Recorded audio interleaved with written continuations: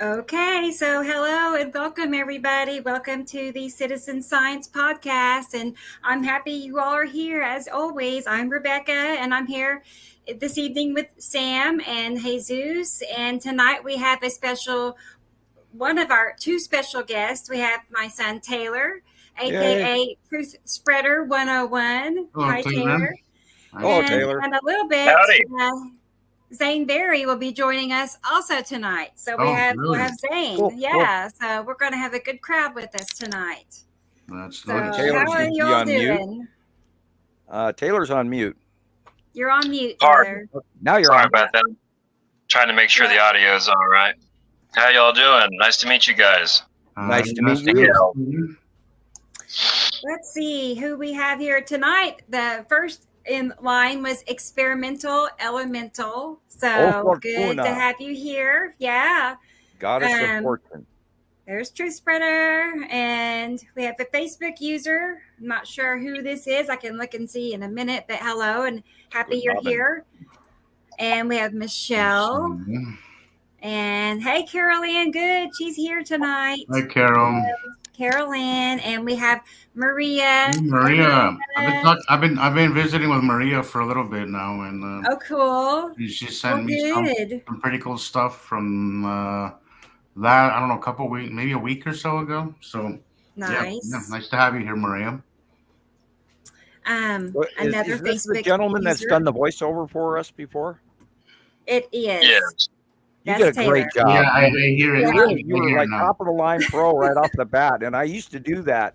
I used to make paid commercials. So, you did a very good job of it. Do more. Well, thank you. Yeah, I've been asking her to get a script going for me so I could get us all a new intro here. That'd be cool. Right. We were talking about that today. I like this new intro. It's pretty nice. I like Yeah, that a I'm lot, still too. actually adding to it. I'm working on it as I go. I loved it. I was like, first time I saw it, it was like, yes, Yeah. Cool.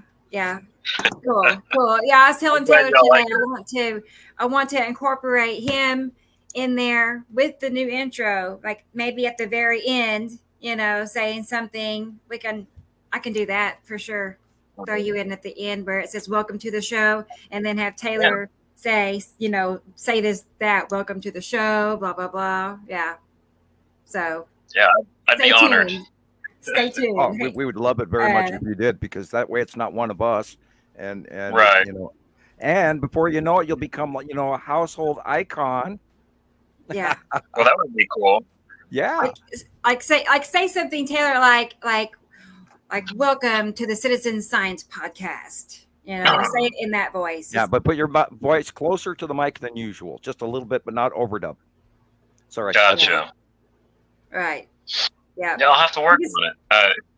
I thought you guys meant right now. I was like, there we go. I think she did. Yes, welcome. I did. Give us a preview. Give us a sample. You're putting them on the side. Just say like this is the Citizen Science Podcast, like that. Yeah, this is the Citizen Science Podcast. Welcome to the show. This is the Citizen Science Podcast. Welcome to the show. I love it. There you go. Love it. Now I hear it now. I totally hear it. You have a future. I thought at first maybe it had been Alan who did that for you, but I was like, I've never heard Alan talk, so I was like, right. Yeah, that was kind of my first guess. Until your after inflections have a real usable quality. Excellent job. Excellent. You could have gone to school for this. You're doing it so well. I actually went to school for television production, but I wish I would have went for radio. Yeah, well, it worked for you. You're in the zone. And I went to school for it as well, and I got thrown out of the class. I got thrown out of class day one because the DJ that was teaching it, he was mad at me because I had a better radio voice than he did, so he threw me out of the class day one. But I passed. But because I actually have a degree in all of this. But anyway, that's awesome. Model media marketing. Well, I would love to get into something like that. Voice acting, voiceovers. That would be awesome. You've got all the tools you need right now. You don't even have to pay for anymore, man. You've got it. Awesome. Appreciate that. I'll have to look into that. I don't want to butcher their name, but they also commented you have a great voice. And I'm happy you're here. I've been Arabians. hopefully patiently waiting for you to do more. I'm not sure how to say the first part. And Katie Joe is here. Hey, Katie Joe. Hey, Katie She Joe. was on the show just a few days ago with us. So we got to meet her face to face. Yeah, I loved her. She was lagging a little bit, so it's kind of a little hard to kind of keep up. But I love that she's actually seeing it. Like she's actually really seeing it. She is. And so I want her to be a regular. Some of the stuff that she was showing was pretty nuts, pretty out there. Right. So like, wow, that's awesome. She could be like our New Jersey correspondent. Yeah. You know, I mean, we need so you're our Utah correspondent, and you know, that's how we'll look at it. You're one of the members, yes. So, hey, so I'm curious. What do you think about all this? Do tell. I forget your name. It's not on. It's not. We don't have. Oh, Taylor. Taylor. Yeah.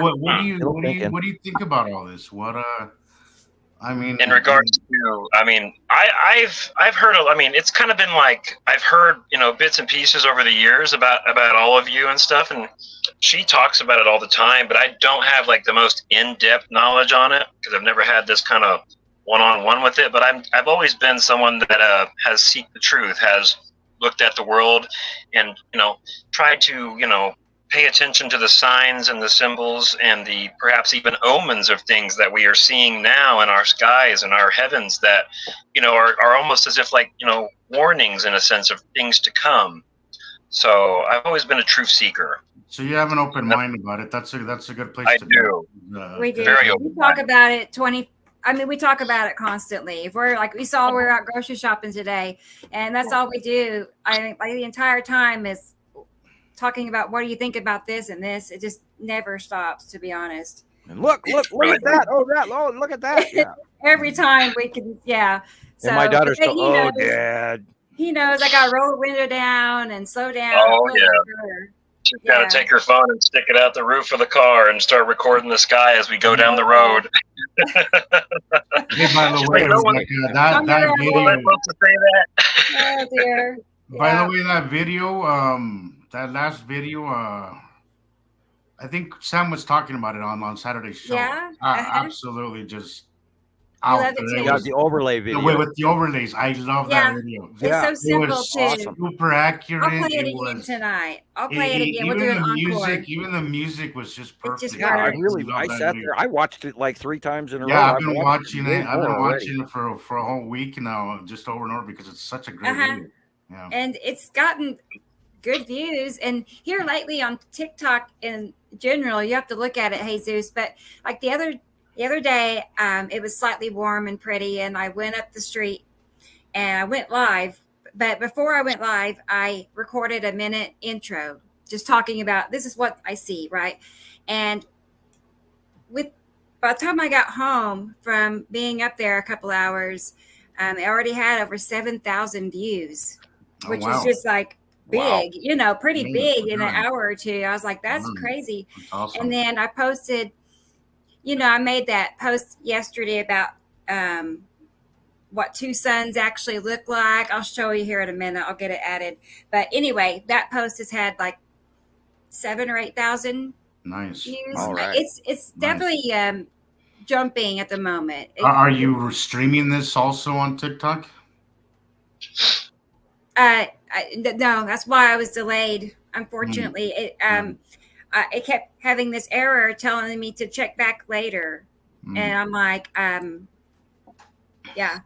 would go. I was trying to stream it on my Facebook page, and that didn't work. But I do have it on YouTube. Really. So what I did was I just shared it from YouTube on my page. So right, and then I shared the one you share, the upcoming one with like 10 groups, maybe something like that. So, hopefully that'll bring some new faces or something by. So I know I was disappointed. Hey, Tracy. Yeah, he does look familiar. He does look familiar. So this is Taylor. You're still getting compliments, Taylor. I'm scrolling down here, getting. I appreciate it. Caught up. And Rebecca Stallard is here. Hi, Rebecca. And Sussy. Hi, Sussy. So a lot of our regulars. So I would appreciate you guys. I completely support my mom in all this. So, even if we don't have a complete agreement on everything, I am in total support of her 100%. So I have my brother. I have a brother who's definitely not on board, but he's like, hey, look, if this is important to you, you do it. Like he's not. Yeah. He's not one that'll really talk down on me or anything because of it. He'll just he has definitely voiced his opinion that he doesn't agree with it or see it, but also he's never really given it the time. So that's I'm just like it is what it is. I don't really I pick my battles very carefully. It's sometimes it's just pointless. You got to pick your battles well because sometimes it's just it's useless to spend the energy on something that when somebody has their mind made up, it's just that's it. That's hey, Rocket Man. Rocket Man, ¿cómo estás? Hey, Rocket Man. Rocket Man is here. He's doing something like that, I think. Yeah. Hand pink waving, hand pink waving, hand pink waving. Yeah. And Tracy, is that the roll wave? Am I here? You do the elbow in, and then the hand wave, and then the elbow, and like the Queen of England used to do. Oh yeah. Right. Okay. Right. Yeah. Well, let's see. And I was going to say, Tracy is here. Yes, she says, "Am I here?" And yes, I see you. You're here. Am I alive? Glad you're here. I know. Am I real? I get that from the Dune movie and Baron Harkonnen. Right. Anyway. Okay. Let's see. We have Rodney. Rodney's here too. Thank you for being here. Thank you. Rodney, thank you for being here. So how about all that predictive programming? Oh yeah. And Rocky Man coming in with the super sticker already early on. And oh goodness, Rocket Man, he's getting us kicked off with the great always donation. Too kind. Thank you. So really, very, very thoughtful. Thank you so much. Very, very appreciated, Rocket Man. Thank you. That just thank you, Rocket Man. It really makes all the difference and takes like some of the stress out of my life. It really does. And you know how that means everything when you look at your happiness and whatnot, how much stress you have plays into all that. So thankfully, I was telling a friend of mine.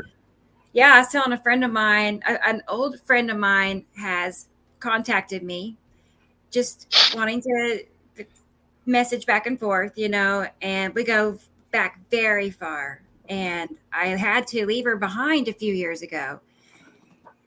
And I was telling her now, I was like, I'm not bragging, but I'm like, I don't have stress. I don't have worry. That's how much my life has changed in the last few years. Right. And all I could tell was she was right where I left her. She was still right there. And I felt sad for her. I do feel sad for her. But anyway, you got to work on that drama. Okay, so the trick is the problems will always arise. The trick is to just be able to be happy while resolving those issues. Because if you're like waiting for problems to go away to be happy, good luck. It's not gonna happen. So true. It's just life, and you have to be able to deal with it while remaining, relatively as stress-free as you can. I learned years ago that if somebody comes into your environment and they've got an issue and they hand it to you, if you place it on your shoulders, if you take it on, then it becomes your problem. Exactly. If you let it bounce off your lapel and not take it on personally, and you could be constructive and kind and polite to that person. You don't have to down them for it, but just don't necessarily pick up that which they're trying to hand you. And that's made a huge difference in my world, knowing and learning that you have the choice to pick up this drama that you're being handed. Yes. It is really up. It's really up to you how you respond to it. Yes. Right. I want to say to Katie Joe, I that's absolutely. That's exactly what I do. I don't use my energy, but I do plant the seeds. And then that's really all you can do. Plant some seeds, and then if people will pick up on it, it's on them, but that's what I'm saying. It's like distancing, yourself from that type of energy, can make you feel so much better. That's all, it really is that simple. If you just stay away from it, you'll feel better. And that's what I did. And I feel way better now. So Good. Well, I hope your friend gets the opportunity to be enlightened by that. I do too. My gosh, it's never too late. And you know what? She did make one big step, which was getting her own apartment. And I was like, well, wow. I mean, she finally did, because I helped her like numerous times, and she backed out at the last minute every time. That was just one issue of many. But I hope, yeah, it's a step. So I was glad to hear that. Yeah. So let's see. I think we're caught up on all of our pleasantries. Okay, yeah, we're so caught up, and here shortly Zane is going to join us, and so I have some of his pictures to share. So I want to hold off on that. I had a little excitement this evening with a neighbor, so I didn't quite finish all the pictures I was loading. So imagine that, right? I told you it was kind of fun. Do we discuss the Miami incident, or do we bypass it? But let's talk about it, because I'm sure people would like to go there. I know people are interested. I went into it today and yesterday, and I watched as many videos as I could grasp and pass by. And there's another one, I'll watch it. Oh, there's another one, I'll watch it. My big thing on this whole everything I've seen is the number of police cars that showed up at that Oceanside Mall property, which is their main street right on the water line. And I'm wondering if there's a movie theater right there. But the number of cops and the fact that they had helicopters, and the rumors are, I don't know the facts for sure, but the rumors are that there were black helicopters, black ops, and that they shut the Miami airport down as well. But that may have had to do with the number of helicopters up in the local area downtown. Thus clearing traffic for that. But then I saw a bunch of other clip videos from, about 12 or so separate videos of 12 different individuals saying that they were there. And I think I saw maybe 5 actual video clips from them overall. Some of them I couldn't wade through the conversation, and I skipped to the next one. But there's some pretty enticing video, and there was some went down in stuff that almost looked hologramic. And number of police cars, and you don't. The official story is a bunch of kids. There's no way that was fireworks. Do you think, though, it's just that this is just way too outlandish and too big to be staged? Mm-hmm. The response, the response numbers of all. I mean, what were they passing out donuts? What did a Dunkin' Donuts blow up? What I mean, I'm just convinced that, because I know all police departments are Freemasonic fraternities, so they're all connected, they all work together, they all are corrupt, and they're careful. I'm saying seemingly there's a large portion of not all police officers, but seemingly there's a large portion of mixed individuals that are members of private groups that we would not respect or would have question therein. Sure. Yeah, I try not to jump across the fence and say all and everybody and these guys and those guys. I just know that the police are the base of it, behind it all. Unfortunately, the good old boys in that special private club that they exist. I just wonder if it's it does exist. And I come from a police family, so sure. My sister is actually is a cop, and I believe I may be incorrect, but she showed up in full uniform at my front porch recently. But anyway, we don't talk. She's got some issues with me. She would rather see me live my life according to her rather than according to me. And if by chance they ever watch any of my videos, I was being kind there. So there's something going on, and there's a lot of to do. And then I posted a video to you as well, Rebecca, showing the sky at that time, and they actually did cite some sort of a craft came into Oh, view really? as well. Okay. So, and that was I literally, had yeah, not got that. it was in the sky. And I don't know if you saw it or not, but I think I sent it down right after this information that I sent you this morning. So, and that's why I wanted to briefly talk Okay. about it. And I was talking to Leandra and everything about it as well. And I told her that the jury is still out. We need to see some more videos come in. And, it may take a week until some of these other videos circulate or vanish. So we'll see It what just happens. seems like we should have had a better, of all the people that were around, you would think somebody would have a video or, I haven't Well, seen yeah. anything. Have you? Well, there was also Have you seen conversation something? about a very high-pitched noise. So there was an audible scenario. There was sightings of a craft above, and then I saw a four-legged weird like lizard creature walking across the street. I saw a 10-foot shadowy looking dude that was almost holographic, but not. And then I saw some short shadow guys on some of these films. So I don't know what's going on yet, but Right. it is seemingly way more than just, teenagers shooting off fireworks and 800 cop cars showing up, so there's a lot more to Right. it. And we'll have to wait and see, of course, what we learn.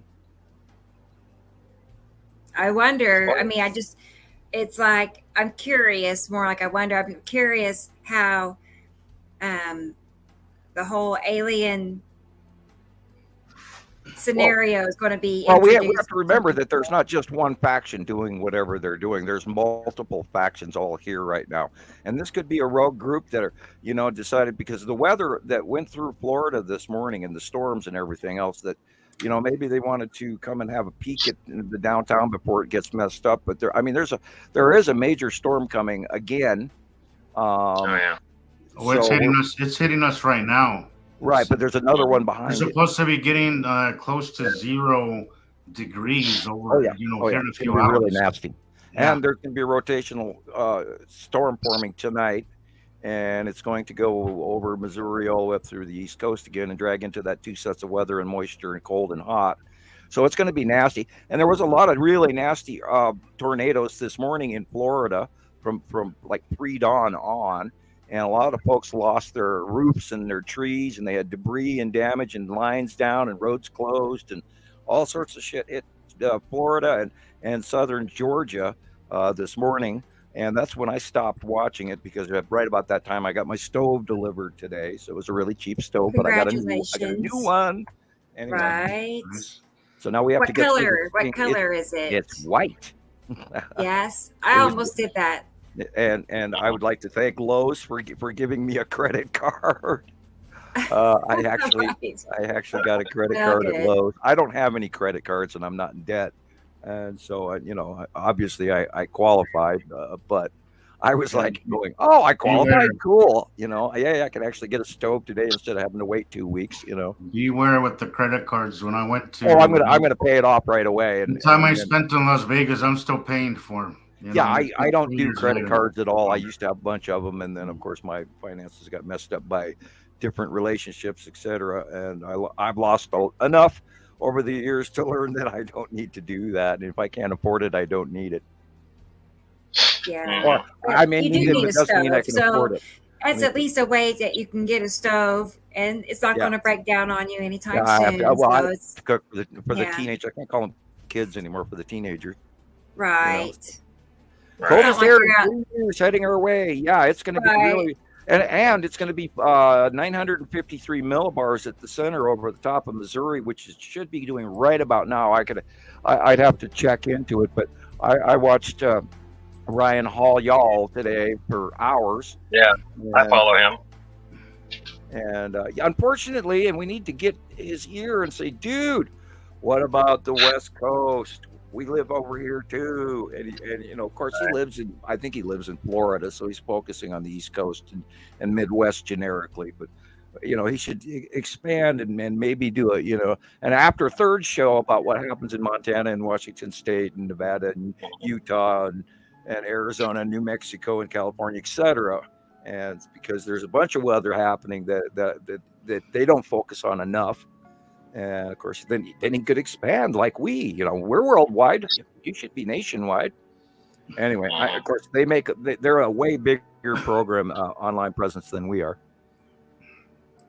Yeah, see that Kansas City, 12 degrees. That's right the center of where the 953 millibars, and that's right at hurricane status.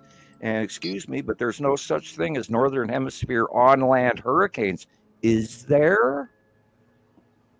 No, not normally. I mean, I don't recall hurricanes being on land. Yeah, and then there was that named storms that went through all of Europe last week over and over again, and those were all right in that same nameable storm category. And of course, what they're calling this right now again is a bomb cyclone. Yeah, and we know better. And I saw a bunch of stuff that looked drastically exactly like Nepenthe going over the top of us again with the open core effect and all of that, which could also account for this. Look, that's the picture we're looking at. Okay. And, hey, we got a ton of photos and videos in the last 2 days of the red asteroid, and then there was that really cool submission. Jesus, did you figure out who that guy was speaking Spanish? I don't know how good your Spanish is. You mean Rocket Man? The one that showed the green asteroid, that video. I sent you a copy of it. You know what? I didn't. But I was definitely on my to-do list. For sure. I haven't got to see it yet, but do you want me to try to show it? If you'd like, you just. Okay. So I didn't completely dismiss it because it definitely matches what we've seen in that same one. I do need to ask. On that, how is your Spanish? My Spanish is fluent. Cool. I understand where I just fast forwarded to 2/3 as you told me. Right. And I kind of watched it, but I didn't watch the whole video. There's a lot of mixed information, but I was trying to point you to where he was actually citing the green asteroid. Yeah. I didn't have time, but I will check it out in its entirety, and then I'll get back to you and send. Okay. Yeah, I'm not in any rush over it. I'll look him up too. See what else he. See what kind of stuff he posts and see, I'm really excited that everybody else out there is finally catching up on stuff that we've been talking about for 8 years.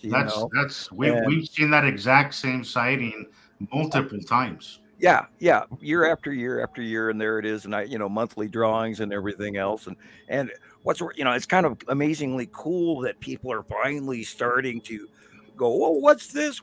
And of course, to us, geez, we've been watching that for 3 years, 2 years, 5 years on this and that and the other thing. And it blows me away that people are finally catching on to the stuff that we've been talking about every day for so long. Yeah, it's unbelievable. So it is. So we are making an impact slowly, but we are making an impact. So I think the consistency of it and its repeated patterns is something that people are eventually have to pick up on it. And I am very, very proud to say that we are drastically ahead of the curve out there of the generic. And I don't mean this as a cut down to all you guys out there, the sister sites, but we are the number one Nibiru site out there. Regardless of what that person said on our last Tuesday live about us calling ourselves the one, you know what? I stand by that. We are the ones that. I'm not saying we're better or worse than anybody, but this information is you're only gonna find this here. Nobody else is even coming close, and the reason why nobody else is coming close to it is because we work in a different way, and we actually have people watching the skies as opposed to just. I was telling somebody, like, if you spend more time reading about the sky than watching the sky, then you don't really have any expertise. You don't know what you're talking about, because you have to. If you're not out there watching, you're not really seeing it. You have to be out there. You can't just feel. There's a lot of good information online, but if you're not out there, I don't think you're gonna catch on the patterns and the repeated sightings. And to judge the patterns, you have to also get the monthly site. You have to go to the monthly site drawing to actually understand the patterns. And then when you look at the drawing, and then you look at the sky, and then you look at the drawing, and you look at the sky. And it's why I love our members, because you could always you could always compare one thing to the other, and then you have no doubt that it's a real thing, and it's not been altered or photoshopped or nothing, because the patterns you could corroborate the sightings, and by seeing that, you have a big overview of what's happening, as opposed to just having this one little sighting and investigating that. When we have one sighting, every member, if I have a close pass during that, the next week you'll see a bunch of all the other members have that exact same sighting. So it's a Yeah, I lot saw easier. over 7 It's a lot red easier asteroid sightings get a today alone.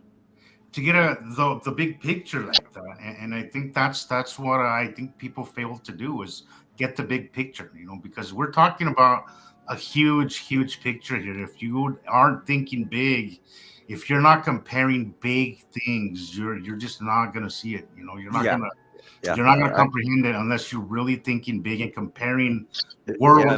sightings. We get those people that keep posting the tiny little dots and the stuff, and they go, "What is this?" I'm going, that's small stuff. I can't even comment for you because A, we don't have it documented per se, and B, it's so small I can't, if I and I mean I'm on a 43-inch screen, so if I can't identify it, nobody can. Well, that's a little arrogant. I apologize. It's beyond what No, we I mean know. most people are seeing it in a small screen. Like about 80% of people, if not more, are seeing this stuff on a phone. This Yeah. picture This picture goes back to literally 2018, 2019, and this is the head of the salamander, and this is what we call the salamander asteroid group, and it is slightly semi-embedded on the bottom of planet Uri. Oh, and I saw some really good Uri pictures today, and I should have written the guy's name down because I did save like 4 of his pictures, and I should have written his name down, and I apologize. I'll try and see if I can find it again later. And then we've got numerous over the years documented captures that match and match and match and match, and then we've identified these objects so long ago, and I think that's drastically something that a good portion of new folks don't understand, is that what we're commenting about today is not our opinion today, but proven, documented year after year after year correlation of information from people from around the world. It's not just us; it's around the world. And again, I'm going to go. I wish Italian sky watchers would come back. I do too. I was in their I do. group. I miss I mean, Italian every sky watchers. day posting and And I see Monica's stuff all the time, and I don't know how her English is, but I wish she'd kick it back up or add her own because she's doing the work. And I imagine running a site, which I imagine, well, of course I know, running a site is completely different than just posting pictures all the time and being on top of your work. But yeah, it's hard. It can be a pain in the butt, but then it depends on how many people you get and how big you get.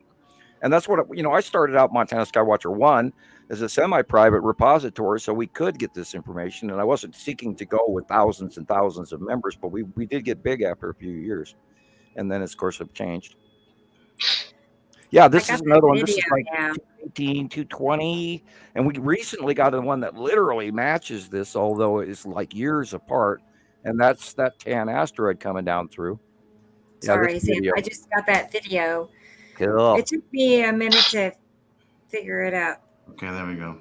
I was he takes if you can go fast forward through, but he's filming the asteroid groups up there. He's looking behind the frontal clouds. He's seeing, including small craft, and there's so much going on beyond this first layer of clouds, and people have to learn to look at these patchy layers. And especially with green asteroid, the green asteroid has these really. And you can see the shapes there. You can see the shapes and slightly darker colors. Yeah, and those black dots are most likely smaller asteroids.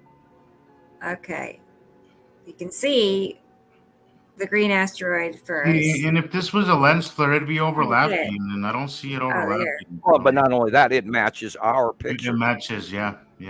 Oh wow, look at that. What do you think of that, Taylor? Because sometimes, like I said, we don't always agree on everything when it comes to what is out there. He has his own ideas. I just wonder what you think that could be. Do you have I just came from a different background on things, so I mean that's where we differ. I mean the way where I gained truth and knowledge, and where she went, it was just we kind of went different paths, but we've come together on a lot of things. So I mean we grew in truth together. We woke up to the world together, as a family. So it's been a ride, really has. Congratulations, Right. that's rare. But I will give it to your mother. I'll give it to Rebecca, man. She has been one of the most involved, heavily involved, and obsessed with this. Well, ever since she started doing the overlays and the comparatives, it's just been, the greyhounds out of the racetrack from then on, and she has further. She's made my job easier over the years, and I never thank her enough for it. I think she's a seer. She can see it very well. She has the eyes for it. That's why she's here. Otherwise, she has the interest in it, which I think anybody with genuine interest could eventually see it. Somebody who's really, really fascinated, interested in the skies. You have to be brave enough to step across that line. If the skies bore you, most likely you're not going to see it, or you're not going to see it long enough. You're not going to pay attention long enough to see it, but if you're fascinated by the skies, as a few of us are here, you will see it, because it is a labor of obsession, And it's also being a black sheep and being able to willingly go against everything that everybody else. Absolutely. And you have to say, if you're a little too mainstream, and you get your news from Fox and all these other places, and you can't look past that, then you're probably not going to see this. So you have to be able to let go of what you think and what we've been taught our whole lives, and that's not easy to do for everybody. A lot of people have a hard time with change and thinking alternatively. Because the masses, when you really look at it, they're basically robots. Everybody does what everybody else does. They're a bunch of followers. Everybody wants to fall in line with what the world expects of us, and there's the other side of us that isn't enough for us, and I think that's the difference between somebody who is open to this information and people who will never accept it because they just can't look past I hate using this word, but the matrix, because that's kind of what it is, our daily lives, that's what the matrix is. We do things, somebody says jump, you say how high, and we just follow what everybody else is doing, because you don't want to be ostracized. You want to be part of the group thinking. And I think that's the problem. That's human nature. In a lot of ways, wanting to be accepted, wanting to be a part of the group. But there are those of us who don't really, it's not that we don't want to be, but we don't want to be in such a hive mind follower set. Yeah, well, it's just not enough for us. We question stuff, and I think that's healthy. When I came to find this, I was skeptical too. I didn't accept it just right away. It made sense to me. Like it seemed to me like, okay, this makes sense, but let's keep looking. I wasn't like instantly sold on it. It took time for me, although I did have a very good feeling about it. I was like, okay, this really makes more sense than a lot of the other stuff that I looked at, and then eventually I proved it myself over and over and over again to myself, and I couldn't deny it anymore. I had to accept it. Right. I wasn't sure what this one was. Yeah, actually, it makes sense, red asteroid, though. But I was like, I just never seen it look. I have a copy of that shot, literally, but taken by a different photographer. I had a live. I probably posted it on my personal page early this morning. You can see the center mass there, where it's right. Deeper pink, deeper red. And all the captures, little sister was a little bright dot in front this today and yesterday, and last week it was a black dot. And that's how pretty much anymore I'm verifying a shape. The right hand side's got that slightly weird flat edge, and then look, right there's little sister in front. So that's automatic, and we've seen that in the cloud patterns and when the onset of Uri asteroid groups come in, and we've had multiple shots, including all that rainbow stuff we've been seeing for weeks now.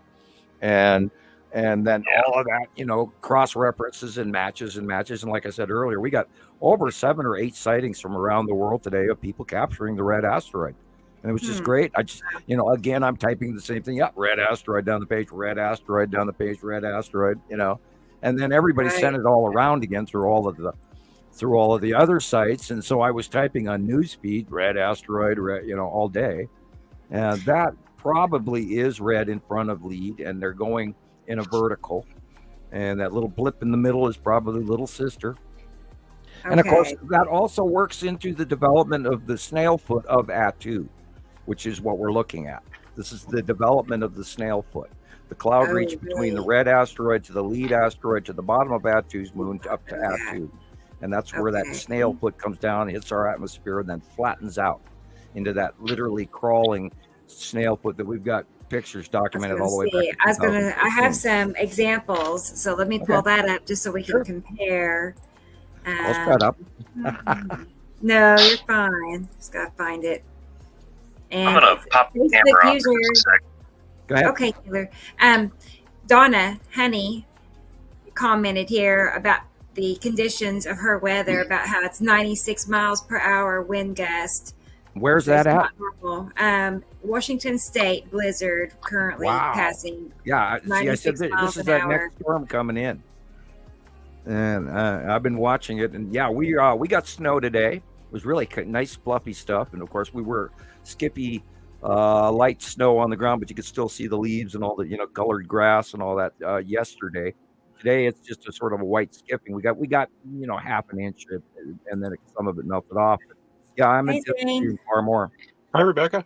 Hi, hey, welcome. How are you guys? Hello, Zane. This is Zane Berry, everybody, and he's going to join us. Zane, you're catching up to me on that salt and pepper on your chin there. Congratulations, sir. You've got your ID on your chin. Yeah, I've been collecting it for years. Yeah, I would shock people right now. I'm a little bit fuzzier than normal personally myself.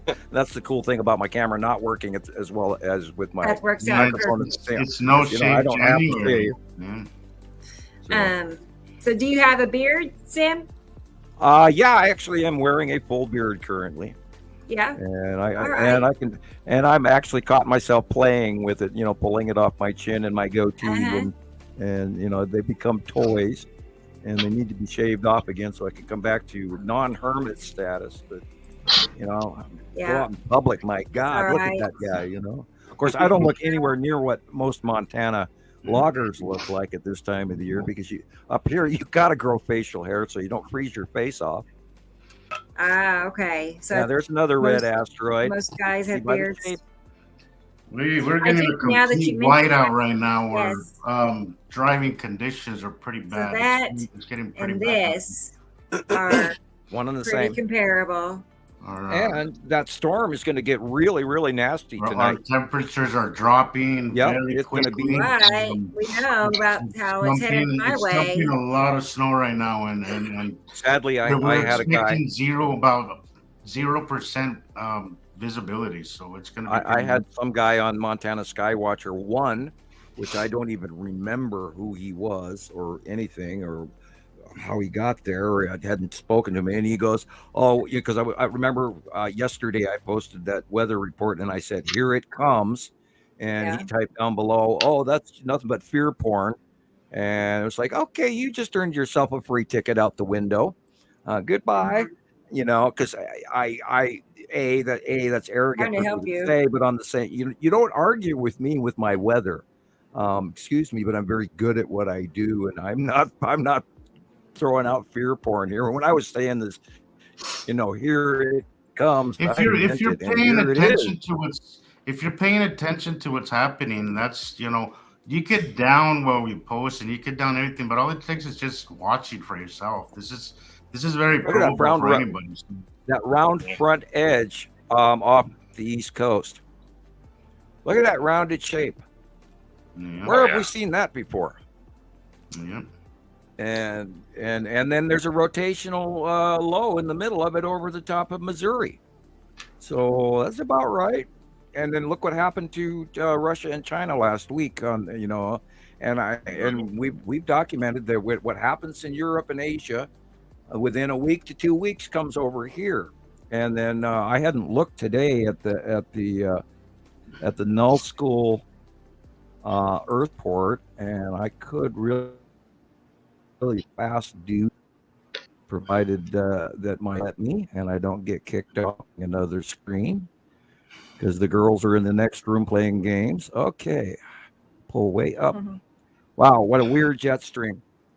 There's a dual major funky weird jet going over the northern hemisphere that's dipping and diving, and it's actually dragging it out of the moisture off of eastern South America. Wow. And then right up into, it's crossing over Africa and heading into the Mediterranean and over Yemen and Saudi Arabia, and then all the way up into China, joining with the North Arctic pole jet coming over Norway into Croatia, Czechoslovakia, and all of that. Of course, I don't think they call it, it's called the Czech Republic now, I think, or even something else.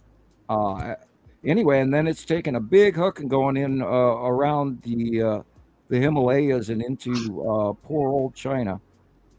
And those folks I've been watching a lot of their commodity reports and labor reports and everything. And those folks are unfortunately out of oil, and they're out of natural gas, and they don't have a very long supply, and they're in a whole lot of trouble. And we have a rivalry with them, but we should also pray for them. Yeah. Oh, look at that snail foot. That's Absolutely. Awesome. That's an awesome snail foot. And of course, we're seeing the yellow refraction from Isatum Isatum's yellow moon being off camera on to the right. And that is Attu snail foot with a tip. I gotta find that folder. Yeah, let me look again. I have a folder just of the snail foot so we can compare. And that was one of the coolest things way back in 2013 and 14. Once we started seeing purple Attu and then learning that she had a moon, and then we started watching in the close passes and these snail foots occurred, as well as the bubble crazy clouds, along with it incorporating in the cloud runoff between Attu and other gas giant Uri. And oh my God, I'll never forget that show as long as I live. And that's when they were back over on the right-hand side of the sun way back in 2017, 18, 19, et cetera. And then they did the crossover in the past Earth and stuff we talk about every week. Yeah, there's another snail foot. There's another snail foot. Okay. Yeah, and notice the purple, love it. Wow. And those are the red asteroid is the first asteroid in this mix. And then the lead asteroid is also above it. And then you look to the top middle, then you're looking at Attu's moon. And then behind that is illuminated Attu. So I'm trying happens over and over again. Back to, here it was. Okay. This is what kicked that off was this picture. Okay. So right. that. And the snorkel occurs, a snorkel effect, which is what Nepacity does more over than Attu, because Nepacity is much smaller and it rotates faster, which is why it's more predominant. Then we have this. Attu's rotational planet creates this rotational storm. Now it's not directly connected to the bottom of the planet, but it's an interaction of the energy in the outside magnetosphere and some of the weather around these planets. But the connection, when it comes close to Earth, it creates these effects and eddies within our atmosphere. And in some cases, actually will go down to the ground and then discharge and discharge and discharge electrically, because they have opposite polarity and they're pushing away from each other. That's why we don't steal planets. We don't mix the binary solar system, as perhaps, and this is hypothetically described, their top pole is the south or the southern magnetic pole, and their southern pole is probably the opposite polarity is what we have. And that's why we don't mix solar systems. We just cross and push each other away and suck ions from each other in the light path, and all of that goes between the bodies and the stellar, I hate to use the word stellar bodies, but the stellar planets or extra from our system, from our solar system, binary co-sister planets. Well, that's a mouthful. Right. So it sounds like we just kind of like brush up against each other, and what happens could be a little. Yeah. So Zane, what have you been seeing lately? It's been cloudy. a lot here lately. Yeah, now that he's here, let's pull his pictures up. Right around Christmas, we got a couple good shows and stuff, but it's been a little slow here. Same It here. has been. Me too. Have you guys been noticing at all any of those Texas earthquakes that string is going on? Oh yeah. I mean, there's been, a couple hundred all last week, and it's over there in western Texas. And they're, the weather guys are going, oh yeah, all that fracking that's going on, and then they just bypass what's going on. But there's a cluster going on there, and it's huge. I mean, the list is so long that I couldn't even post it. It would keep, it made me do it into 3-4 runs now, and then it's just within the last week even, it's just hundreds. So, and they're all 1 point and 2 point, and I don't think there's many threes, but there's something going on, and I would bet money that it is volcanic. It's not necessarily water table or fracking. I think that I expect something to be going on underneath New Mexico, Texas, because that whole area is nothing but volcanic cores everywhere, and yet everybody go, okay, long extinct volcanoes. Well, doesn't mean that they're always extinct, because some of those things come back, and I think we're seeing a whole bunch of activity, especially with the bump in the San Andreas Fault last week, which they're still wondering if that was a foreshock or aftershock or just a single event or what. And there's been a lot today in California. I checked, but I didn't go into too much detail, but there was a lot this morning all the way up the whole Pacific Northwest. All the way up. Yeah. Sam, do you think they're still degrading them by what you said, like a magnitude of like 2? Yeah, I think they are downgrading them greatly, because years ago we watched. I used to post the magnitude, and then I would have readily available captures of the actual graph, and we would see what was a 3 or a 2 by seeing the height of the graph, and then all of a sudden USGS got a little silly, and then they stopped. You couldn't post their information directly. If you grabbed the link and handed it to somebody else and you'd open it up, it'd be blank. And then you'd have to go back and look it up for yourself. So I'd literally have to type and tell everybody what to look for, and then go into it themselves. So you couldn't send the link of what you found. And then we started seeing the descriptions in some of the meter readings down the pages: -2, -1. -3, earthquake. How can you have a minus earthquake? And so that means that one in Japan was like a 9.6. Which when? About a week ago. I saw it was 7.6, but it couldn't entirely been. Well, look at the duration of that thing, and then we have to get the graph pictures, because it did ring the bell around the world. Yeah, and that, anything 6.5 and above, and it does ring around the world, and it actually showed up in Yellowstone graphic descriptions as well, and you could see the same pattern, and the quake pattern on this pattern displays are always unique, and you can tell when they go around the world, because it's the same pattern, and then it gets a little weaker, but a lot of times some of these, anything from 7 up, will go around the world probably twice. And then it'll show up on the USGS graph meters. And I don't even know where I haven't looked at that link in. Oh boy, I don't even know if I have it on this computer. I lost so many links after this last computer again. Jeez. So you're actually, do you feel them, or do you notice the nudge, or Zane? I've never been in an earthquake. I have yet to feel one. I was just wondering if you felt them, because you're in southern Oklahoma, aren't you? I'm pretty much on the same side of Tulsa, or the opposite side of Tulsa. Oh, okay. So you're northern. You're in the northern middle outskirts of Tulsa. Okay. Yeah. And that area, everything west of Oklahoma City, all the way to Amarillo. Have you ever been to the escarpment, the dip that's over to the west of you there? No. Yeah, if you go, I've driven through it. Anybody who is a geologist knows about this, because they actually will. Oh, we got to go see the Amarillo drop hole. There's this a region literally from Amarillo, Texas, all the way to Oklahoma City, and then south into almost into Texas, where this whole sink area occurred probably about 30,000 years ago or so. And it's a limestone sinkhole scenario, because all of Texas is literally, or I can't say all of Texas, excuse me, a very large portion of Texas used to be ocean, and it's actually sand fill in from the Mississippi River, just exactly like Louisiana.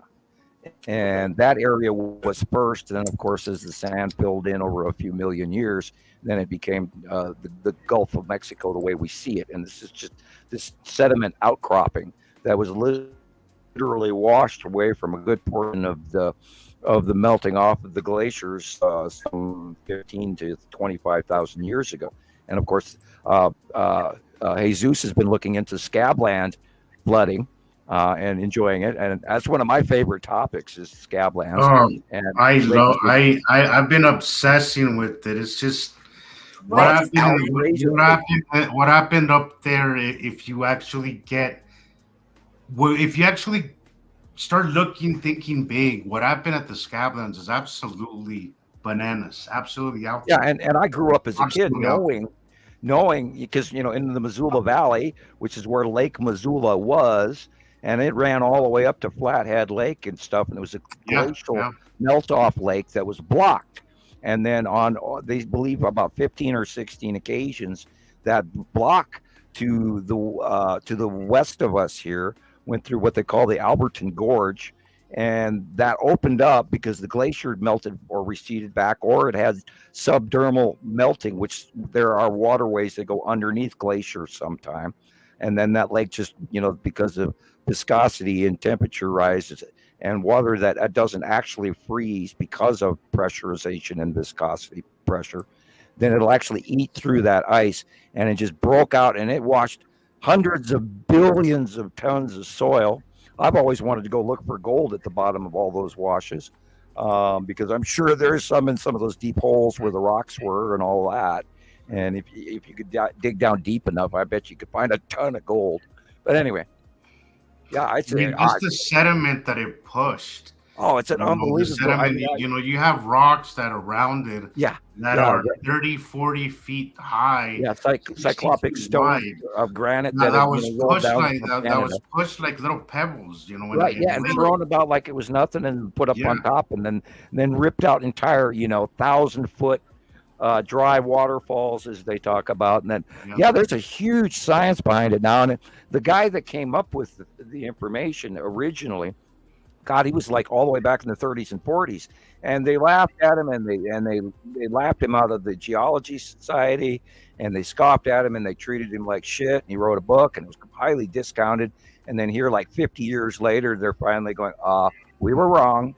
They can't deny what they're doing now is that they're calling it that it was a number of floods that did this, but from there were major what ones I'm seeing, it had to have been something very violent, something very dramatic, something like an asteroid just hitting and just causing enormous change in the world climate. It was, and there are repeated biblical floods. There was one. The Hudson Bay, excuse me, I take it back. The Hudson River in New York. And if you go to New York City, you see all these huge stones laying around that are not from there. And they're of course, Canadian granite and all of that. And they were all washed and scraped and brought down. And the entire Hudson River was because of one of those major washes, actually cut through the mountain range that led into the ocean, literally, and that's part of the formation of New York and all of that whole area.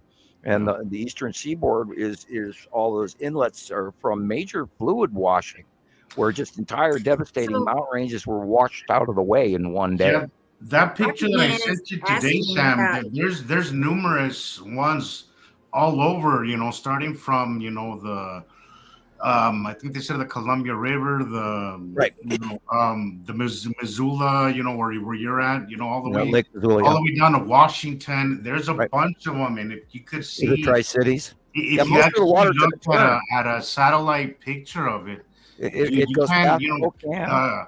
goes out in the Scablands and then goes south.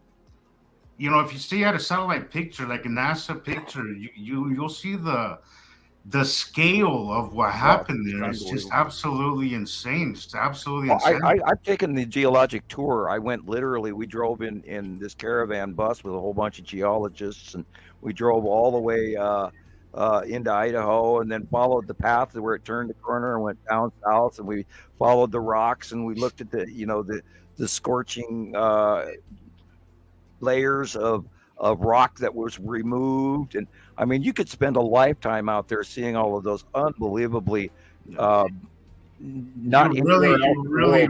highly recommend you watch that podcast I sent you, Sam. It is absolutely, I will watch it because I did mark it. It is. You really should have watched it. It's fascinating. I think what they've done is they've done what we've done. And this is a problem I think with a lot of people, is that they're not thinking on a large scale. This is the reason why a lot of people are missing so much.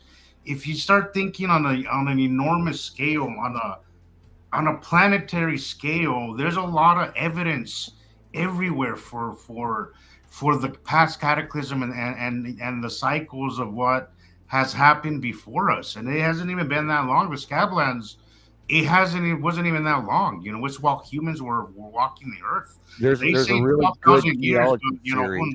Who really knows it? It can't really be dated because so much was washed away that it's hard to even date it. You know. Yeah, well, there's a really good geology series running from the Southern Washington University college, and I can't remember the geologist's names, but he's a really jovial, cool guy, and he knows his shit. And of course, unfortunately, a lot of these guys are all trying to deal with their beliefs and deal with the empirical science and matching. Well, these guys that I sent you, Sam, they're getting a lot of crap from the scientific community, from the geological. Well, yeah, because he is running a podcast. They're getting a lot of crap, but if you just watch this thing, there's absolutely no denying their theories or on the right path. I do not discount that Graham Hancock did his homework. I've watched that twice already, Sam, and each time is like, wow, the devastation that happened there, and the scale of things is just absolutely. And I think they deny it with purposely, because they don't want humans thinking. I've been studying it for years. I love it. Can happen, and has happened on Earth many times. When I was a kid in Minnesota going to school, we did our erosion tables where you packed all these dirt and rocks, and then you put it in a cardboard box, and then you poured water over the top of it, and you watched it run down. From that moment on, I was sold into geology and putting a sand castle up on the beach next to the lake, and then grabbing a bucket of water and pouring it down above into this dam, and then watching it pour out. That's what it looks like, Sam. That's exactly the analogy that they make. It looks like it was a sand castle, and you just poured water on it, and it just washed away all this sediment and just carved the canyon. Yeah, I watched the thing I mean, that picture that I sent you, Sam, was 5 miles wide. That's that wash. Yeah, I watched a thing on the formation of El Capitan and how that whole valley formed, and I'm trying to think of the name of that. My brain won't pull out names sometimes. Well, where El Capitan is, that major rock climbing area that's got this valley, and it's literally a square box valley, and what it was an erosion that refilled in and after turning into a lake, and they argued over that. But these tectonic fractures and everything do become lakes. And I mean, I could go on for the next 6 weeks about geology and formation of rock and stone. I love it. I'm only recently becoming obsessed with it, but it's tectonic plates. There's so much evidence. There's so much evidence of. Well, a volcano formed within 200 miles of either side of a tectonic plate subduction zone, and all of that is phenomenal information. And geology is highly, highly studied. So I'm going to send you that picture. So Rocket Man has a question about, well, it's been a few minutes since we were talking about it, but anyway, he's asking about if you subscribe to the mud flood theory. I think I've seen a little tidbits on it. I've been following it on TikTok.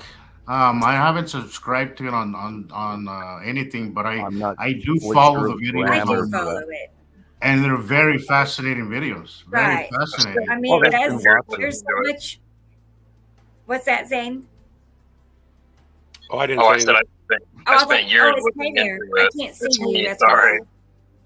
Yeah. Anyway, that's okay. So, but yeah, we've watched. Taylor knows because we've watched over the years different people about mud flood. So, but yeah, there's so much. So what's the background behind that? I don't fully. It's about where there's plenty of evidence of showing that there was a major event where buildings sunk into the ground, and what was first floors became basements, basically. And there's all kinds of evidence where they show that they had changed, entrances into houses and buildings. And where was this? Anyway, it's called the mud flood. But in what area? You can find it all over the world. Worldwide. Well, yeah. Guys, you also have to remember that debris comes from space, and over time it falls and the layers grow up too. And if you look at all the literally from 1830 on, all the cities that we have in the Americas, there's layers and layers of dirt where they've literally raised and gone to the second floor and made that street level. So we have to remember that there is always changing geology around us in the air. And I always tell everybody, any landmass changes every 75 years. So it's much faster than we give it credit for. And then you hear people, well, it was 150 million years ago. And no, there's a lot more going on, even within the last 15 and 16,000 years. And again, we'll also talk about when people talk about the Ice Age, they think that the whole Earth was covered with ice, and it wasn't. I don't think so. There were many civilizations that continued to exist in between and were destroyed pretty much at the turn of 1700 BC through 1580 BC, all within the parameters of the passing of the last Nibiru group and the climate changes and mass flooding and all of that. And then you go back another 3,654 years, and you've got the deluge of Doggerland and the changing of the Mediterranean Ocean and the filling of the Red Sea and all of that. And there were civilizations and stuff and people much, much smarter than we're giving credit to, living different, maybe not exactly the same way we evolved, but a more evolved sense of stuff that's going on. And we see evidence of that all the time, except literally after about 5,000 years, anything that was is pretty much gone unless it's solid stone. So I'm getting us some examples just so we can have that to look at in a minute. But and science has got it wrong. They're just like, oh my God, how could you guys be so wrong? And of course, this is me bucking the system again as usual, which is I got yelled at by the government scientists in Washington back in 1980, going, "You arrogant little bastard! How do you think how can you think you're smarter than?" And this is the direct quote. How can you think you're smarter than Einstein and Newton? And then I just retorted right back at him. I said, well, because you guys told me I was. And, then they got even more mad at me. They didn't like that. They gave me my government rated IQ. And I blew it off like, okay, everybody's smart, I think, which shows how I wasn't smart. I don't know. This is just something I found really quick, but yeah, they're finding new caves in the Mediterranean when the water level changes, and the Mediterranean Sea is, excuse me, let me rephrase that. Italy and Greece are rising up out of the ocean because of pressurization. And I've been hilariously watching the earthquake reports, and for some reason, everybody keeps skipping the Mediterranean, even though there are occurrences going on. And there are cities in Italy that are just sitting on ticking time bombs like you wouldn't believe. And they're not even taking into account that the ocean levels are changing right before their very eyes, as well as the crack that's going on with Africa, as well as the fact that there's been a 75-mile change in the size of the Mediterranean between Italy and Africa over the last decade. And none of that information gets discussed, even though it's pretty much been documented. Because like these pictures here, I mean, I think people have speculated what was it, Taylor, around 1880, 1890 is when they within the last 100 years. Yeah, not too long, 150 years ago. Yeah. And they're now discovering that there were other cultures that were in the United States roughly 10, 12,000 years ago, all the way through up to prior to Columbus and the Vikings and all of that in the early Newfoundland. And they're finding rune stones that, and I forget which tribe, but they were literally like they were from the Middle East, and I cannot remember exactly which tribe it was because it's one that's got multiple names depending on point of view. On that arch, that's almost Oriental that we're looking at here. I don't know if that's what. That's Oriental. I'm not sure either. I do know architecture. Hi, Lana. She says they're having small earthquakes there in Arkansas. Oh, wow. My thing wasn't scrolling. Hi, Lana. How are you? Small earthquakes in Arkansas. But it's not really quite the mud flood. I will look at the geologic report while we're talking about it. Whoops, wrong site. Try again. This is another idea out there that he thinks we live on a giant Titan petrified tree. We live on it. That's a new one for me. I've never heard about living on a tree. I've heard on a turtle, on the back of a turtle, but it's out there. Yeah, that know, one right? is. Yeah. I don't know. Isn't that also the part of where the never-ending story got that? One day, all magnitude. All these ideas. 7 days, all magnitude. Trees. He says trees. All right. There's been a lot in Oklahoma. Why is your camera off, Taylor?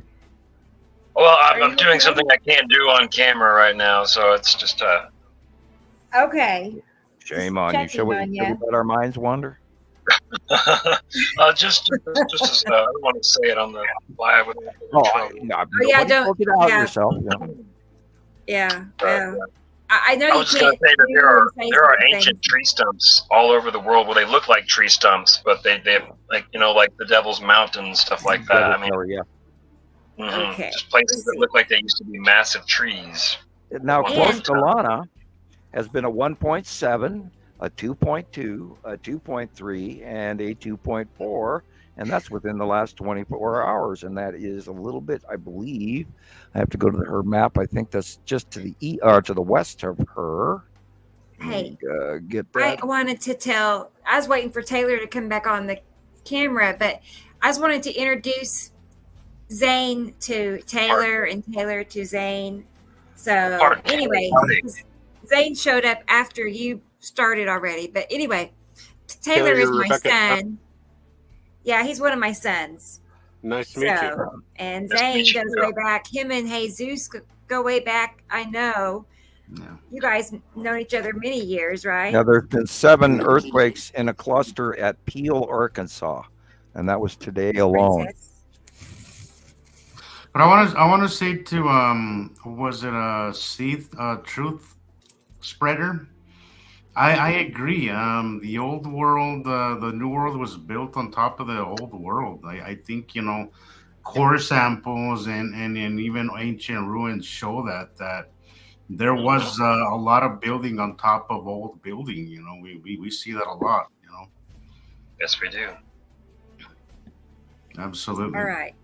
There's Princess. They're constantly pulling things out of coal mines, that stuff that's been buried for 3 and 5 and 7 million years, and they're finding equipment that they can't explain that's buried inside of coal.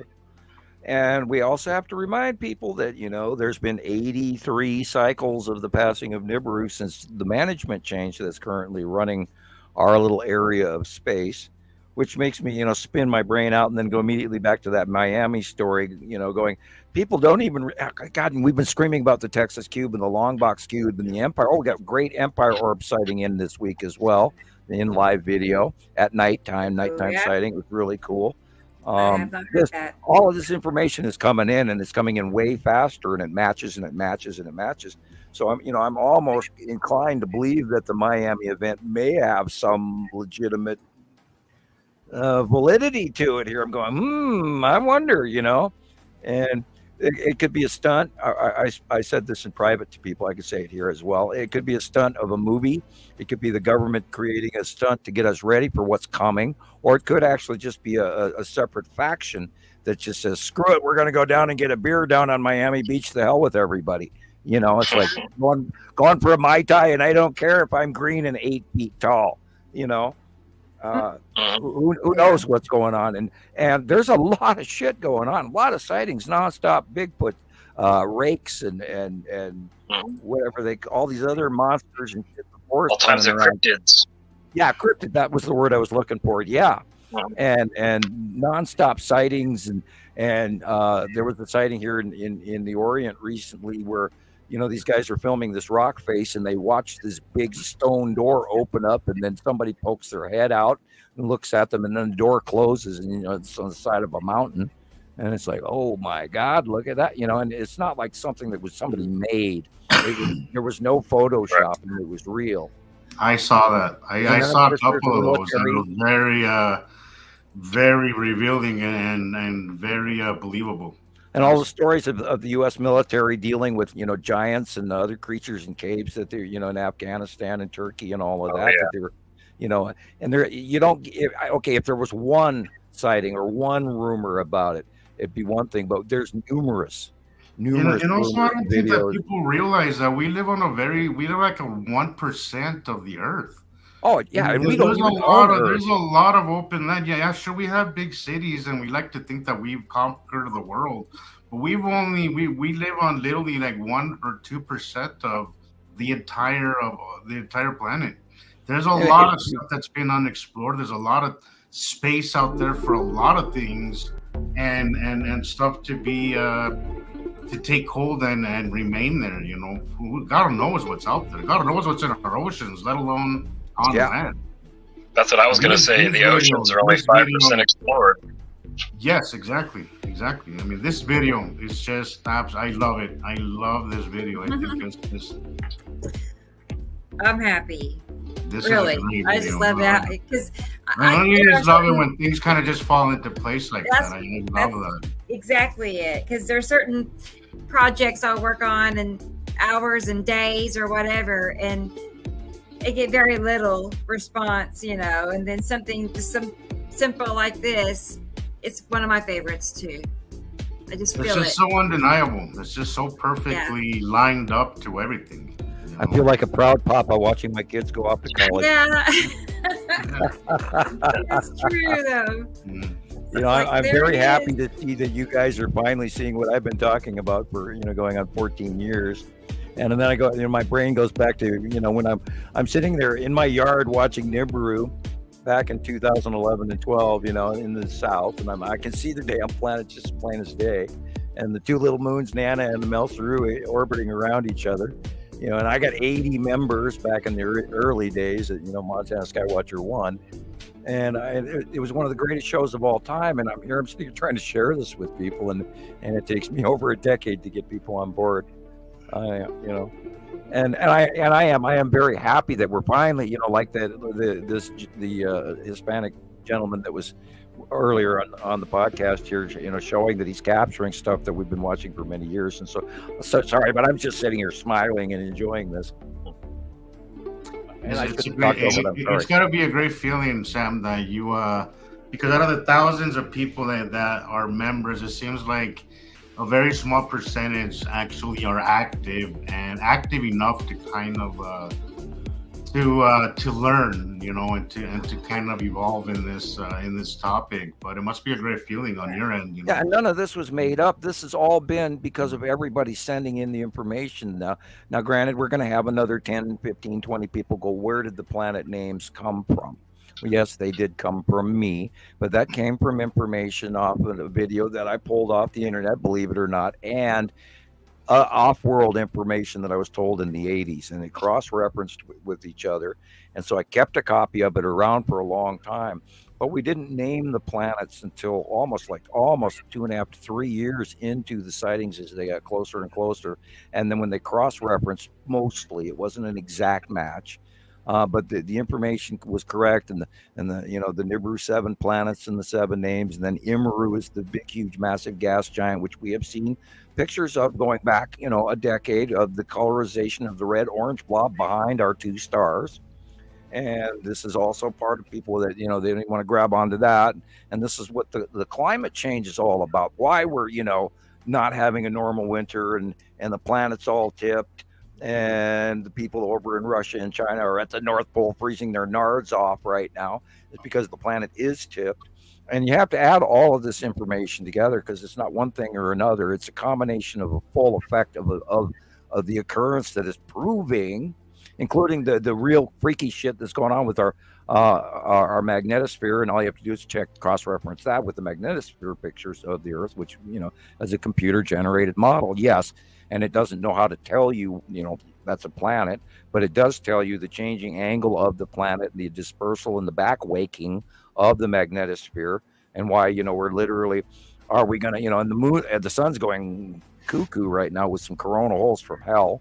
So I mean, I don't even know if we're going to get nailed with a big flare, and that's one of the things I still worry about, is what's going to happen yet.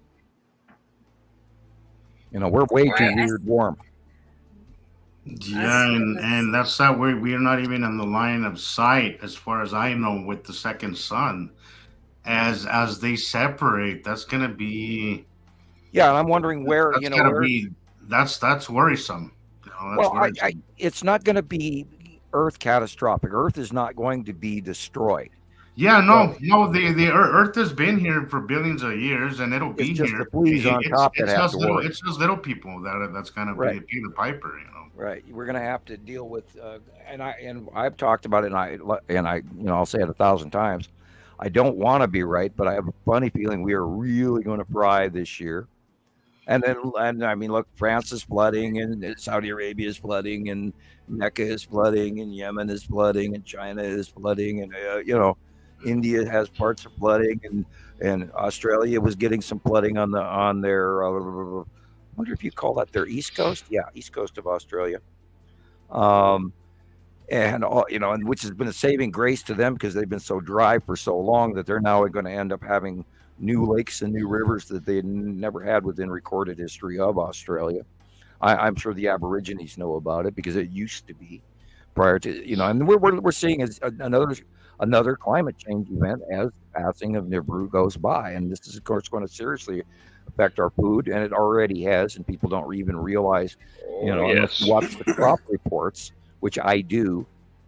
And I like we talked about a couple of shows ago, I went into town and saw a $6.50 some odd cents loaf of bread, and if that doesn't send up a flare to you, when loaves of bread used to be $1.50, and that was still expensive, because when I was a teenager it was 99 cents or 50 cents for a loaf of bread. Of course, the money has changed. But we need to realize that our commodities and our food distribution is already been. I think they're calling it inflation, but I think a lot of it is just that our supply is not what it used to be. Right.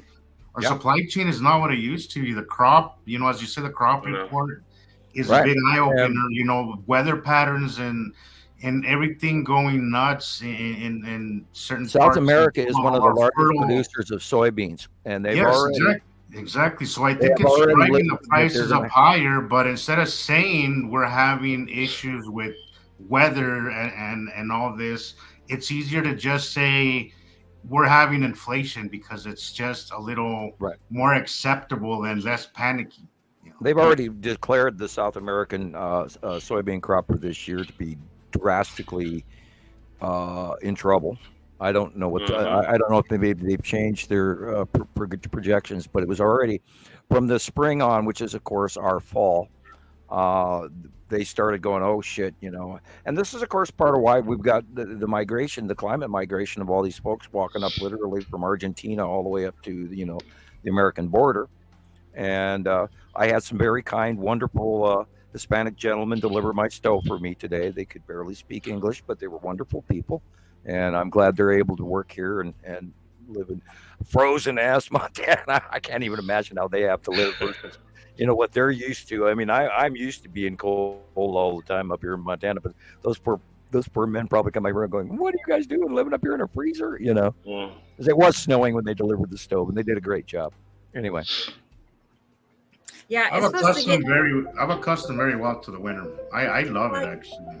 I was going to say it's supposed to be, zero, if not below zero, this weekend with wind Oh, yeah. chills Watch what negative happens. 10 to 20. So what is your wind chill, Sam? Right now here, well, the wind is blowing, but it's actually only 31. It's not that 31 bad. degrees. It went through. Okay, it's It 31 went here through as well. yesterday and last night. We had a lot of wind, and then the wind Yeah. slowed down this morning, and we got socked in with this big wave of moisture. But we're also getting California air that's being grabbed in. See, now the Rockies are east of me, and that cold band usually will run down the eastern slope of the Rockies, and then and then it runs into Wyoming and then Colorado. And when that same gust of storm front went through Colorado yesterday or last night, they were upward of 90-mile-an-hour winds and snow. There's snow in Texas. There's snow in Oklahoma. There's snow in Kansas and Nebraska. So of course, I didn't really check it. It should be in Nebraska, but I didn't check Nebraska today. But if you folks want to go out and look those things up, you'll see that there is a superstorm forming right now over the top of us, and I'm looking forward to what it's going to do. I'm not looking forward to what it's going to do to people, but I'm quite highly interested in how this storm progresses, because it's going to be a biggie, and they knew about it 3 weeks ago. They're saying it's going to be historic. And there's a good chance it could be. Well, it's at 953 millibars. We're talking hurricane, and this sucker is forming on land. On land, yes. That and they've talked about hurricanes occur. affecting the earth and the tectonic plates and causing earthquakes. So low pressure cell center, almost open core, like the movie Day After Tomorrow and all of that. Yes. Where you have these subtropical open cores where people freeze to death within an instant. In an instant, yeah. That freezes the helicopter out of the sky, that kind of thing. So it's not that bad. I mean, that would have to be 500 millibars or something like that. Really, really, where it's just ice cold open core. 490 millibars would be insane. But I mean, I'm not a meteorologist per se, but I've studied it for years. But this is. Downright, we're watching that rotational storm at 953 millibars, and of course that was a projection. I don't know what it actually is, and if it was worse, perhaps they wouldn't even tell us, because there is, of course, a doctorization of the information that we are getting, because we're always getting the the rubber duck version of what is seriously important. Mm-hmm. There's a lot of misinformation and disinformation out there, so we have to be careful where we're getting our sources, for sure. Well, and they've called it again a bomb cyclone. Well, hello, people. Do you know what a cyclone is? Yeah.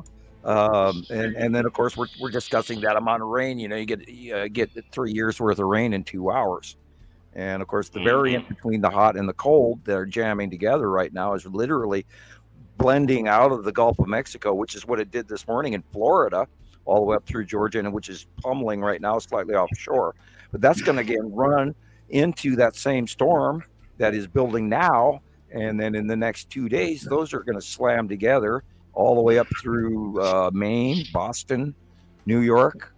So we'll see what happens to these guys, and they've got a nor'easter scenario as well. So if they do get a rain bomb, then that water's not going to flow anywhere, because the ocean tide is blowing inland, which is blowing to the west, and so the water is flowing to the east, and the two of those are going to jam up together, so we're going to see coastal flooding.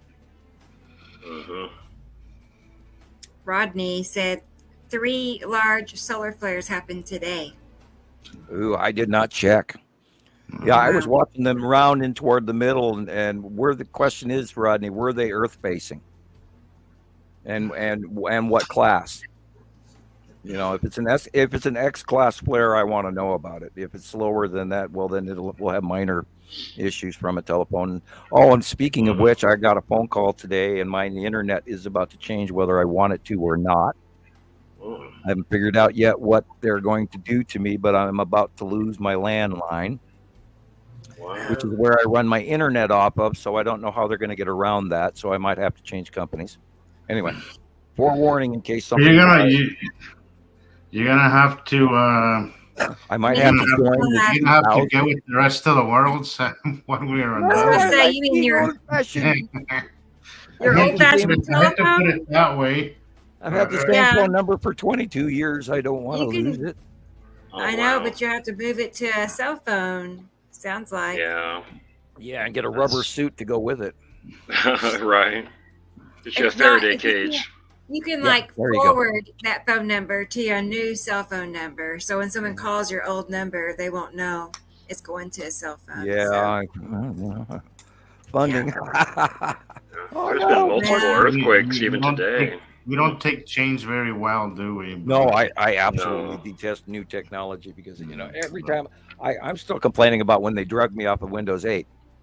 And I'm running Windows 11 now. Of course, I'm current because I have a new high-speed super computer, and thanks to the Montana Skywatcher people, and all those years worth of wonderful people who have helped donate. Wow, yeah, and with each passing new toy like this microphone in front of me right now, I'm chuckling. I have to pay somebody to come in and get it working, because I didn't do it very well. And what took me 45 minutes, I was going through trying to get it to work, and he walked in and typed in for probably about 35 seconds, had the problem fixed. It was like, okay, thank you. Perfect. I'm glad it was something easy, that could be fixed easy. This is really weird. I saw this as well. I'm going to refill my drink real quick. I'm really wondering what this is. It looks like the spiral asteroid crossing in, but then what's that straight thing going to the ground there? And it could be the side, that brown edge, dark grayish edge could be the side of Uri, and this could be some of the asteroids on the side of Uri. Because Uri is going over the top. Now, I got a whole handful of pictures in today of some really awesome, bubbly, major momentous clouds that only Uri could make, and which are completely different than the ones that Atu puts off. And it's hard to absolutely attribute them to that, but only because we've seen it for so many years of close up and big, even when it was smaller. And that's where a lot of this information came from, is us watching these stranger events occur over and over again. And oh, wait a minute, I'm seeing more inside there. Hello. What do we have here? Is that I would like, if she was around, I'd have her go back, because that might be the Skull asteroid. This is part of the second solar system passage. Well, we have to do what our ancient ancestors did and pay attention to the skies. Well, yeah. Look at that. What was it, Sam? Yeah, I was around the corner. Okay, can you go back? Yeah. Okay. Right here? Do you see where the word says sky? Just keep it on pause. Yeah. Okay. Go straight down. Does that not look like the Skull asteroid sitting right underneath the word sky, or now in this case in the sky? Doesn't that look like the Skull asteroid? Yeah. Kind of like a scary movie mask. That mask from Scary Movie. Grayish dark line could be the side of Uri, and that could actually be the shadowing, because we know that the light is coming from behind our right shoulder. That shadowing could be coming from Atu, which is to the right of Uri, which would cause that shadowing, which is also exactly where the Skull asteroid is. And in front of that is the spiral asteroid coming in front of the Skull asteroid. Right. Ta-da, ta-da, ta-da. I see it. Huh, cool. I mean, yeah, if you quit looking at the dark streak and pay attention to that fuzzy, clouds. There's quite a few objects here, and there's a few smaller asteroids below to the right. Cluster of them there. There's a rounded dark object up behind what looks like the Skull asteroid, and then the spiral asteroid. Yeah. And see, not everything we see, that these strange anomalies are just one object, and people need to take that into account as well, because a lot of times there are a couple of different things all adding to the real strange view. Now, if you go to this next picture, they've got a green crescent right there. Facebook Now that could be lens flare, depending. Now, okay, it's shared by a friend on Facebook. All right. Then if it is a lens flare, why would it have that crescent? Okay, can't be a lens flare. This looks like it could have been taken during the eclipse, because you typically see lens flares do that. Yeah, the camera won't really capture it, because it's a look where the crescent is. You will get the lens flare that does show the eclipse. I'm just wondering. It would be matching. If it is a lens flare, it would be matching the sun, and it's not. It's on the opposite side. That's right. So it's very possible this is the green asteroid being illuminated off the side of Saturn or Saturn's yellow moon, which is on the right, which we know is on the right. And that's that dark object behind it is Saturn's yellow moon. Also, I want to. I hate bending over into the hypothetical, but I mean on the podcast, I reach a little farther into supposition than I normally would on Montana Skywatcher. I have to say that for the record. I'm sorry, guys. Sure, who this is? I'm not sure who this is, but I almost forgot this question, and I don't want to forget it. But they have a question for you, Sam. Yeah, the ground turned bright pink. Well. There has been, that would do it too. Refraction of the red asteroid onto the ground would turn the ground pink, or refraction of the light and sometimes, and Jesus can attest to this, sometimes some of these angular light sightings you got 7 minutes and then it changes, or sometimes they're a half hour, sometimes they're 4 hours. But the transitory occurrences in some of the sightings are so quick that I've seen yellow sunrises where the entire ground up here in Montana and everything was yellow. And I've seen red days and I've seen drastic orange days off of planetary refraction. I missed the purple ones. I swear. Those are cool. I swear I could feel that energy from the purple from purple Attu when back in 2018 when we had really close passes of Attu. Yeah. Jeez, I love that. And then your body also freaks out too, and the animals were doing strange stuff. Yes. But there is like a sweet spot during the transitions. There's like a sweet spot where it actually feels kind of good, But yeah, there's been a lot of really weird. Like this is supposedly something floating over the city and dropping down and there's been a lot of sightings of some really weird ships and going, and I don't want to jump into let's keep searching for ET because I already know they're real. So I don't have to go out and quest after them. But there's been a lot of really cool new sightings, and a lot of people, it's just, rocket taking off, going up and stuff. And so I guess the new rocket that is heading for the moon is having issues. I can't remember what the name of it was, but it wasn't the standard ones that have been working through the other guys. I always have trouble pulling names out of the hat unless I got it written in front of me. Mm-hmm. That's my issue is names. I can describe it to you, but I can't pull the stupid ass name. I'm the same way. I have trouble with names unless I say it many times. Yeah, and I'm brutal about that with people's names when I first meet them too, and I hate that. Mm-hmm. It's like I literally should carry a notebook around with me and write it down. Just write their names down. Yeah. Oh, Bob. Yeah. Okay. Yeah. Yeah. Got to get association. Now, if and if I turn dyslexic and I reverse the first two letters of their first name and last name, I will remember it. It's weird. Yeah, and I've always done that. I always reverse the first two initials off of a lot of different terms, even, and my mind grabs it. I don't know why it does it, but if I do that, which is really disrespectful to somebody, if you were to take the time to do that and then say it to them, but I've actually found that I remember their names better because of it, which is weird. And sidebar, nut job. I'm sorry. Yeah, there's been a lot of sightings. What happens in the Great Lakes, and when they have I'm trying to think of the name of that fish, smelt.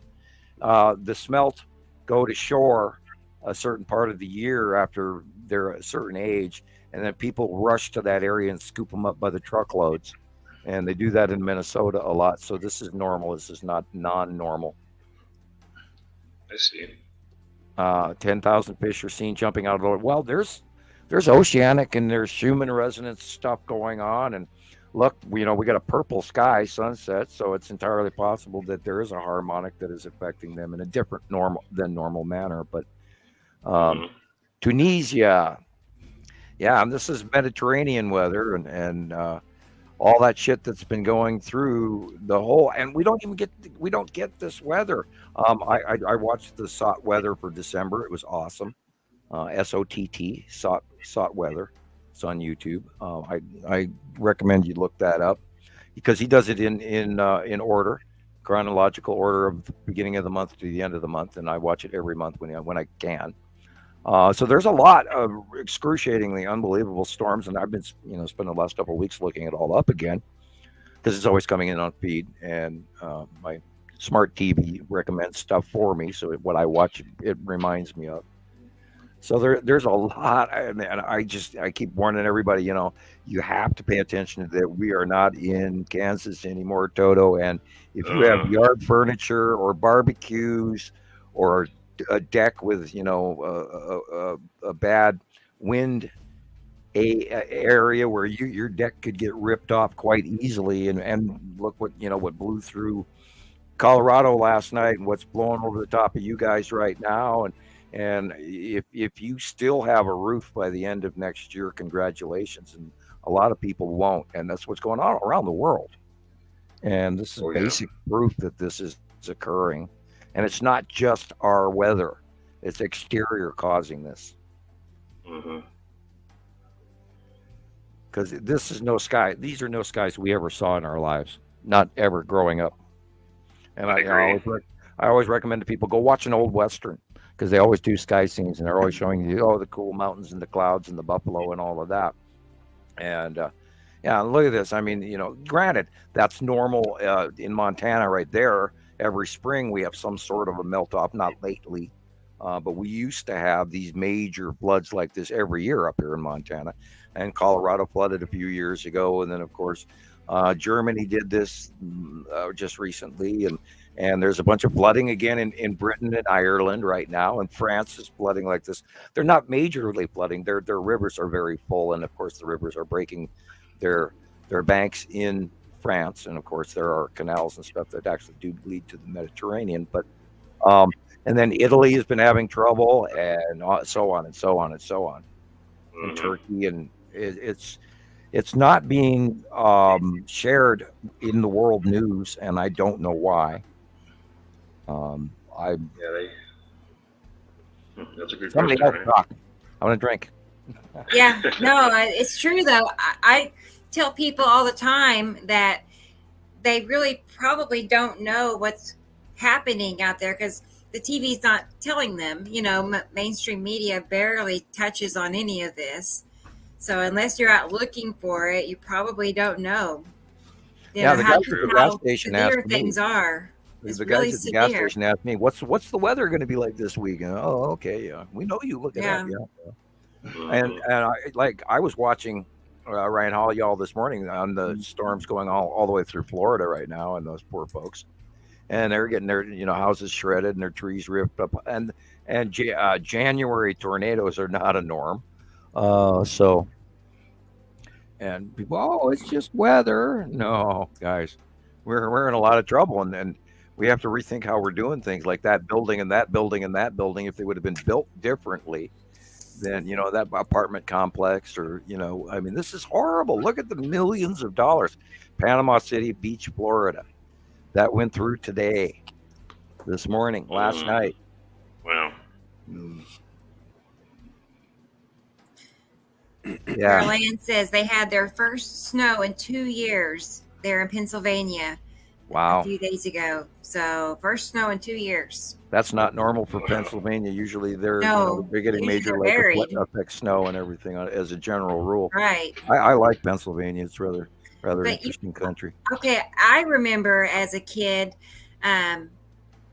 always having snow days, for sure, but sledding, all kinds of playing in the snow. I mean, snow is every year. Yeah, It's we're not normal. seeing the Now, winters that we we grew up don't with hardly either. get snow at all. No, Right. it's very Our different. worldwide weather has drastically changed, period, and it's not going to be better. It's going to be worse.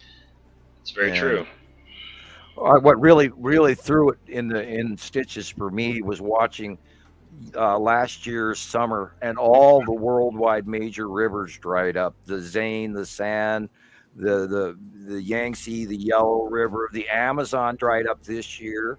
And when you're seeing that, that's a big chink in the circle of how things work. And we can say that, oh, it's past, it's gone by, now they're starting to fill up. But no, if you see a year like that, hell, the Mississippi this year alone, they were having trouble getting the ships down because there wasn't enough water making it all the way to the Gulf. And that's what's going on in the Panama Canal as we speak. So, guys, our water is going places that it normally wasn't, and is not where it used to be. Those videos when water is just like going into the ground, like into a crack or a hole in the ground. Have you seen, or you've seen like lakes. Saturation. Yeah, and we're also refilling up the aquifers under the United States are filling up again finally, depending. Okay. Well, depending on which area you're talking about, the Central America, North American aquifer was drained so negatively, and then they're fracking the crap out of it. So that's probably not going to recover too well. We probably have a calcium carbonate thing going on underneath, which is part of what happened to that escarpment drop area between Amarillo and Oklahoma City, like we were talking about earlier. That aquifer dome is held up with towers that are made up of limestone, and you start pumping in seawater, which is what they do, along with multiple other toxic chemicals that they pump into the fracking system to break the fracture rock, so it'll release the natural gas and oils and whatever. But you start pumping seawater, salt water, in on limestone, and you have a calcium carbonate, plop, plop, fizz, Alka-Seltzer thing going on underground, which is eroding and eating away those columns that hold up that thing. And this is, of course, why a majority of Oklahoma's earthquakes are occurring constantly, is because there's fracturing going on deep underground. And people don't realize that, but it's not necessarily that safe. And that's that same function of what has already occurred between Oklahoma City and Amarillo. And I'm sure there's probably 5 or 10 videos out there about that sunken area in geologic study reports from probably around Arizona, New Mexico, Texas, etc. I'm sure there's people studying it, because the geologists go, oh, you got to see this. And I went and took that tour, and it's like a 60-80 foot drop where this big huge circle going from Amarillo down south into Texas all the way to Oklahoma City, in a big circle where that area dropped. And that, of course, will occur, and the sinkholes will occur from Houston, Texas, and all this other stuff underground as well. So now, and this is, the cluster quakes that are going on in western Texas currently, and they blame it on fracking. Well, there probably a whole bunch of that is subduction occurring, or perhaps maybe volcanic lava tube spilling. Who knows? It's weird. Hey, Sam, sorry. Could you explain what's this is an old video. I was going to back this video up, Jesus, just so you know. We'll back it up. What it is. But I really want. This is old. This is like 2018, and I was still kind of new when I took this video. But I took this while there was a friend. There was a friend with me, and he's all, "That's nothing. That's just clouds." But I knew there was a little bit more to that, and I took the video anyway, despite, Well, you got the whole ball of wax there. But what's going on here? It just, I'm a little, it looks a little. You're looking at the onset. Okay, hit pause. What's that? I was having Rebecca hit pause. Okay, on the left. Let me back it. Right there. On the left, you have lead asteroid. Now, this is older. And the white illumination dead center in the background is Hatu's moon. But on the right-hand side, you have that circle with the ion trail that's going up to the upper right. And you see, if we look in the right lower corner, there's almost a certain reddish to it. So what do you have? You have Atu's moon on the left, and you have Isatum and Isatum's yellow moon on the right, and they're pinching. That's what that is. It's the ion tail of Isatum's yellow moon that looks like it's wrapping around Isatum. And okay, so that's kind of what I got. Our out view is right at that transition when we saw Isatum and Isatum's yellow moon come way in really quick, and then the step back of Atu and Atu's moon, and yet they're literally interacting right next to each other, even though they aren't. It's our out view, and that's right at that time when it started getting confusing, which is what why you're confused now. Yeah, because we got one side on the right rolling in toward us, and then on the left it's rolling in both towards the center of the view. And if you look, the white illuminated in the center is Atu's moon, and then lead asteroid on the left, and it's Saturn's yellow moon on the right with the ion tail right there. That's the Saturn's yellow moon right there. Okay. And the dark and that's area. Where that yellow. That's where that dingy yellow color's coming from. Right, and the dark area to the right and the right lower corner is the side face of planet Isatum. Yeah. Okay. And we know that it has sort of a stripe right there in the face of Isatum as well. That is a crazy view of it. Wow. And there goes the ion tail all the way across the sky. Wow. Yeah. And behind it, of course, is Nibiru. That was an interesting. That'd make a good video, Jesus. I'm going to turn that in. How old was this again? Like how many years around ago? 2018, 2019. I'd say more. I'm inclined more to say 2018. I'm thinking it's a little newer than that. Let's see. Look at that. That's beautiful. It's not even. It was still in New. This is New Mexico, so it has to be no later than 2019. Yeah. Okay. I'll take your word for it. Huh. Wow. So what's this here? Well, on the left is, of course, the asteroids, object cluster group with lead asteroid and red asteroid and little sister. That's what we're and then on the right is it's smaller at that time, is Saturnine's yellow moon with the ion tail going almost vertically up to the right, but actually still at an angle. And that dark area in the lower right corner is the site of red planet is Saturn. Hey, Mr. Pinhead. Good morning, Mr. Hey, good morning. Glad you're back. Good to have you here. Yes. And Facebook user, glad you're here. All I can see who it is because I'm curious. I want to know these things. I want to know. Okay, so let's go back. I'm going to back the video all the way up. Let's start. I love that shot right there.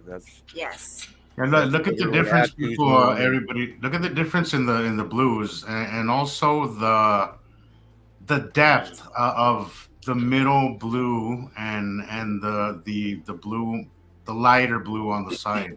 On the horizon.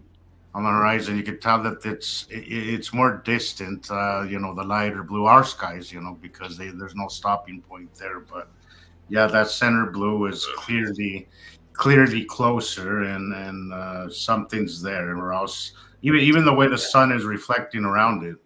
Rebecca, you were right to add the tan asteroid in there because back in 2019, that is the tan asteroid spiraling in with the underbelly of Uri is what we're looking at, is the underneath of Uri.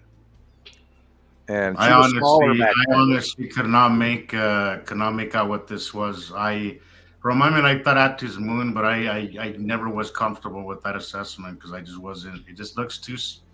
I don't know. It doesn't look like Atu's moon. It's just the location. Right. The location. It did at first, and I kind of went Atu's moon, but no, you're right. And of course, we go back, a few years, and the planets were smaller even then, and they also occupied different areas than they do currently, although it's generically the same. And tan asteroids, salamander asteroid group, all the stuff embedded in the lower bottom area, but always in the same proximity on the same side of Uri. This was in New Mexico too. Jesus? No, this was recent actually. This was like maybe 2-3 months ago, maybe. Oh, okay. Here in Salt Lake, so yeah. And of course, we know that recently Attu has been, and Attu's moon has been generically in the center area. And this appears to be beyond into the light, where the light is literally behind us to the right.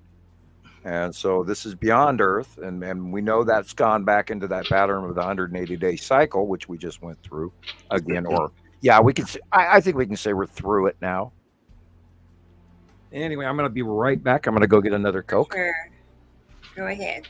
You know, those streaks, like coming from the tan asteroid there, that's usually what gives it away for me. When I see those streaks, when I see streaks like that, I'm all over it. Which there's something there. All you got to do is start following stuff. I see several. So which streaks are you talking about? Which ones? Like dead middle of the picture, the one that you had as the tan asteroid. Uh-huh. Yeah. Okay. So that was the one that was confusing me. That was the one that was confusing. That's the one made me think it might not be Attu's moon, because that streak there just didn't. I didn't recognize it as Attu's moon. You're not getting that like normal V pattern out of it. Yeah, it's completely out of place. So I was like, okay, this I don't think it is Attu's moon. It didn't fit to me, but because of location, that was. You're right. I see what you're saying. I mean, that's why I went with that drawing of the tan asteroid, because of those streaks. So I get it now. Yeah. Well, and even like on a cloudy day, you'll see that streak going all the way through the clouds.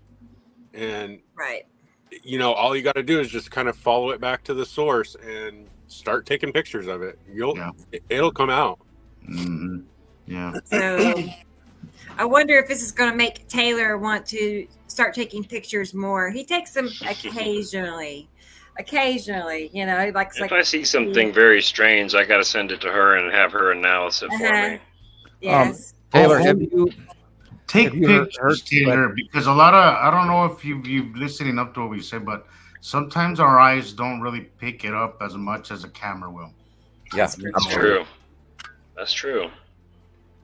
Have you, Taylor? Have you watched the Radio Wasteland series? Yeah, she was playing that in the background sometimes, and I'd be in there to listen to it. Yeah. Well, there's 87 of them, so. Wow, I haven't heard them all. No, that's for sure. Yeah. But I've listened to some of it. Yeah. There's information. He's kind of. I mean, he's a grown person. He's 33 now, but do your homework. You know, I mean, he's like I was gonna say he's grown up around it, because it's only been in the last 10 years. But for the last 10 years. Yeah, you probably have an education that your average person don't have already, just and not even know it. You know. Right. Maybe once you start taking your own pictures and your own videos, things will kind of. That's when it starts. You got to do things yourself. You got to look into things yourself. Yeah, absolutely. Right. And I've always tried to teach that, because, and I've always felt that if I give some hints, more hints to people, and then let them go out and discover it for themselves, they'll actually learn it at a better rate, where it actually the retention will be there. That's true. Where if I just tell them the same thing over and give them all the answers. Right. I absolutely agree with that. Absolutely. I'm just trying to think, like, Taylor, what was the main hesitation that you thought maybe this wasn't planets? My mind's crazy. Yeah. Well, it's because of all the things that I've been into before this. You can only imagine all the things out there that people research in regards to the cosmology of the Earth. And I've been through all the different, rabbit holes, so you can speak. Call me a conspiracy theorist if you want, but I've looked into a lot of different things. So it's just, the homework level too also helps you grow a larger and better BS meter. You kind of go, it does. And I always tell everybody, because to me science is so easy, it's unbelievable, because it's self-evident, and so I've had this rule, and it's a term I've spoken for many years, and I don't know if I coined it or somebody else did. Doesn't matter. If it's simple and it fits, it's true. If it's complicated and hard to understand, then most likely it's a distraction or a lie. I agree. You can go all the way across the board, even including sociological behavior between people's interactions. If it's complicated, then there's something part of the story is missing here for a reason. And then, you know, if you're hinky about it, then there's a reason for it. So, you know, I've learned to trust my gut for sure. Right. Follow your gut, trust you. Don't take our word for it, but yet at the same token, I'm going to have to scream, excuse me, folks, but we have done the homework for you. We've been doing this for over 14 years. I've known about it since 1980. I wrote my paper in 1978. There are people that dispute that, and I chuckle at them going, okay, Skippy, and that's Gillian's favorite statement. And, you know, they don't bother with people and slap you with a 30-year non-disclosure agreement for being wrong. They just don't. And that's the one that I always can, you know, take that step back and say, this is my chair I can sit on. Is like, they do not harass you and make you not talk for being wrong. Why would they be even bothered? That's right. That's a big factor, and the accuracy of your drawings. Which, thank you. You know, I mean, that's such a huge reminder to me that, you know, anytime I have any doubts at all, I can't even hardly go there, though, because then I think about all the comparisons I've made, you know, and how it just perfectly lines up, but I see it. I can't, that was on it's not possibly not real, you know. It's but at the same time, I really understand how it's hard for some people to get on board with this. Just the fact that, I mean, look at right here. Like, look at that. That's a planet. Entire planet. Necessity. Right over Earth. I mean, that's crazy. That's crazy. That's just crazy. It is crazy. And accepting that is hard for people. It tore my head off my shoulders. The fact that they're that close is so crazy. It's just. Let's go back. Hang on. How do we get there? And we all know that is Nepenthe Green. Yeah. I mean, just look at how close that is. Moon, though. Just look at how close that is. That's crazy. That's crazy. That's just crazy. Yeah. How could that planet be that? And what it's not that close, and what it is our out view. Yes, I always like to say yes. It's close, but not as close as you would think it is. Yeah, you know, the thing's probably 30, 50,000 miles above us, or something, or 80 or 100,000 miles above us, or, you know, 500,000 miles above us, and yet our out view of it, because it's so over the top of it in our out view, that we think it's going to touch and smack each other, but otherwise it would be discharging, and we've seen that for many, many years as well.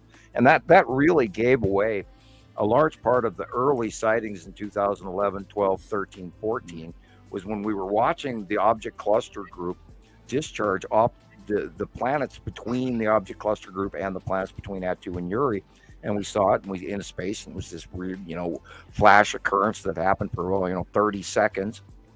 And then we got, numerous reports around the world that people saw it. And, so we started gathering all of these pictures, and then we compared them. And this is what's developed into all this information that we're using to this day. And so anybody else out there that isn't aware of this culmination of information that we've taken 14 years to document, they are nowhere near close to topic or reality. And I don't even think, maybe there's some people at NASA that know more than we do that aren't talking, but we're years ahead of everybody else. And what we've been documenting for damn near a decade, they're just now noticing. Hold on, Sam. Hold on. I got a question. Did you just say that when they are incoming, they do a planet, you'll get discharges, and then like on the outbound or the out view of it, you don't get we watch discharges? Is that what you just said? We watched the object cluster group, which is a group of asteroids that generically I know it. And when the in rotation between Attu and Uri, was in the early years, 2011, 12, 13, we could see this discharge pattern occur regularly between Uri and Attu as well, because the asteroids would discharge under the base of Attu and reach all the way to the side of Uri and round it. And way back then, they were smaller. And we could see the illumination outbanding of purple occurrences of purple lightning in space, not even close to us. And we got numerous captures. And do you have that early original lead asteroid picture, Rebecca? Do you have that available? I'll pull up what I have for lead asteroid. Well, I can grab you our earliest sighting of the whole group, which was what we referred to as the Anodomini grouping. I should have that. And it put off discharging in space between Uri and Atu regularly, just off the self-illuminating object cluster group. Their debris and everything, and all of the stuff that is filling this, you could call it a base cloud, Oort cloud. Asteroids. But I think what Zane was asking is it proximity? Is that what you meant, Zane? Is it proximity? Why is okay? So the discharges, are they according to proximity, or is it kind of a chemical makeup of each of these planets? It has to do with magnetic and electrical static and everything. Remember, we're all turning and we're all So it's safe to say that some of them will probably discharge more than others. Well, it's like the same thing. Like if I put my fingertip on the table in front of me, I am not actually touching the countertop. Subatomically, between my finger and my matter and the tabletop matter are two different matters. So there's this microscopic little purple lightning storm, electrical storm. No, like I get that some, but there's sometimes that I've seen some very close passage, and I haven't what looks like a very close pass, and I don't see any discharges. All right. Well, it's not always. I don't know if there's any kind of exchange that's not visible to the eye. But what I mean is are these common factors? Is it proximity? Necessity has a single major discharge. It goes zorch, and the bolt is miles wide, and then it doesn't do much more after that. Whereas Atu, when Atu's moon comes in, and they've got the asteroids below them, those asteroids pop all night, huh? They build up a static charge between the two bodies, and there's the ion bleed off that electrical superhighway between the two of them, so that like the object. But you can tell the difference. You can tell the difference when it's asteroid discharge. It's like right, and then it also rounds and it'll reach up to the planet, and when we saw that originally in 2011, 12, and 13, doing that between. You'll have those with asteroids that are just like a bunch of popping going around, and then you'll have these other ones that actually reach down to Earth. I'm getting it. That's the backflow CME of 2012. Yeah. I mean, if you look at the upper left corner, that's the larger star, and then our star is the one in the lower middle. But that backflow is reaching actually a larger sun, and if you look at the dark areas in the upper corners first, not the flare, but you can see it actually strikes the face of the larger star. Are you talking about the ones when the planets were small? Oh, we can't hear you. Okay, do you remember the main lead asteroid picture that we posted all the way from back 2012? I can send you. Maybe you should send it to me, because I mean I'm not too sure for sure. Yeah, I know when I see it, it's I'll one know of our earliest, most let's do that. Used. Let's pick it over. With lead object. We originally didn't even call them asteroid. We called them the object cluster group because we were citing the group when they were small and there were multiple little ones, and we didn't hand attribute what they were until we saw well enough that we could make that call, because we didn't know if they were moons or asteroids or what. Okay, I am looking for lead. I just wanted to say hi to Avengers. Avengers is here. Okay, I am just now sent it to you. Happy New Year. I sent it to you on Facebook PM, the same one where the link was. And we have David. Hi, David. And I'll get getting to sleep. Oh boy, I know that. I remember that feeling well. Now I sleep like a baby every night. I don't know how I do it after years of not sleeping, so it's great. I've been sleeping very well the last couple of weeks. I'm going to send you that. I think it's a 2014. Don't quote me on it because I've been wrong. Okay, after that, I'm going to send you the next object cluster group plus Atu and Uri picture going back. That is one of my favorites, and so you should post both of these. Okay. And then we can discuss them, and then hopefully answer Zane's question. There's on live. go back to StreamYard. That is the early in space planets. There's one on the far left, and there's one being cut off in the far right, and that I believe is Nibiru, and I believe that the one on the far left, the big greenish blob, is Saru, and these are the smaller planets in between. Where did these pictures come from? Like, how did you get them? Came up from offline, some space captures back all the way back in 2009, 10. And I was, probably got this from Europe. Okay. Because I was talking to a lot of folks back from, who were actually scientists who, over the years, unfortunately, sort of slipped away because they didn't want to risk their tenure and their jobs and, their second beach house or whatever you want to call it. And they faded away. They may still be out there listening. Great if they are. Great if they're not. Doesn't matter which. But, we had a lot of really technical people originally. Yeah, that one. I love that picture. This is an illumination, and I believe it is striking off of Attu's moon, which was much smaller back then. And then Attu and Yuri are behind this. This is like a capacitor that between the bleed off between the bodies gets a static charge, and that's why it self-illuminates. And the debris and the dust and everything gathers a charge, and just like electrons when they're accelerating, they give, in a 4-foot office tube lighting, they give off a accelerated electron illumination in space, which is how we first pretty much started seeing these. And we're going, oh, look at this. Oh, look at this. Oh, look at this. And so then the we bigger realized, blurry one, Sam, that's discharging off the smaller one on top. You're saying that's Attu's moon? No, down at the bottom center where that bright flash flare is. Yeah. The big bottom blurry one. Yeah, that's then Attu's right behind that. And then Yuri is behind that to the left. And if you look, you can see the red illumination in the upper right corner is actually the red asteroid putting off an illumination. And then the lead asteroid is actually sort of behind it. And then the spiral and the green and the blue are all in that front group. That is a crazy picture. Yeah, and this goes all the way back to 2012-ish. This is a good example of how things could be there, but they're just slightly out of your view.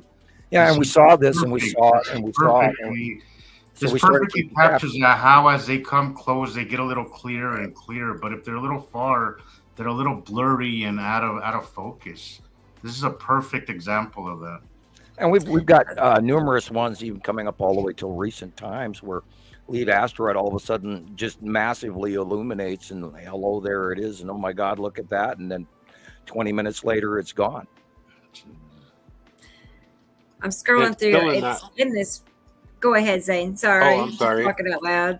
I'm just nothing. I have nothing really important to say. It's still in that same pattern to this day.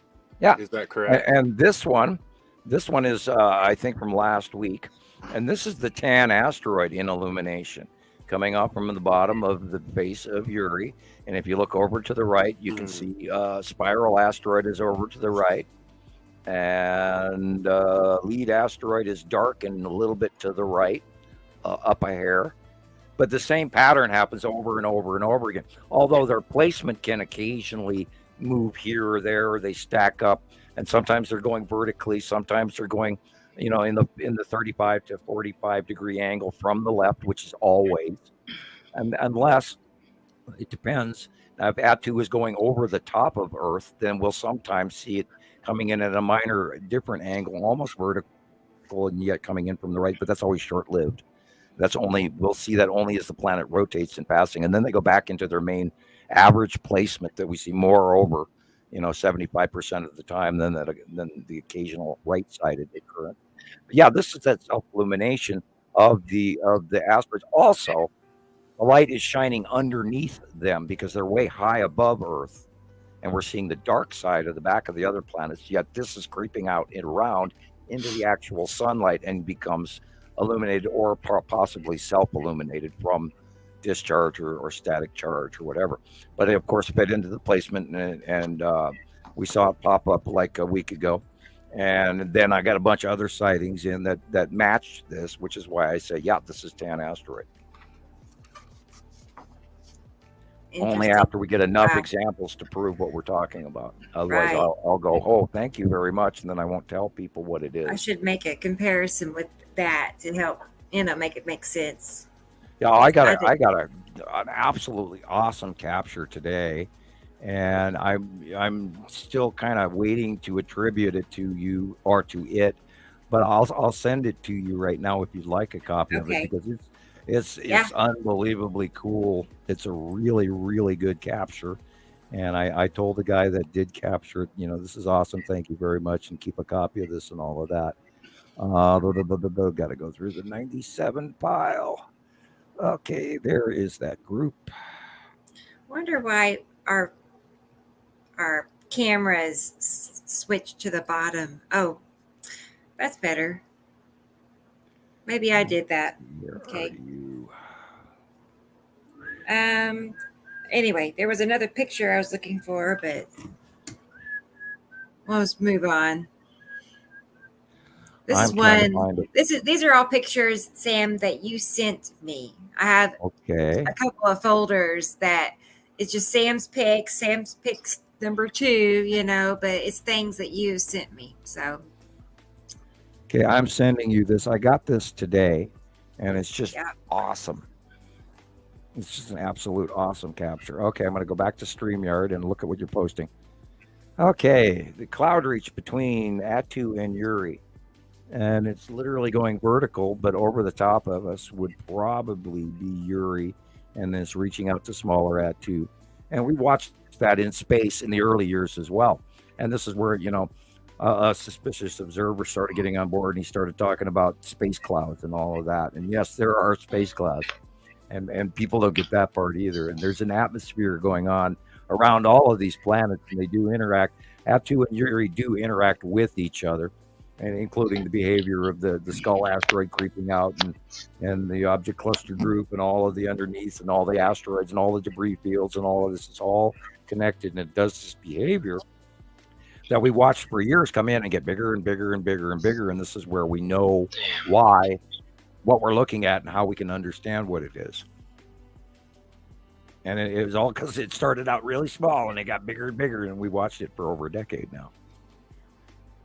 How many people, I know it was small to begin with, but how many people would you say was involved in learning to identify the planets early on? And when I got into it, it was more well established. We were at 60 and 80,000 people for that period of time when. Really? And yeah, well, I can't count members because we've lost a lot, unfortunately. Yes. We gained tons when Facebook slapped us public, and then when I went back to private again, I lost 30,000 people in one day. So I would say, 20,000 people were over the first 5 years were pretty active. Let's just say 20,000 sightings. I told somebody earlier today, and I was hopefully not exaggerating too heavily, but I think we've had at least 1 million submissions of people from around the world in over a decade. I couldn't even begin to count. I bet. I mean, because, let's see. I have on TikTok almost 600,000 likes, for everything I've ever posted, right? So we're heading our way to 1 million. I have thousands and thousands and thousands of pictures saved. And I have most of them, a huge portion of them are stuck in my head. There's a whole bunch I forget about, and I'll stumble across real cool pictures. Yeah, look at this. I got this today. And I was thinking, my first thought was, oh God, that's the Tan asteroid. And I'm still torn. I can't fully claim it, but that it does make sense when you see it like asteroid. that. I think it's the only thing going that direction. If it was a Saturn's yellow moon, it would be going the other way from the right, not the left. And I couldn't attribute it to lead asteroid because lead asteroid is going horizontally. It's not coming down and it's too big to be red asteroid, and it's too big to be the spiral asteroid. And I think this comes from somewhere like Germany or Europe. Don't quote. It could be the United States. I could be wrong. But I saw this picture, and I just, I didn't know the person real well, but I kept the picture because it was so predominantly, oh my God, that really looks like the Tan asteroid. So I was very excited to see it. Quick, and we'll look at it because that's what we like to do, right? Right. I swear we're like sky detectives. Dun, dun, dun, dun. Well, yeah, we are. This. I know it's fun, and we've done this for so long that we actually have a competent base of information. It's like translating Egyptian hieroglyphs. Going, well, we know what this one says, so it should say that. And the rest of the stanza or the depiction. My brother tells me the skies are boring. I'm like, you have no idea what you're missing, buddy. You have no idea. Wait till things start landing out of it, and and then we'll bring no back idea. To, the Texas cube or the Longbox cube or the Empire. So that makes me think. All of that. I mean, this is not something, because if you're not interested, if it doesn't like capture your, that feeling you get when you see it because it's so pretty or cool looking. If they don't have that, I feel like you have to have the drive. Some people have in them. Absolutely. You can't just make it happen. People go, oh, it's clouds, and if you're not even looking, if you're closed-minded after 30 seconds or 3 seconds, then you're not going to see the nuances of what we're talking about. That little, oh, it's clouds, okay, but I'm looking at the clouds behind this frontal cloud on the right. I'm looking at the clouds on the left behind, and that pattern is not normal.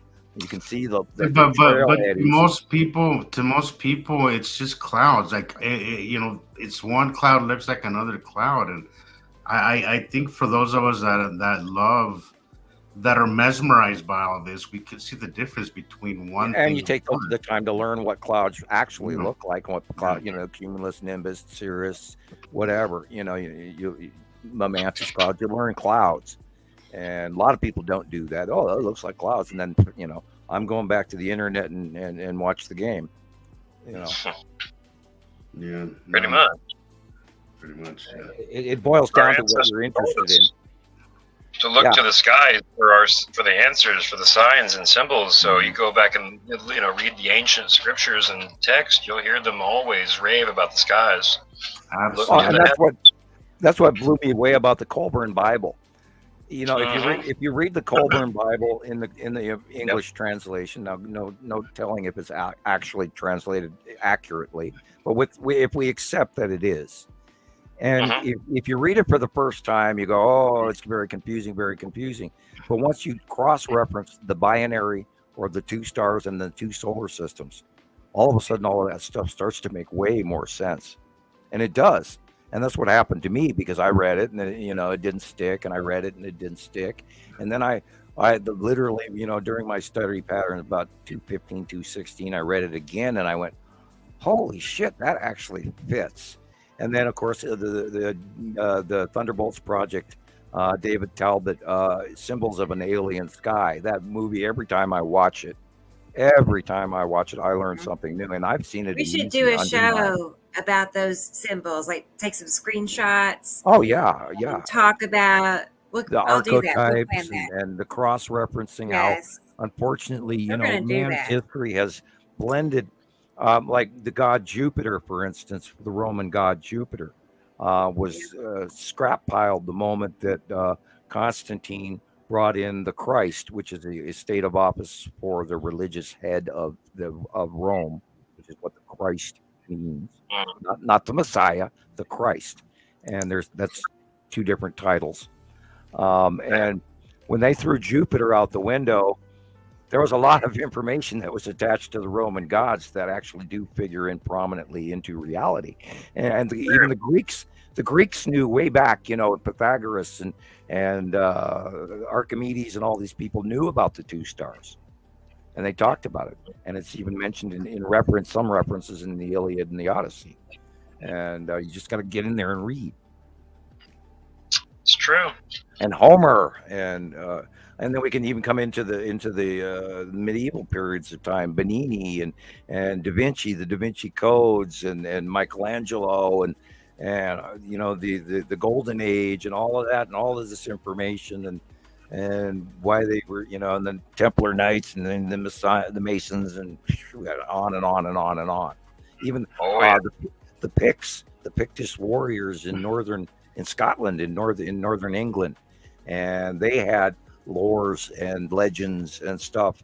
And if you get past some of their brutality and sacrificing, and that they actually discussed the transition of the incoming waves that wiped out Doggerland, and all of that cross references. It does, and all the pieces fit. And God help us that modern science and generic people out there as a rule or as a whole, and I can't include all of them, I have to say some of them, are not ready to grasp the Nibiru binary solar system, which we've always had and we always will have. It's not paradoxical. It's always going to continue. And we're going to keep doing this. And once you entertain that, all of a sudden you've got a much, much larger theater of summation that you can grow into. You're not limited. Well, that's been my evolution with all this, Sam. Like it started just going as Taylor was saying. It started with a bunch of rabbit holes, right? And then once I came across you and Jamie and all that, I learned that it evolved into now I'm obsessed. It started with ancient ruins, and then now I'm like obsessing over geology and art and all that. I still watch a lot of archaeology on top of it. It's just like one thing. Once you learn one thing, it kind of makes a lot of sense to kind of follow these other things because it's all connected. Everything in our history is connected to what's going on in our skies right now, and Turkey, I find that Cappadocia, Goblia Tepe. I'm sorry, what's up? Turkey. The tunnels in the underground in Turkey. Yes, all Goblia, that. And then you start to understand a lot about. I love what happened and what our ancestors must have thought when they saw all this.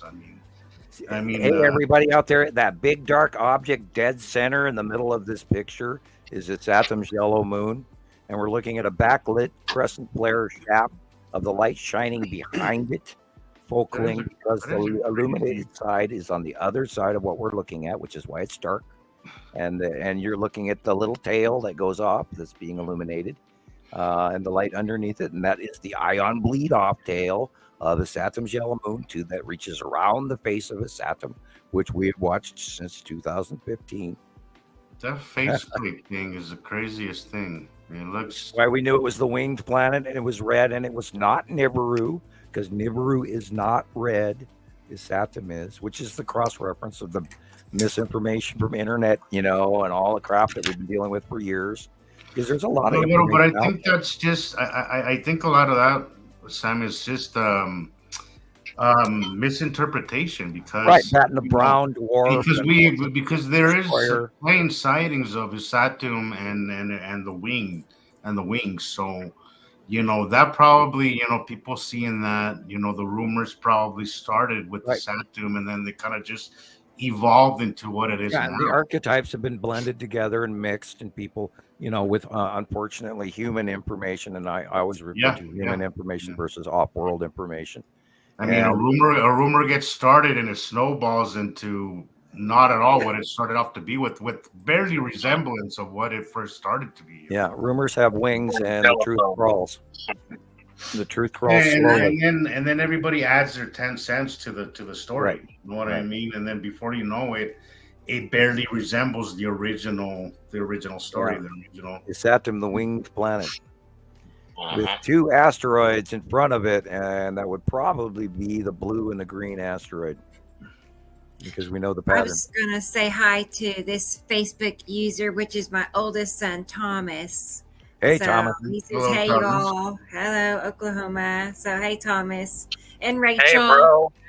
And I'm sure she's listening too. So, hey, you guys. We'll add him to the production team. Got the whole family here. I know. Why not? The whole family. He could be our correspondent too. So. Yes, man on the street. Right. I keep teasing Jesus to do that outside his Uber, you know, and say, have you seen the planets today? And what's your reaction to this, you know, asteroid that just went over your head? And, You know, I gotta say, you guys are brave because I haven't not reached that point where I'm comfortable to just go up to a stranger and start talking about it. I usually start out when I run into somebody that appears bright in their eyes and they're inquisitive, and you know, I talk about me doing astrophysics and online. You know, I do online worldwide citizen science, and they look at me and you can tell if they're interested or not. And then I'll go on. I say, have you noticed the sky lately? And then I let them talk for a minute to see where they're at. To kind of see where they go with it. Their level of awareness. Well, that's actually a good way to kind of. Then I drop the climate change bomb where I go, did you ever know that all the planets are heating up, not just Earth? And have you ever thought why that would be if we're having CO2 sequestration, climate change here on this planet because of man? How could we be affecting the entire solar system? And they go, I don't know. And I said, well, what if I was to tell you that we have a binary twin solar system where we have two stars, two sets of planets. And then I dropped it. Oh, and by the way, there are people on those other planets. And that's about the time they usually shut down on me. Yeah, I was going to say, I think you could skip that one for now. Yeah. It's for some people, it's too much. Yeah. Well, you know, yeah. It's funny because everybody wants to believe in aliens, but if you make a comment like that, you totally lose somebody. Yeah. Well, maybe Miami. Maybe Miami is a wake-up Miami. Yeah. Maybe. I'm always hoping for a worldwide, semi-drastic enough occurrence that people will wake up. I don't want anybody to be hurt, of course. You know, God forbid, but or may the maker forbid, or the makers. But you know, we need an event. We need something drastic enough to actually get people to focus and pay attention. I think it's pretty close. 2024 is going to be interesting. I really find 2024. I think it's going to be a screamer. I really think it's going to be wild, in my opinion. And you know, this light pinch. I mean, we're already seeing that.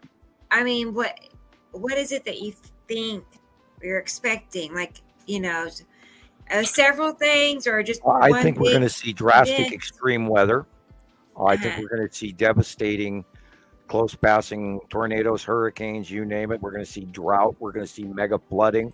We're going to see drastic geological occurrences like we're seeing right now all over, where there's new cluster quakes going on. And so we're seeing underground, there's a lot of underground activity going on, that, and the Schumann resonance. And they've talked about how the core lava domes in what they understood was the average standard lava dome has changed, how the lava dome has changed in Iceland, how the lava dome has changed in Mexico, how the lava dome has changed in Alaska, and the Tonga, for instance, that big, huge super volcano that went boom under the ocean and actually moved the earth several inches on that one occurrence.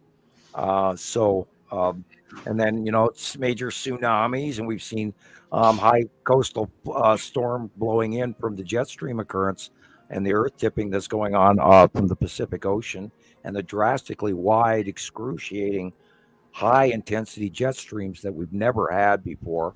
I mean, they're acting in ways I've never seen them. They're much bigger. The poles, the jet streams on both poles are completely acting not normal. Yeah, this picture goes back to 2012. Go back if you would. That's two planets and a smaller planet in front blocking the sun. And once we saw this, I completely knew right there. It told me volumes about how we're looking at the backsides of these planets, this illuminated side of them between us and our star. It's illuminated on the other side of us. So we're seeing the dark side of these planets.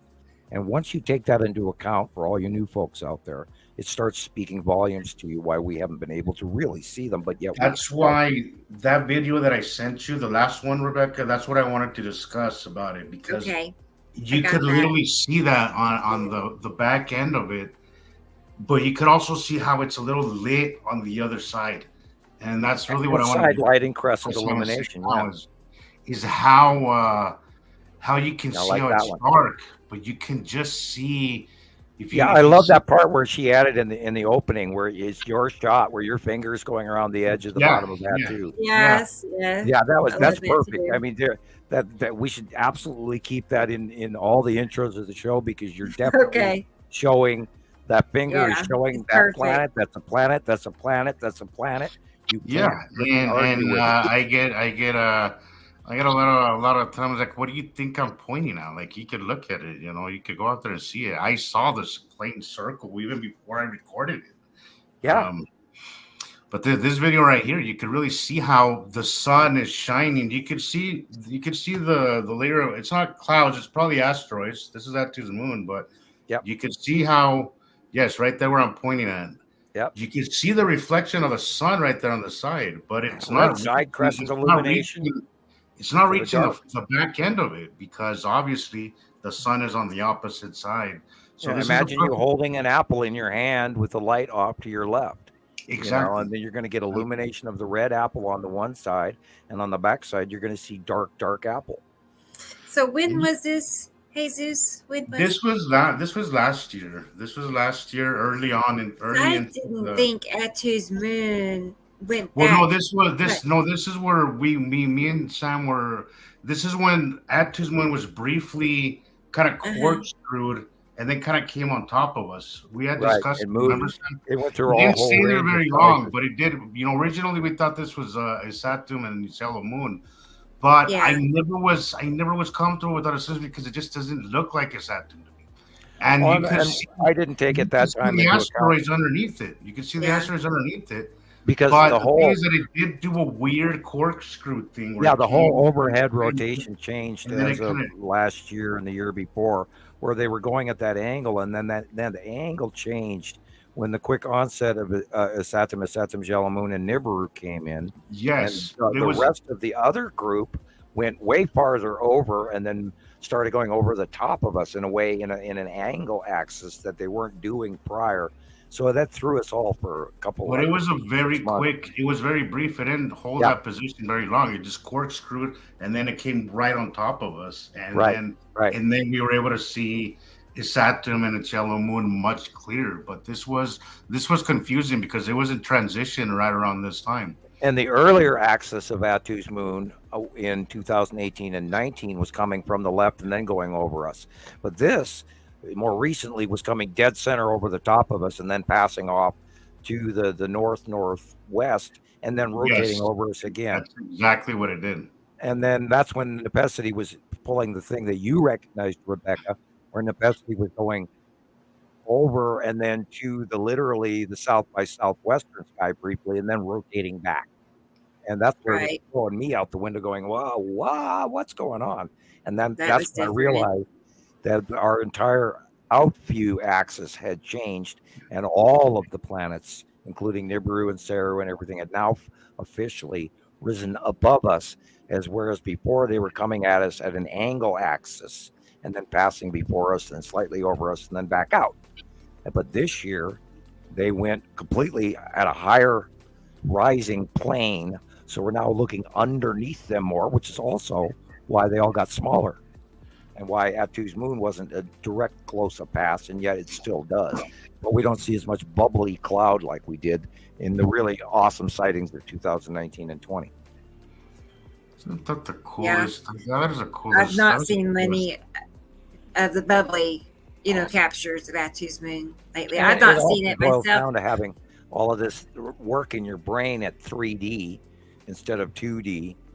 And that's a huge part of it, is trying to understand the rotation and the movement on top of us turning one way and them turning the other. It has really, as we've done this for so long, it's starting to kind of, set into my mind the rotations, but it's so confusing. Even still, and it's always changing every time you get to a point where you figure it out, then it changes. It's like, you want to scream, and yet, okay, I understand it sort of. Yeah. And I still make It almost seems like they're coming this way, or we're kind of going that way. It's kind of the way I picture it. And then spinning at the same time. Yeah. Them one way, us another, and then the fold in or out view folds into the center from both sides, and that still doesn't make sense to me. It's like, okay, we see it. I don't understand it, but we see it, and there it's doing it again, and there it's doing it again, which is like that earlier video of yours where we were seeing the Saturn so close to lead asteroid, and yet they're going right at each other, even though that's not really what's going on. Yeah. Oh, this one, yeah, this is early Attu's moon,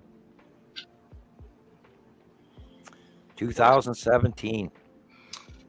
I remember these blooms. These really small webcams. Bloom Sky. I used them for a little while. But I remember this picture perfectly. I remember when I was still pretty new at that. 2017, I was still early on, but it was a good picture. You could tell it's got the flat spot on the lower left corner. Are there any good webcam, like live webcams that you know of, Jesus or Zane?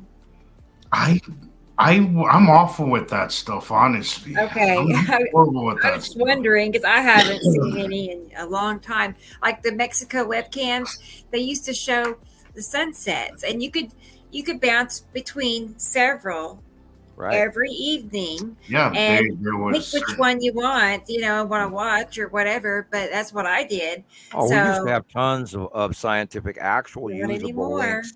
And now the only stuff that's out there is, unfortunately, and we still see Alaska, Skycam screen captures. Yeah, they left that one online. No. Yeah. Let's have more lens flares. Yeah. They're keeping people entertained with the lens flares. Yeah, I guess of course they're letting the people who are giving out disinformation. They're being left alone and allowed to talk. I got a bunch of notices today that I couldn't post certain music again. It was like, oh, what? This one.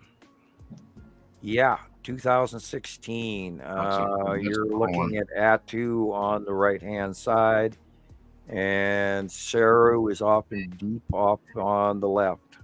And of course, this flaring, if you look at the water, that's the actual pinch between the planets. And this flaring is because the light is being pinched between two planets, and that's why it's illuminating that wide. And the ring blue line on the right-hand side is Attu's ring.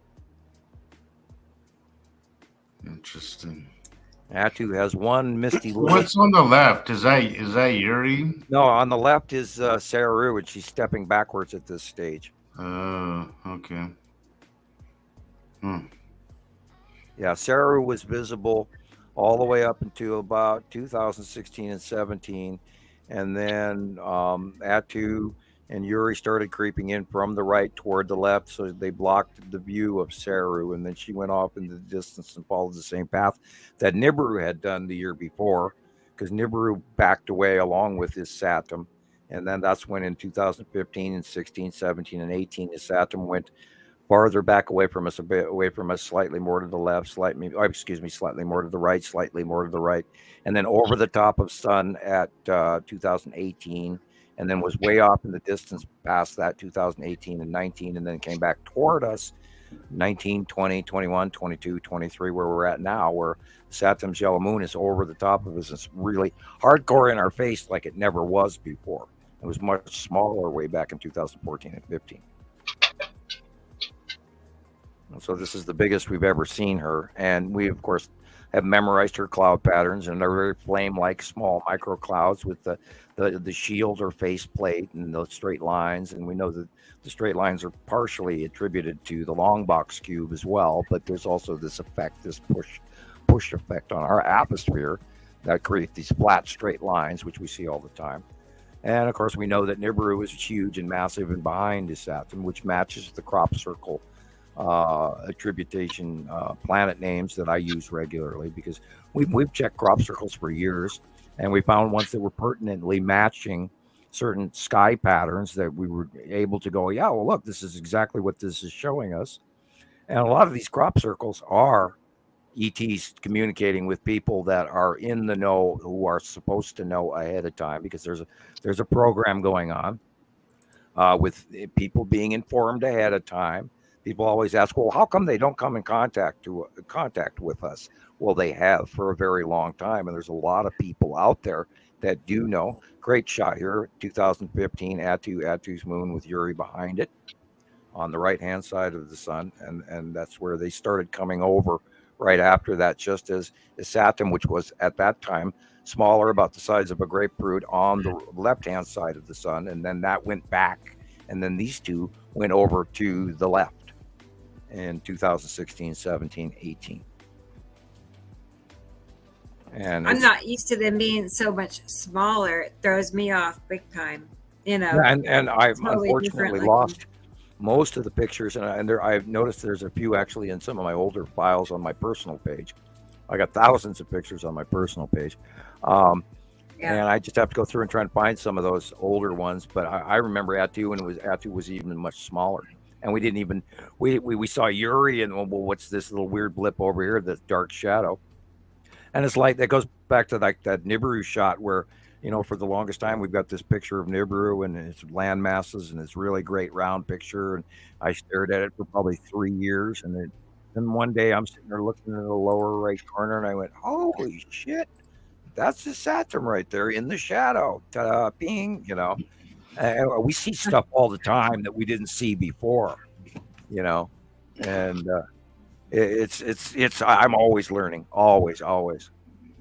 I was just going to ask you, Sam, how did you know that Saturn wasn't a moon of Nibiru's?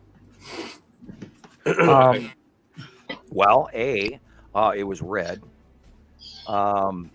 We also had the planetary listing of the names prior to Saturn even getting bigger than a red dot. And Rebecca had showed a picture from Newmeyer Station, a picture of Saturn and Nepesity when they were tiny compared to Yuri. Mm-hmm. And so we knew the red and green dot.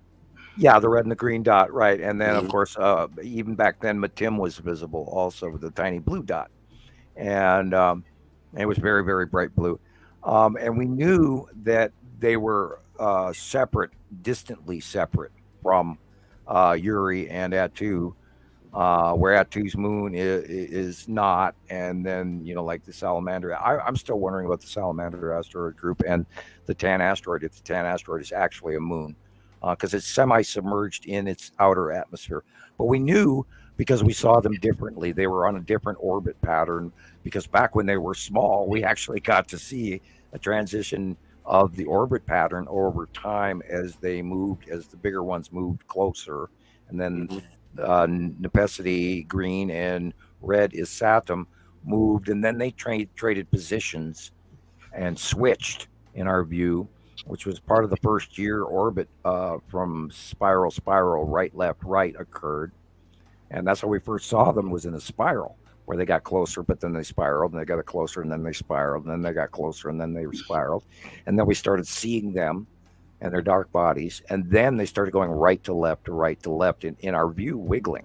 And then they got really close, and then all of that, of course, transitioned into a rotation before our eyes. Yeah, I love this one. This is 2015-ish. And this is also what we were talking about earlier, Zane. We could see this occurrence. This is Attu and Attu's moon.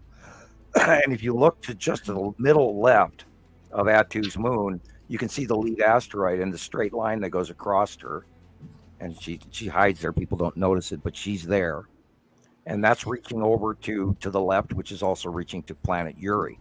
And we saw this behavior in microform all the way out in deep space, all the way back from 2010, 11. We would see these object cluster group illuminations and planetary illuminations and strikes where it would outline the entire planet. And it would do it again with this big strike. And then there's another strike. And then you'd see this illumination of the outline of the overall planet Attu, and the planet Yuri. And then it mixed into some of the cloud striped clusters of white striped Yuri. And we would see these illuminations back when they were way smaller, and which is what's completely piqued my interest because it, kept happening up in the upper left of early captures, which is why I started literally blowing up the left-hand side of hundreds of pictures just to enlarge them and illuminate more so I could learn more about it. And this is where, of course, the self-illuminating object cluster group became more documented. And we saw it was, you could call it wormwood, you could call it apophis, you can call it, quasicotl or whatever. And so this is where we started attributing and researching, and the Chinese call it the dragon. And then, we started getting all these pictures, and it looked like a dragon, and it looked like this, and it looked like this. And, everybody was freaking out, and they're going, oh, and then they go off into gossip land. And this is part of why we documented it as heavily as we did without handing out too much attribution to be wrong, because I wanted to be accurate, and, the rest is history. Wow. I love it because you can look and see it just above the horizon, that blue patch, that blue strip. As a matter of fact, right now as we speak, Reed Timmer, the storm of the illumination of Atu and Atu's moon, and then lightning strike, and it's spookily matching exactly what we have on our screen. Talk about Kismet. Wow. Because I just got a notification. I was going to tell David good night also. So he's telling us goodbye. So good night, David. Good night, David. Thanks for hanging out with us. Hope you get some rest. I know what it's like to not be able to sleep. I know both. I know how good it is to sleep and how bad it is you can't sleep. So, yeah, we saw the illumination and the discharging, and it's proven that purple lightning is upper atmospheric, if not beyond atmospheric occurrence in our Earth's atmosphere. Yeah, that's a 2018-ish side of Uri with the Tan asteroid illuminating, along with, if you look directly above it, the Skull asteroid is directly above it to the right, and the wake push of those clouds of Uri coming in, and you can see it actually nubbing in what we call Uri onset. And this is, of course, how we learned about this. It was years ago. And if you look over to the far right, you see another asteroid. The far left in the middle of the side of Uri. It's probably the lead asteroid or the red asteroid right there. Kind of looks like the lead, but then they were smaller back then, and of course the out view was a little different, and they rotated, and we watched it, and we documented, and of course thousands and thousands of submissions from around the world. And we knew this wasn't just some sort of ice crystals in space when it's seen around the world. And that's how we got all this and correlated the information to understand it was not a sundog, or it wasn't ice crystals or lenticular clouds or anything like that, because we cross-referenced the information to prove that it was actually happening above Earth in space. We have wire. Help me with this one, Sam. Paladin. I did that last time too. A paladin is a knight of the church. A holy paladin. Okay. Well, he's asking about this being a portal situation. About the aliens at the mall in Miami. He says if you take the coordinates and reverse them, we did see that portal, that stable portal this week, and I was very surprised by that it was captured without any ship sightings near it. And we did see that really weird creation of a rather anomalous, unusual creation of that liquid spray portal we talked about 2 weeks or a week ago. And it was unusual. And so it's I'm still thinking that there might be a level of some amount of truth to, because if you got a stable open portal, you may not be able to control all the wildlife and rats coming through the door. So it's entirely possible that, an outer world faction from, the Delta Quadrant or whatever, a smaller ship went, hey, look, open door, let's go in. Oh, look, man, Miami, let's go get a daiquiri. And then of course there's no accounting for their tech level. They could be space travelers that are, living different world or mindset than we are. Now we're looking at Saturn and Saturn's yellow moon. from this week, I believe. That, of course, is the tan asteroid group on the other side underneath Uri. Repetitive. That is the bottom of Nepesity and the open core, and that's why it's dark underneath. That, again, is the Saturn's yellow moon. With the green asteroid crossing at the lower middle left. And that, of course, is the Saturn's yellow moon. And you can see the flame-like pattern. That, of course, is the onset. I was going to say that. Those flame-like pattern is uncanny. Yeah. Yeah. And you can. And here's the faceplate again of Saturn's yellow moon, and then you're seeing the there that I'll go back. Yeah, that's also the flame-like clouds of Saturn's yellow moon again. They're there. Yep. Yeah. And you see the green line or the straight lines on that pink one. Go back to it. Did. Yeah, one. Right there. See the three straight lines? Okay, the ones in the center are faceplate lines, but the straight lines on the left, or on the right, in the middle of the dark area, that is where the long box cube is. Okay. I knew you were going to say that when you started talking about lines. Yep. Yeah. And we know that when a Saturn's yellow moon comes in, it also puts off these real weird lines that are very closely attributed to, and it may be occurring from the occupancy of the long box cube. It might be a cloud spatial effect of its guide path as it rolls into our upper, 3,000 mile high atmosphere. I don't know where they're orbiting, and I have no way to measure that. But we know they're there. We've been watching them since 2019, and they haven't moved. And they've been sighted, 50,000 times in the last 3 years, going straight back nonstop every day. We get 5-10 sightings up every day still. So here's those lines again. Yeah. Yeah. And we know that in behind that, including that little dot there, that could very easily be the green asteroid. If we were to blow it up, it probably is the green asteroid. We know the green asteroid has been there for quite some time at the out view since the last year or so, year and a half maybe. It's reached across, and this is part of how we've watched and documented the behavior path of the green asteroid, the blue asteroid, the red asteroid, the spiral asteroid, little sister, big sister, tan asteroid, the cluster group, the salamander asteroid group. We've watched all of this, and at certain points in time, they were all mixed together in one little pile and one out view, and that's what we call the object cluster group. And then it became object cluster groups, plural, because we started seeing them separated. And then the big three, we usually saw the big three separate by themselves before any of the other ones, which is really odd. Because I still to this day believe it's on the far side of Attu, high up, but maybe next to and in between Nepesity. And that's sort of kind of pushing itself to a full accepted summation, but then I haven't been able to prove it. So I'd have to see it directly next to Nepesity to say that, yes, that's that group that we constantly see next to Nepesity, which is also three. So I've never tried to cross attribute it without fully knowing, but I have my hunch anyway. Let's see.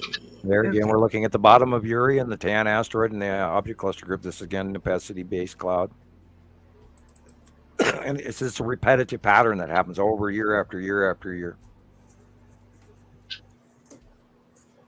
Now, here's one from Jesus. I'm not sure. Yeah, how old is this? He stepped away, but I can't tell you. Sorry, Sam. I don't know. And I just realized Jesus is not with us right now. So, okay. But this is one of his. He probably had to do a Coca-Cola break. Yeah, something. Going out to the kitchen or the little scientist room. Yeah, sometimes you gotta walk around a minute. Yeah, I'm gonna have to take my lab coat off now and walk to the little scientist room, please. Yeah, that kind of thing. Yes. But look at that detail on that. I mean, you can just see Yeah. Well, these are the asteroids going under dead center. You're looking at probably the red asteroid with the spiral asteroid on the left. going vertically down underneath, orbiting underneath, probably Atu itself proper. Mm-hmm. Depending on when this was taken. That's what I assumed because of the depth of the color, how dark it is. Yeah. I mean, it goes from and you see the side appearance. face illumination Wow, on the that. right. Yeah, I had to use a little boys' room, guys. Oh, we thought you went to the little scientist room. Yes, we knew it. I might have to take off my one dark rim glasses. I love this. I love this one. This is awesome. I do too. Yeah, is this Atu? How old is this, Jesus? This is 2018, 19. It's New Mexico, so 18, 19. Yeah, this is Atu. It's awesome. Look at that. And of course, Atu's moon is in front, but it's almost literally above us. Oh boy. But this is the object cluster group going underneath around dark purple Atu. And Atu has got the number one out of all the planets combined, the most sightings ever coming in throughout our entire 14 years. I have more pictures of Atu than I have of any of them all. And of course, Atu and Atu's moon, and then we got the best Skycam footage back before they stole all of our sites. Big meanies, taking my scientific sites away from me. I don't like it. I was going to say, fun. It was so fun. Like the Mexican webcams were so fun. There was always something. Somebody would have like a live webcam party. And they'd post, right at the time the sunset was happening. It was just always you could just go and see. We hopped around, unfolding. We hopped around from Antarctica to South Africa to Germany to you name it, to Mexico to Mazatlan to the Caribbean. We used to hop. Me and James every day would share Skycam footage, and of course by then we learned, if the cameras were dirty or no, that's a spider on the camera lens, or it rained and there's a bunch of dust and that's fake or not fake, because we had to learn to cross compare rather than just taking the one sighting and saying, "Oh, look what we see." We would jump around. But when you have that many webcams, it all centered in the same country, it's just so easy to correlate one to the next and see the big picture. That's why it was such a great learning period. The Norway webcams, the Germany webcams were Scandinavia, Sweden, Iceland. We used to use them all, and we would hop around from one site to another to confirm that what we were looking at wasn't a lens flare, or wasn't dirt on the camera, or wasn't a bird nest right next to the camera, or whatever, all these anomalies, especially within 2019 and 18, when we were getting those direct overhead shots, clear as day, of Atu's moon surface in all the webcams. It was great. I was like, fantastic. Oh my God, another one. There it is again. Look how purple Atu is. Oh, look how white and blotchy, tiny little Atu's moon is. And then all of a sudden, boom, they're all gone. Yeah. There was some really cool channels posting some crazy stuff. Here's an old one of mine. I've tried to go back and find these channels, but they're gone. They're buried, just completely just offline or renamed. Yeah. That's Yuri clipping into the sun. This is actually, it's older. One of my old YouTube videos, and it probably is Yuri. I don't know. This is like 20. I can catch the date. 2020. Okay, 2020. Yeah, that would be of course Yuri is on in 2020. Yuri is on the left hand side, and it was in the early part of it was cutting in. Now this illumination is from the cut in of Nibiru on the right where your fingers are. Yeah, you can see the plant. You can see it. And back then, you're looking at it above the first couple of fingers. You're actually looking at the ion tail, and much smaller is Saturn's yellow moon, and much smaller is Saturn. But everything on the right is literally Nibiru, and that's why that's that light blue that's cutting into the sun flare. That is the direct atmospheric refraction off the face of planet Nibiru. Yeah. That's the light going into its atmosphere and then shining out of it. Going by. Yeah, right there, that green blue. That flickering, jeez. How can So you when that attribute flicker's that? happening, How can you a attribute that planet is to? dragging on top of. You know what I'm saying? When it's flickering like that, there's a planet dragging Right. by. People the sun is flickering. What's going on? What's going on? Well, as those planets that are in between us and our star and our light source, as those planets rotate, their atmosphere, their clouds are also moving. So sometimes they get into the amount of illumination, facial side face illumination off of the planets, which is why the flaring is going on that big.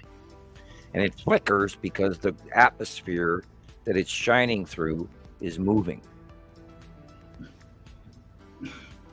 as well as our atmosphere. But we don't have any real clouds going on in this view. There are very few of our clouds. I just want to say hi to Audio Skywatcher. Would have a lot to do with the flickering as well, right? Excuse me? The rotation as well, right? Right, yeah. That planet is rotating, and they have clouds. Also plays into the whole flickering thing, right? Right, because the light is shining and refracting and shining and changing because they have clouds, and the cloud will change the refraction and add a little shadow, take a little bit away, back and forth, clear up, get darker, and because it's refracting off the side face at a bank, like you were banking a pool ball, it banks off the face of those planets and it comes to us. And that's why it's flaring out much bigger than the actual round of the sun that we would normally see if we saw the uncut off view of the sun. It's flaring out because it's reaching around the planets as it comes past them. And that's where the flaring occurs. Hey, Willie. This is Willie, everybody. So, hey, Willie. This is a planet. Hi, Audrey. It's nice to see you here. Texas. Audrey's here. Hi, Audrey. Good morning. I always know when she hops on, it's morning for her. So, yeah. So, Taylor, have you learned anything tonight? I'm trying to. A lot of this goes over my head, but I mean, it's very interesting. A lot of the pictures are, Excuse me, if you run into something, holler, stop us, ask us. If you have a question, I mean, by all means, this is part of why you're here. We want to experience this through you because we have been doing this for so long. We're all sort of like, crayon dull here. Pardon the crayon joke. The back story to crayons is because I eat crayons because everybody always teases me about my drawings, and I don't use crayons. I use some very nice colored pencils that I got from Gillian in Scotland, and so people always come after me. The trolls go, "Oh, like, dude, my 3-year-old, my 5th grader can do better crayon drawings than you," and then they put out pictures. They put out this series of pictures about me that said, "Hi, I eat crayons. My name is Samuel Hofman. I'm insane." That kind of thing. Right. Of course. If you don't have haters, you're not doing something right. Yeah, I'm it's a compliment. It really is. Hats. They've cropped, photoshopped aluminum foil hats on me, poop hats. One picture had a chainsaw dildo attached to it, which I thought was rather interesting. It's creative. Yeah, I thought it was creative. It was like I was surprised that you slapped a 620 steel on the end of that thing. Okay. Yeah, you take the time to make a stupid meme, but you won't actually take the time to actually learn this stuff. Yeah. People are quicker to insult than to sit back and actually learn and listen. Most people are just waiting to talk. They're not paying attention. Absolutely, that is. Most people are just waiting for their turn to talk. They're not actually. I think they're driven by a certain anger. Yes, that is such a great thing. Great observation. Yes, absolutely. I don't know why. And sometimes, I see this with a lot of new members that come into the Sky groups. Is that instead of just sitting back and just listening, and kind of absorbing the information, and then kind of waiting to make an educated opinion, right? Just give it some time and just listen and absorb them. Most people come trying to poke holes in it like they already know, and it doesn't work that way. Like if you want to come here, come, but actually give it a chance. Don't just come and try to try to run your agenda, like at least give something an actual real chance. We have a huge populace of instant gratification people. Yeah, and if they can't get it within the first 30 minutes, then then they run away, and some of them run away mad. They lose interest, and that's the biggest problem, Sam. That is I know Zane was quite skeptical for a long time, but he spent the time working his way through it and has come to his realization that he's comfortable with, calm about. Obviously, he doesn't get as overzealous as I do. It's like, oh yeah, the Texas cube and the long box cube and aliens, and and he sits there quietly and calmly with that little smile on his face. I do. Always doing good work. Always turning in real good homework. Zane does his homework, Taylor. So, like absolutely. If we're talking and we're showing a picture and you have a question, interrupt. I mean, hell, we all interrupt each other here. We shouldn't, but we do. Right. We do. We talk over each other, and nobody cares. We're all excited. So yeah, nobody cares. Yeah. That's awesome. Yeah, well, most definitely, you can look at these pictures and you can see that there is something going on out of the ordinary. You can't deny it, and that's the thing. People can sit there and deny it all day, but there is something going on up there that is creating these, these shapes in the sky. You can't deny, and the colors, the shadows in the sky. Where you can see the normal blue next to a dark blue. So there's something going on up there. As much as I've been trying to pay attention as much as I can, but it's a lot to take in. But again, I'm somebody the diamond-shaped sun and the half sun. That's a good place to start. Is the dark, the difference in blue sky patterns? I think that's a great place. The major trick, and I've always taught this from day one. Once I learned it, the major trick is to, when you look at a sighting, set your science brain and you go click and you push that little switch and you start by looking at the dark side of the picture first. Don't look at the sun, because if you look at the sun in the picture, you're immediately going to pay attention to that and everything else doesn't exist behind it. But if you start at the dark areas of the picture, of the right corner or the left corner, and then you work your way into the light, you'll notice these minute shade changes, and then you'll see patterns of either a slight red color or a slight purple or a slight green in this dark shadowing. And oh, hey, look, it's round. And how is that cutting into the sunlight? And then you've already reached past that spot in the eye where the eye argues with what you're looking at. And then boom, because you worked your way through this dark round, that it's still visible. Now look, we can hit pause right here. That blue area is planet. The flaring, this is Mexico webcam. 2020. That flaring is light being pinched and enlarged because it's magnifying around the faces of these planets. And once you take into account the dark areas first, you start to see more. You see them, and then we see the you can patterns, see it right there. stripes in the line. And you got to remember that there's side face rounded illuminations. When the side of the planet comes in, if there's a white line, it's because that's a face of a planet that's being illuminated in a minor crescent illumination. And then you add it to the rest of the blue, and you go, oh, look, there's a big round object there. Mm-hmm.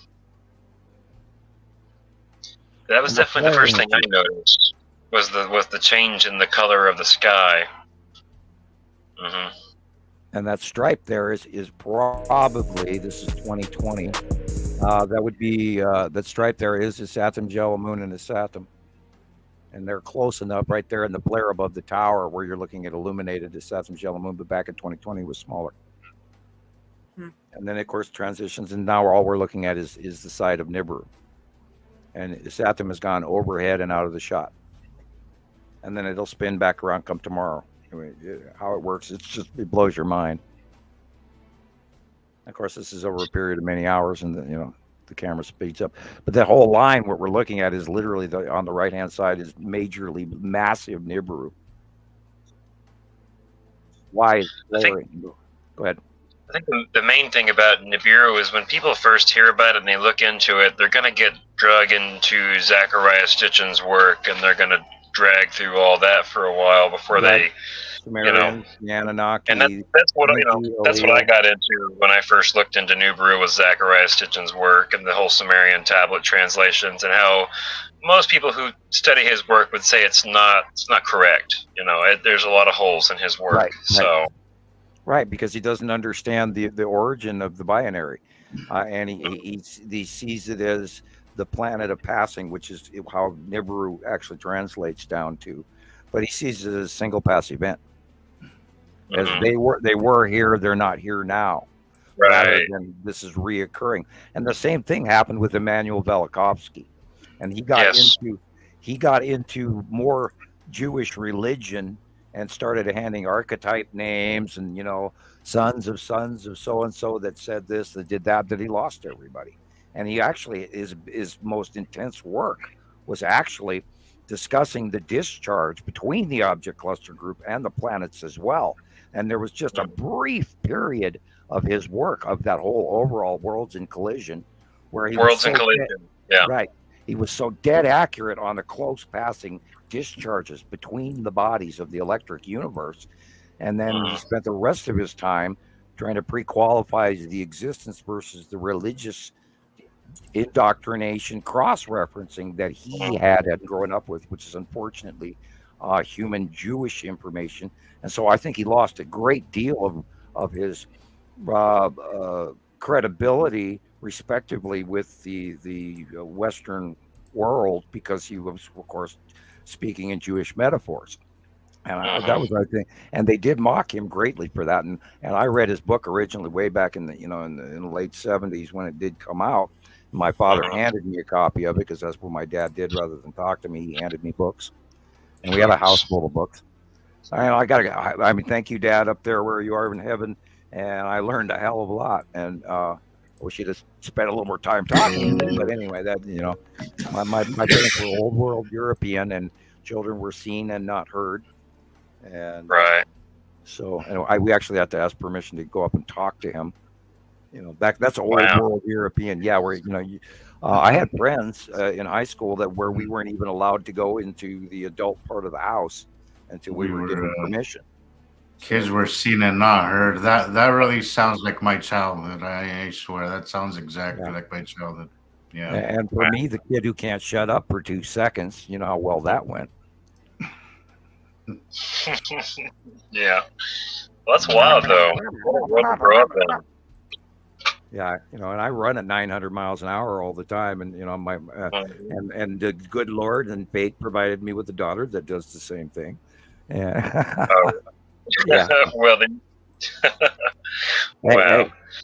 My daughter Nova is called Nova for a reason. She's supernova, and that girl Sorry. She was aptly named in prior, and her name is Nova, and she's an exploding sun, and she's brilliant, and she's an artist, and she's going to be turning 17 now. Oh my God! And, wow, and she was 5, I think, when we started this, or 4. Wow, and they were, sitting at my feet playing in front of me while I would be typing away half the time. And running around in circles around the house. So, just listening to you talk, I mean, you definitely know a lot of things, and it sounds like you've looked into a lot of the religious aspects of this, and most definitely, because I've listened to a lot of people in my time, so I can tell when I'm listening to somebody who knows a thing or two. I have 4 full college credits in world religion and a lifetime of study exterior of that, and I yesterday studied religion and Rome, and I went through a whole series. I've been getting up at 3:00 in the morning lately. So, that's a beautiful picture, and I love how you have it tagged. Cool. And there's its lead asteroid down to the bottom middle, just above the left-hand side horizon, and we've seen that same stripes over and over and over, so we automatically know it's lead asteroid. And to look over onto the right side of the sun in the middle, there sits Saturn's yellow moon, and the ion bleed off tail going off to the right, and this is 2020, and the same pattern. And of course, Saturn and Nibiru are over there as well, and then Uri's behind, on the left, and you can see the cutting into the sunlight. You cannot miss that rounded face of Attu's moon. Out. And we have, because we get these in from around the world all the time, we have knowingly, because of the site drawing, the monthly site drawing, we know what planet is generically where generally each month all the time, which also helps the attribution of what it is. And then we cross-reference and like, oh, look, there's the stripes of this and there's the stripes of that. And we've gone through. Oh, and if you look dead center, oh, I love that one. If you look dead center and above the road and that shape, there is the red asteroid and the spiral asteroid. See them, Rebecca? Okay. Those small. Yeah. They look small here. Yeah, the long, how red asteroid is long and teardrop shaped, and we know that spiral asteroid is rounded with a little sort of like it's kind of got an uplift of sort of like a dragon frill at the end of it. And that's the secondary object along with the spiral asteroid, which is why the two of them concentrically spiral travel with each other, which is why they leave the spiral cloud behind them.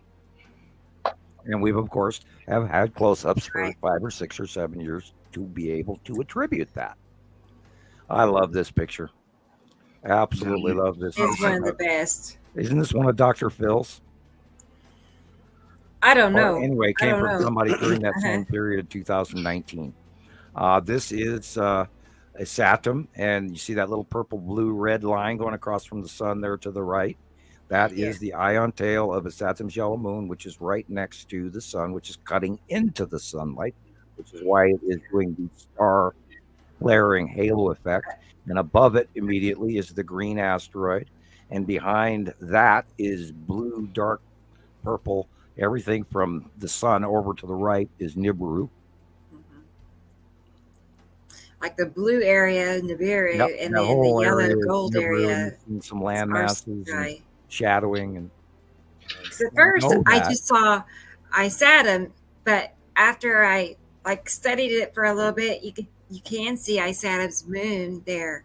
Yeah, it's in front, it's sort of cutting into the sunlight. It's like a little gold ball, and it's cutting into the actual star, which is why it's flaring.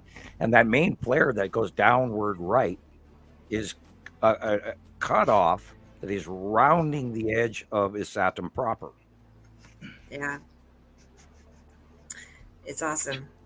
And above it, in the upper left corner, this picture was taken perfectly at the right time. He must have had a very small window to take this picture, and he took it right at the perfect time. You're right, because it changes by the second. Picture. I've got one that was tagged and marked where I actually, show Isatum's yellow moon, and Nibiru, and it's a Photoshop tag where we put the names on it, and I use that all the time. I use this shot all the time. And I use this one all the time, too. Sure. This is back in 2017. You are looking at the side of Uri in 2017. Yeah, this is one of the trolls that made a video was showed this picture, and this is a very compelling picture. Said it was a camera effect, but there's so much in this picture. Look at the water. Wow. It just disproves that it's a camera effect.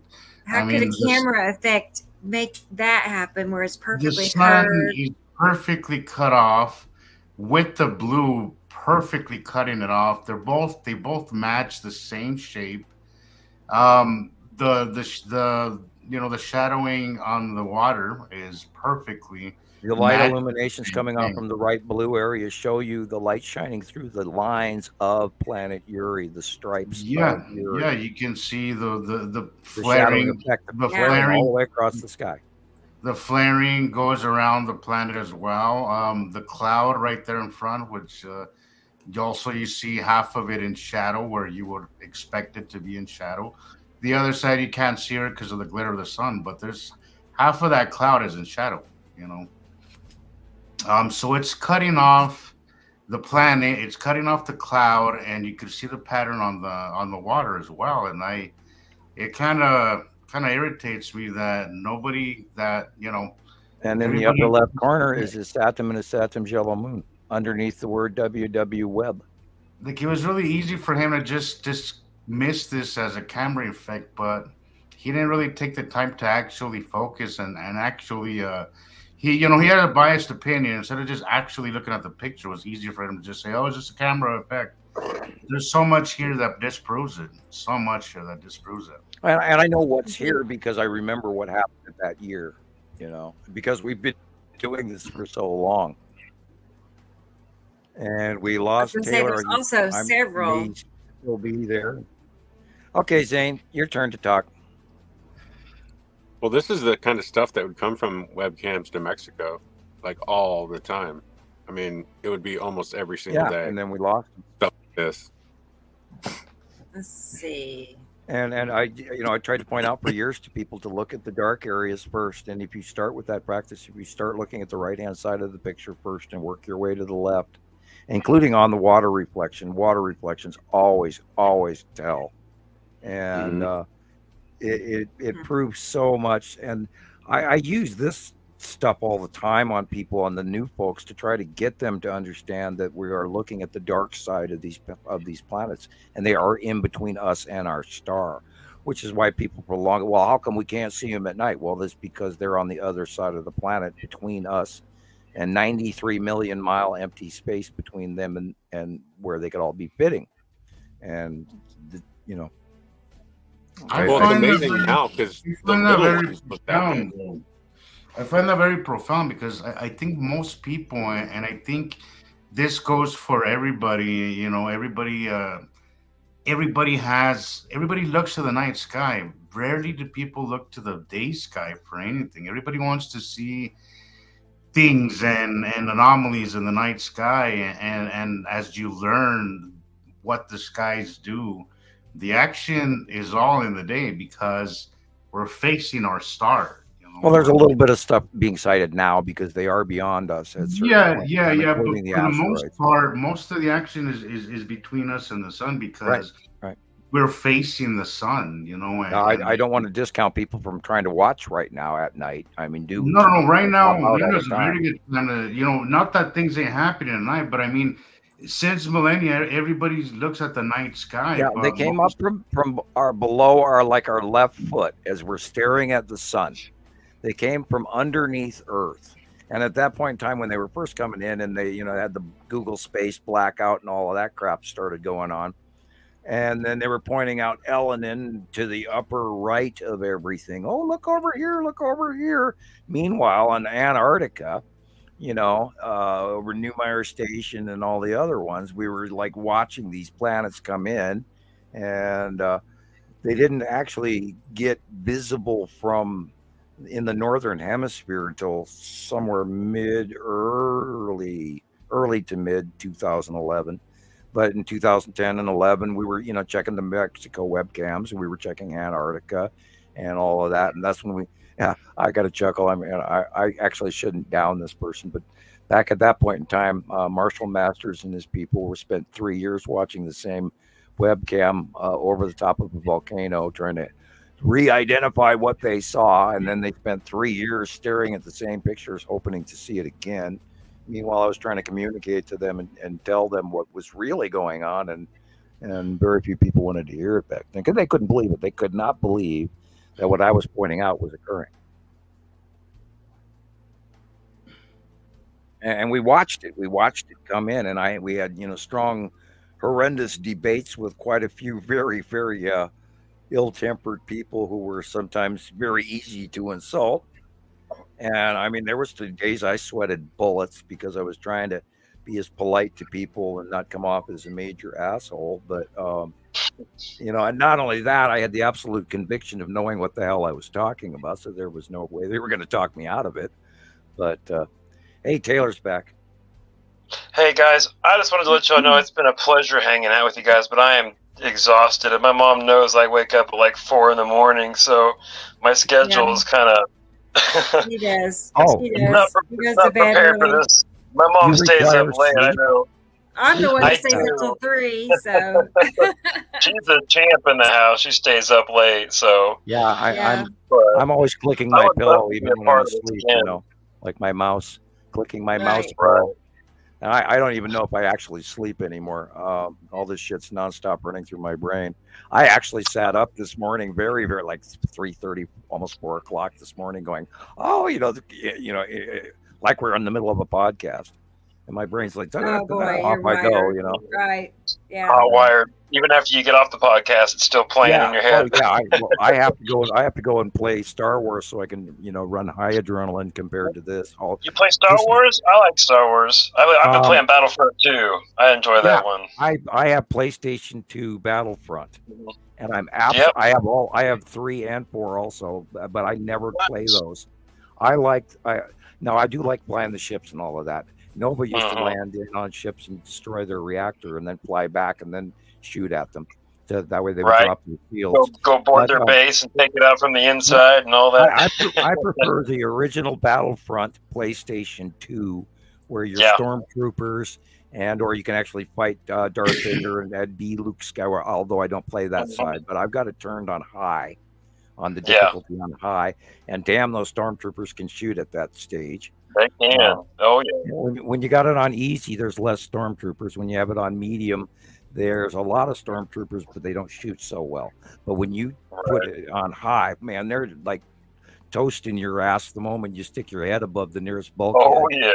And I have learned the grenade patterns for the dock mode. I don't know if you know that stage in PlayStation 2, where I sit on the upper dock on the Wookiee planet. And I bounce the thermal detonators at enemies that I don't even see because I know the patterns. Preemptively, where they're going to be. And the other day, I blew 8 guys away with 1 grenade. That's my best today.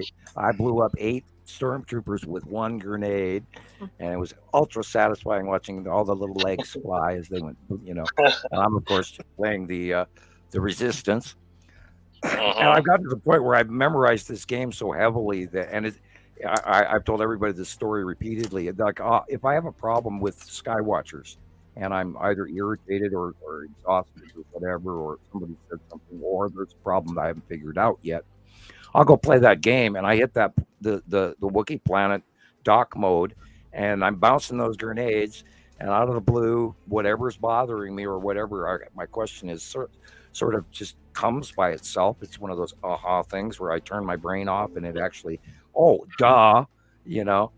I can't think of a name, but an hour from now when I don't worry about it, it comes to me, that kind of thing. And I go play, always after these shows, I go play Star Wars so I can rest my mind. Yeah. Right. Take out some Empire, take out some Imperial. Yeah, and then sometimes I play the robots from the Clone Wars. Yeah, from the Clone Wars, exactly. Yeah, and the robot ones with the blaster arms and all of that, and rockets. Yeah, I've learned to bank the rockets. You shoot with a bank, and it goes around and actually hits the stormtrooper. I love it. Anyway. Oh yeah. Hang on, Taylor. Hang on, Taylor. All right. Well, yes, go enjoy your evening and get up and be rested and have an excellent day tomorrow. I just gotta share something, but hang on 1 second. Sure. 1 second. I thought this was pretty cute. Yeah, hang on. Here it is. This is our picture from today. Oh yeah. Yeah, it was a good picture actually, but it's oh boy. Yeah. In the car. Yeah. I leaned over and I know, but snow day. Here we go. That's my face for the winter weather coming in. I am not excited. We made like 3 stops. But, let me guess, you were wearing thin pants and that seat was cold. Yeah. my hiding was cold. The seat warmers weren't ready yet. I didn't warm the car up like I was supposed to, so it was cold. Yeah, the other night my daughter wanted a pizza. Yeah. She wanted me to actually go to Pizza Hut, and I made her come with me.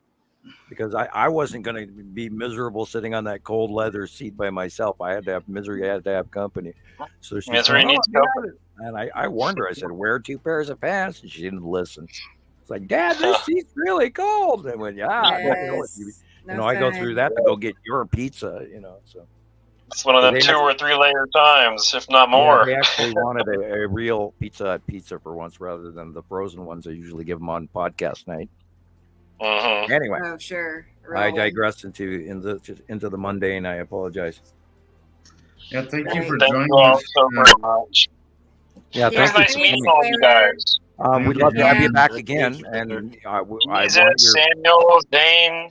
It was a pleasure, guys. And everybody in the chat, you guys are wonderful. You guys have a wonderful family here. You really do. So it was an honor to be a part of it. Do the voiceover, please, and then please come back and I'd like to watch your progress as you figure out what we're talking about.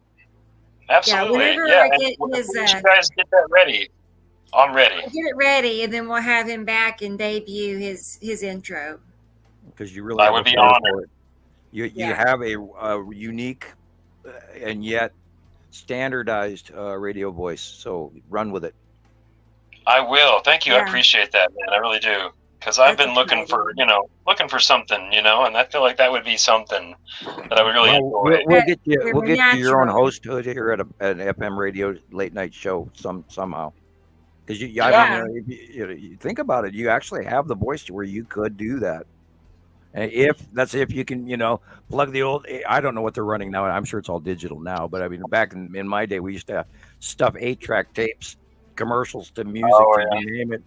From reel to reel or 8-track soundbite, because most of the advertisements and radio programs were recorded on these little 8-tracks, and you'd slap it in, and then you'd turn on, and then you'd up the gain on that channel, and then you'd run the commercial and drop the gain on the voice and all of that.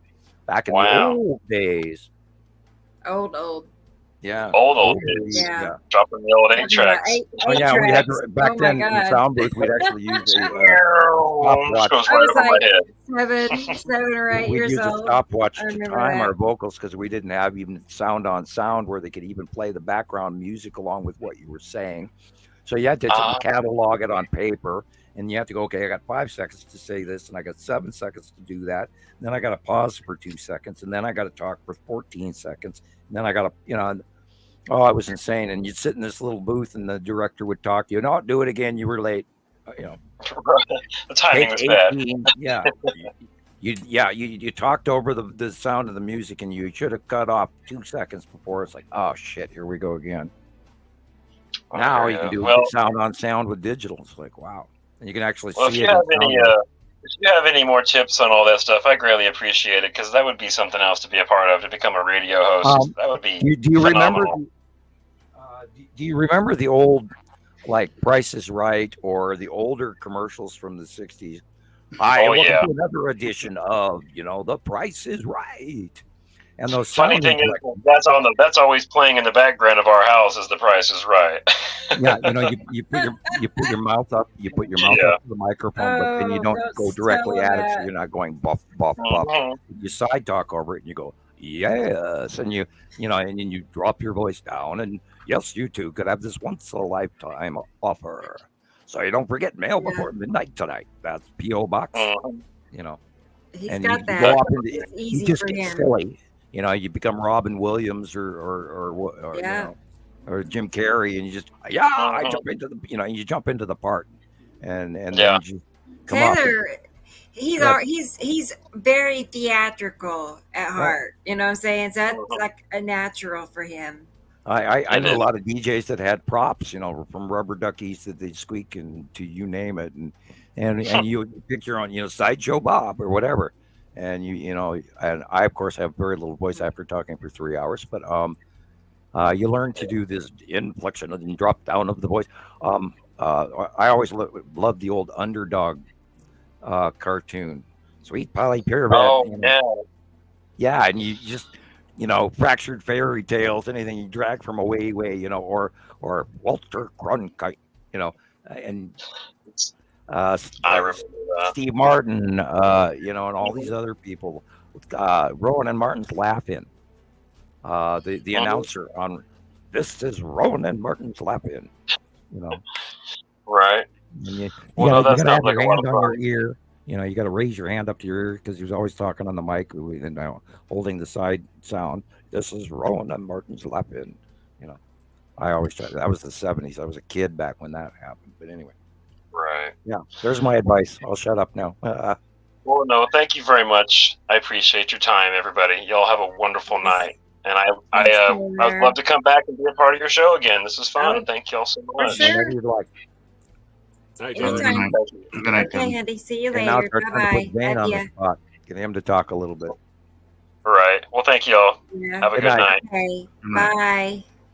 Bye. Love you. Bye. Love you too, hun. Bye bye. Zane, you're so calm. How do you do it? Don't know. I really don't. He's so chill. I can tell he's always been a chill guy. You know, I just can't do kind that. of mellow and yeah. I don't know. I could just tell, which is cool. You know. Yeah. Before Audrey said hi, I just wanted to say hello. Yeah, I have not even been watching. looking at the comment section for the longest time. I've had it on full screen for so long. Had some nice oh God, what a week coming in. Oh God, what a week. I've seen some of the most unbelievable skies. And I can't believe the sightings. The numerous all day long sightings of the red asteroid. You know, just above the deck and below in the middle. You know, and a bunch of people going, Sam, you always know when you're so right. And I just chuckle. I thank you, and I'd be sure to tell everybody else that. You know. I chuckled over it, and I love today. We were seeing nonstop. Everybody sent in pictures of the red asteroid. I missed that. I wasn't on much today. I was grocery shopping for hours, and then working on the show. So, and then I have a drama with my neighbor. But I didn't. So I missed the red asteroid captures. I gotta find them. I got a handful of new captures that I saved from members and stuff, and I think maybe one from a non-member. Okay, cool. I try to keep all of them. You know, you have that one where it's glowing red, and that's one of the series that I got. Yeah, that's cool. There's actually 2 live sightings of that where somebody actually filmed it as well. There's some Spanish sightings of it coming in too from Argentina and all of that all last week. And we get a lot of information from South America, and we get a lot of information from like Hungary and Croatia, and different areas of the planet have different angles of view where they get better sightings sometimes than we do, because of course they're in the middle of the planet. These are Zane's pictures, just so you know. I thought I was wondering who's this worm. Okay. I have a video that looks exactly like this. I mean, the striations, like kind of curved. You know, you can see. But it's almost like you could see. It's almost like you could see like the surface, kind of. Yeah, I think we're looking at Atu's moon. Yeah, this is. That would be the surface of Atu's moon, literally. This was right after it passed over the top of, right over the top of your head, and then I was looking east on this one. Oh, so then it was later on in the day, then PM. Yeah. Okay. Yep.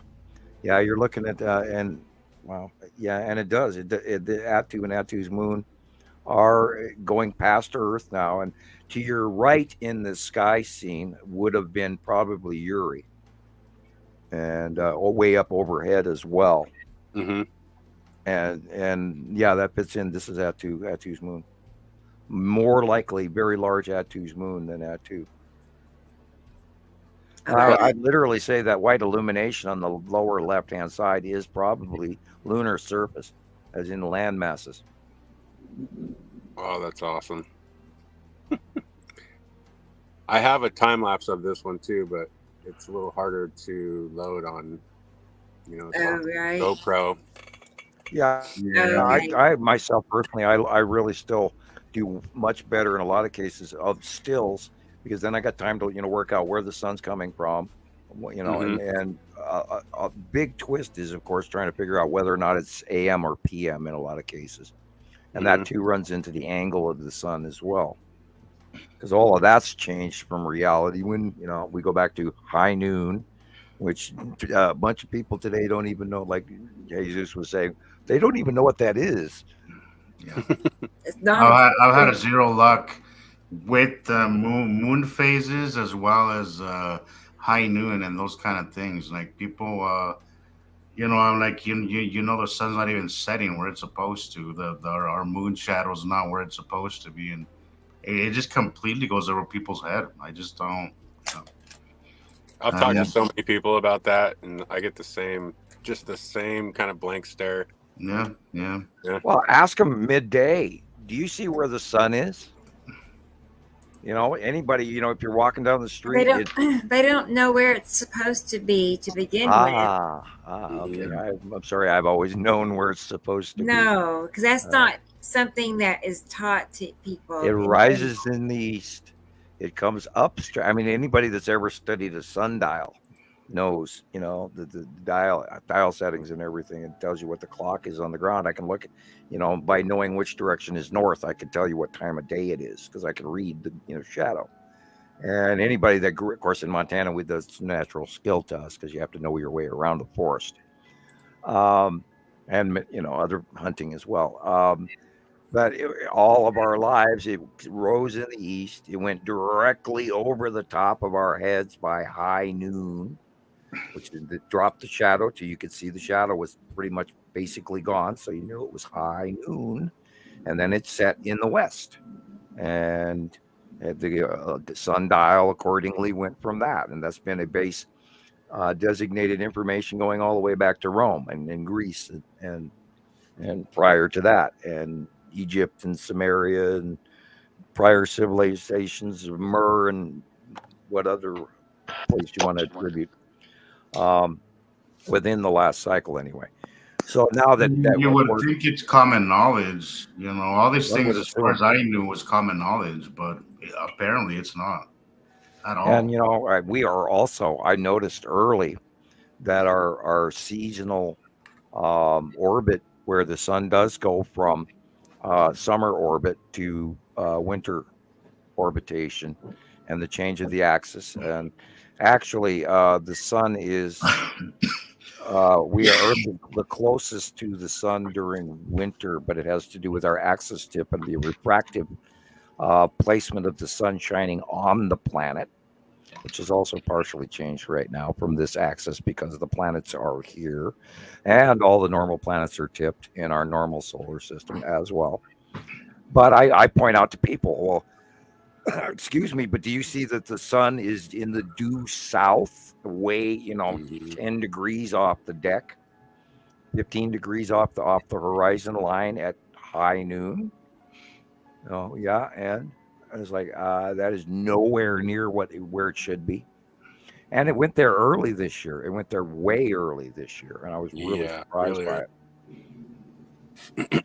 And now we're in the winter. We're already, of course, now we're finally in January, but I noticed it literally in November that we were already in the January solar pattern. And I went, wow, that's weird where that sun is setting in November. And I was really surprised because it should have been more west than it was than in the southwest. The whole normal path of the sun, northeast sunrise, the sun rises in the northeast. Excuse me, all my life it was due east. So and you point that out to people and you go, well, let's start there. It tells you something's really, really wrong, guys. And then work your way up from there. And that's just another, part of the puzzle piece where this is proof that all this is occurring and that Nibiru and the 7 planets and the extra star, which is why all the planets tipped when that second star got here. Bigger magnet, all planets go whoop, tip. Just look at the axis of Jupiter and Saturn right now in standard pictures and then compare them to a picture from 1970. And they'll show you the axis is completely changed in our out view, depending on where, of course, which observatory took the picture. And of course, NASA could turn the picture at any given time they choose, but they haven't got there. And we saw that in early satellite video footage too, where the axis of the Earth had tipped in 2011, which is how we knew to look to see what the other planets were doing. And then, of course, NASA and everybody released a brief hint about, oh, yeah, the axes of all the planets have tipped. And that actually came out from NASA. Well, and also when you say that about it going from north to south, north in the summertime and then creeping back down south, you don't get that middle where it used to sit right in the middle there. Right. And it's acting like a magnet that's popping. You know what I mean? So like once it gets to that middle point, it pops down to the south really fast, and it doesn't like stay up over the middle of you. Right. It like goes you're to talking this about arched in angle high that noon. it never ever used to do. It's this graduated weird outcast from the northeast, and then all of a sudden it's in the eastern sky come 10, 11 o'clock in the morning, and it should be up in front of you at a, like a 45-degree angle due east still, but now it's in the southeast, and then midday comes and it's in the south, and it goes to the PM, and it starts raising up a little bit to the southwest, and then goes more westerly. But this year it's way deep in the south, way early, which normally occurs January, February, but that did that in like literally in November, which is part of why we got this weird weather, jet stream, crazy, everything's attached, stuff is screwy thing going on here. And years ago, when and I've lived in this house for 20 years plus, in the summer there would always be the north by northwest sun pattern at setting sun, where I literally couldn't watch television after a certain hour without dropping the shades because it would blind me. And I haven't seen that for years. that has not occurred.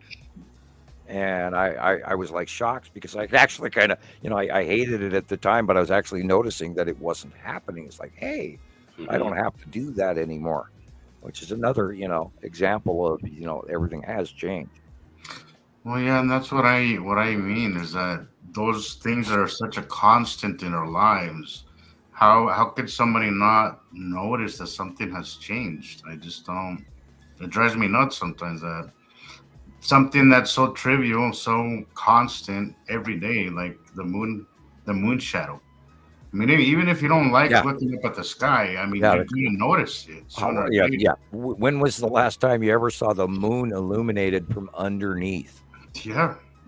That never happened through all the way till 2010 that I ever remember. They even have a name for it now. And then we don't see the normal phases either. Anyway, I'm going to the little scientist room. I'll be right back. Okay, Sam. All right. Taking care of business and every, platform, it seems like. That's a cool corresponding. It's all I do is correspond, it seems. That's a cool picture. I know. What kind of camera is this, Zane? This is a GoPro. Awesome. Okay. Yeah. I couldn't. That's a cool This day was pretty wild. That would have made a pretty cool time lapse. Did you time lapse this one? I think all I did on this one was just kind of take a video from left to right. I should have time lapsed this one. I kind of regret it. Sometimes I do that. Sometimes I'll time lapse, or sometimes I'll just take a video, in real time, and that works too. Yeah.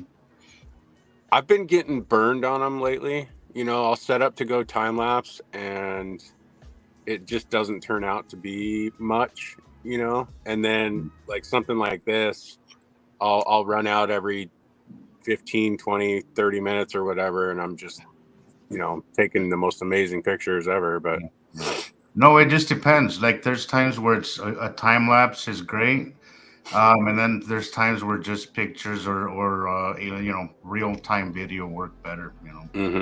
I usually set my little camera to do the time lapse, and then I'll take pictures with my phone and video with my phone while it's doing its thing. I do that same thing. I was really excited once they kind of figured out to give us because I have an iPhone, and for the longest time, I didn't like how tight the angle was. You know, I couldn't catch anything big enough. And finally, they let us have like a zoom out mode where if you just hit the 0.5 on it, like it'll zoom out at least a little further than it used to.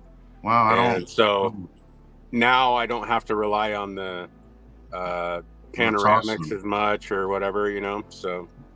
Yeah, because even though the panoramics were very good, very instrumental tool to teach me a lot of things, they do kind of come out a little funny sometimes, and it kind of, you know, the credibility kind of goes out the window sometimes when it comes out a little weird like that. But this picture should be colorized, because if you notice, there is a white illuminated. Now, guys, I'm looking at this at a 43-inch screen. There is an illuminated white rounded area, literally from the sun. Of course, we're looking at a rounded horizontal picture, but so the sun is, of course, in the middle left. You go from just above the sun all the way to the upper left corner, you're seeing the illumination of the side face of a planet.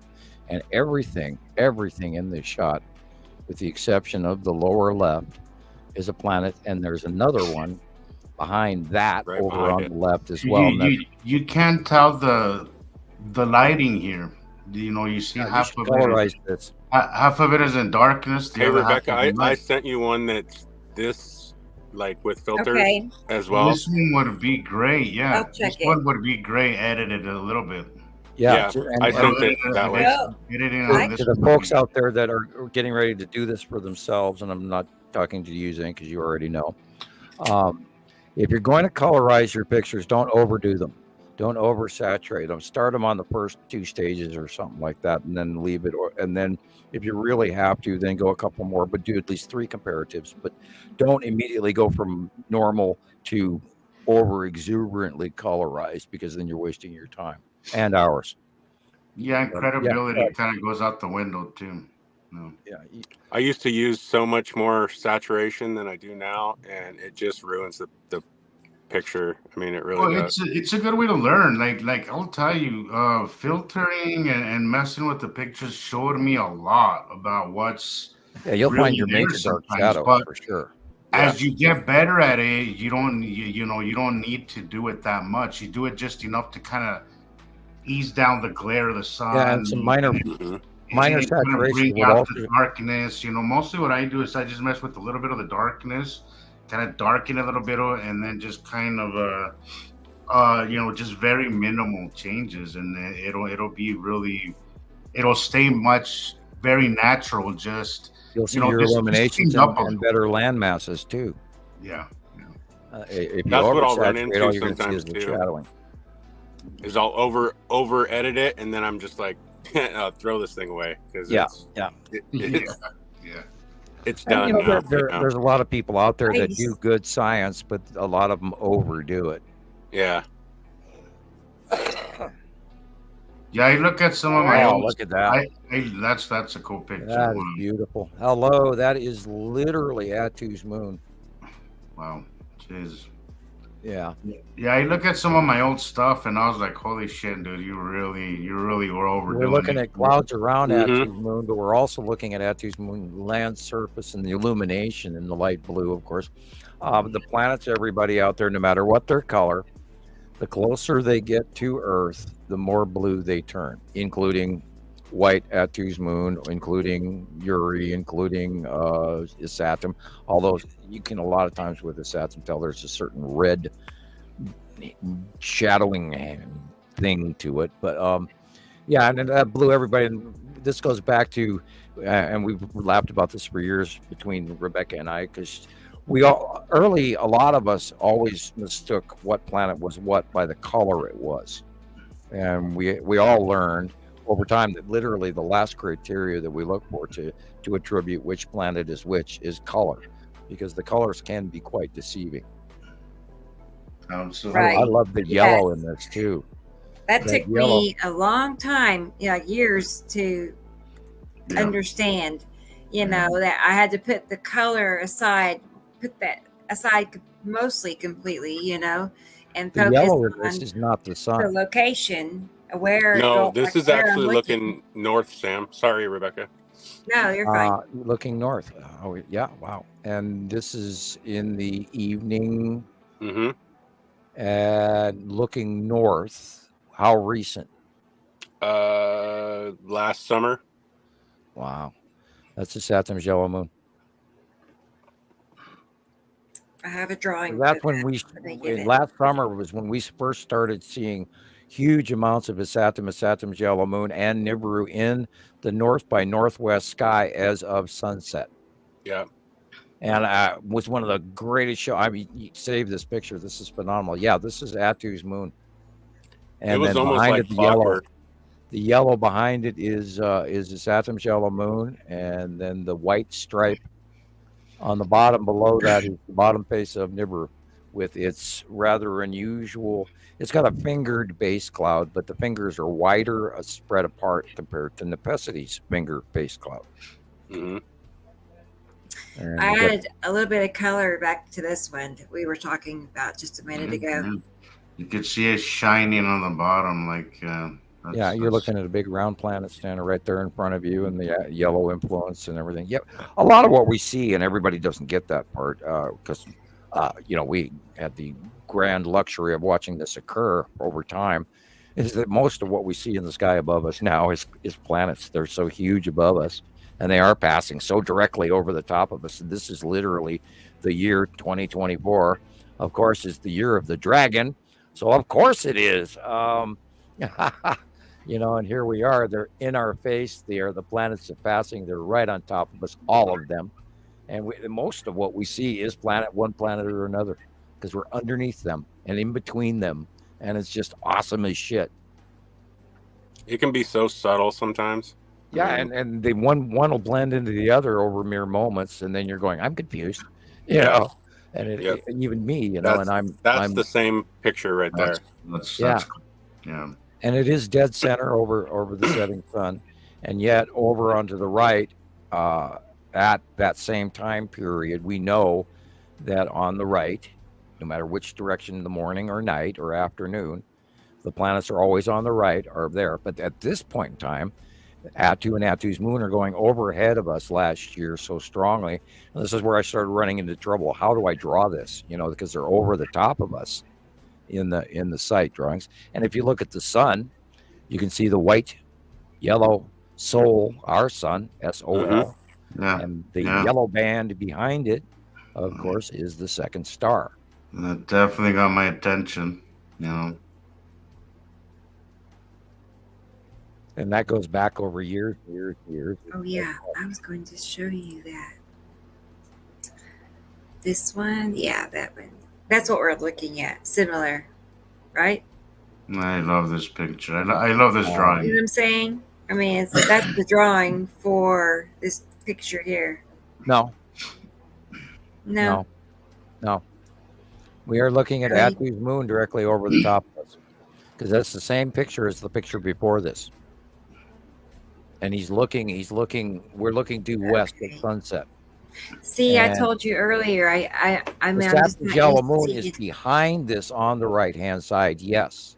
But above us, and the pattern that we're looking at here is we're looking at Atu's moon and Atu directly overhead above us at that time. And then over in the next, as the sun goes down, Atu and Atu's moon is going to move away, and then you will see Saturn and Saturn's yellow moon and Nibiru on the northwest to north sky at sunset last year. And that ran through all the way through this year, and then and it was just the most awesome, cool sightings ever was. But you had to wait. I remember thinking to get out of the way. Right. I remember thinking at the time it was different for Atu's moon. Oh, I couldn't get over how massive Nibiru was, and it literally filled from west to north sky, literally all the way to the east, northeast. And that was right at sunset. And I would look at it and go, oh my God, how do I draw that? Because we're supposed to be, the drawing is as you're staring at the sun. And that's the sighting, which side is on this and this. And meanwhile, all of this shit is now going over the top of us. And how do I draw that? Is that Yuri off to the left there? Yeah. Kind of out in the distance out there. Right, and if you look at the small objects on the side, you will see red asteroid, spiral asteroid, and the most likely the Erie edge of the salamander asteroid group on the lower end of the face of Uri. And it's just a pattern match over and over and over and over. And if you look close enough and you remember it's there, you'll find it. And I'm almost seeing, let's see, there's a little bit of oh boy, that almost kind of looks cubey, but it wouldn't be there, would it? Of course, this is, panoramic view. Messes with you a little bit. Well, we know the Texas cube is over underneath Attu and Attu's moon, but it would be bigger, I believe. This one was several years ago. It was probably 2019, 2020, maybe. Okay. You have red asteroid, spiral asteroid, Attu's moon. The Attu's moon has the 3 fingers of white clouds going from mid-picture right. The dark blue all the way from right to left, middle, is Attu. The red blob is, of course, the red asteroid. And the lead asteroid is what is cutting into the sun on the right-hand side, right next to the sun, which is what's flaring in front of the lead asteroid cut in, which is why it's flaring. I think I have another. Interesting. Oh, wow. Yeah, see the red blob? That's the red asteroid. This is kind of a good example of over editing right here. I mean, right, but it still it brings everything out, but it kind of ruins the picture. Right, right. It is, but it's a very good way of seeing what exactly is there. And if you look in the upper right corner, there's 2 whiter blobs and a dark blob above them to the on the right corner, and that is the big 3, which is just in front of Attu and Attu's moon,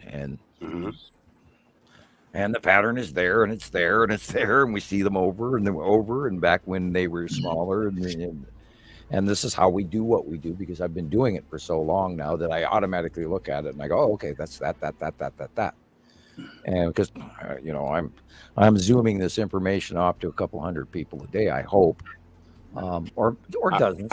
I don't want to exaggerate, but I was the only one standing on the hill. You can tell, like, I was at a softball game, and the only one standing there taking pictures. Mister, why are you looking at the sky? What's wrong with you? Nobody cares. Yeah, I just want to look at that one more time. Did you hear? It's a lonely journey, isn't it, Zane? Oh, it is. Did you hear when Mark was on? The Mystery Mark was on, and he was talking about, being in his village in Ireland. Did you hear that show? I may have. I've seen. Okay, well, we were asking him. Well, what do you do, Mark, right? when you're standing in your village, and do you look up and talk to people about this? Because we're trying to discern Mark's experience, and he goes, "Oh God, no, I would never do that." Like, I don't dare even go looking up in my city. People will think I'm daft. Like, wow, that's that European Mark, influence there too, huh? Yeah. Oh, shit! I stand in Walmart parking lot for sometimes 5 minutes to stare up. I don't know why, but it's always the best view. In Missoula, and it's one of the better open views that you can see the whole sky with less mountains on it, because I'm staring with no mountain range to the south. And then the big valley, the rest of Missoula Valley. So it's a good spot. I'll sit there and stare up all the time, and I don't even care whether or not people notice I'm doing it or not. It's me. I'm going, and I'm doing the parking lot 360, of course, and holding my hand up in front of the sun and looking all silly. I've just been doing it for so long, I no longer care. I think it was you guys' first podcast that you came out with, and Jesus was talking about, getting the cops called on him. Yeah. And that's it right there. You're not a sky watcher until you accidentally get the cops called on you for taking pictures over some lady's house or something, and she thinks you're taking pictures of her bedroom. That happened to me. That was one of them, and then the other one that happened to me. I had a silver camera at that time, and they said they thought I had a gun. So I was in my driveway taking pictures, and I got the cops. I got the county sheriff called on me. And actually, what's amazing about it, I think that was the fastest response I've ever seen out of them. Out here, we learned not to even call the sheriff because it takes 2 days to get here. I'm not kidding. You'll see them tomorrow. Oh, we heard you had a call. Well, yeah, I already killed the guy. He's laying in the yard. Joke, bad joke. They won't show up for days if something like that happens. But we only got a camera in your hand. He's on the other side of the county. He'll be there in about 8 hours. Yeah. Okay, you're welcome to Montana. And I actually was in my driveway taking pictures on my one of my older cameras, and they actually came to my door, and the lady was thinking I was acting strangely or whatever. I don't even remember what they called it, but I actually had to show them my camera that I was taking pictures of the sky in my driveway. That same thing happened to me at my in-laws' house.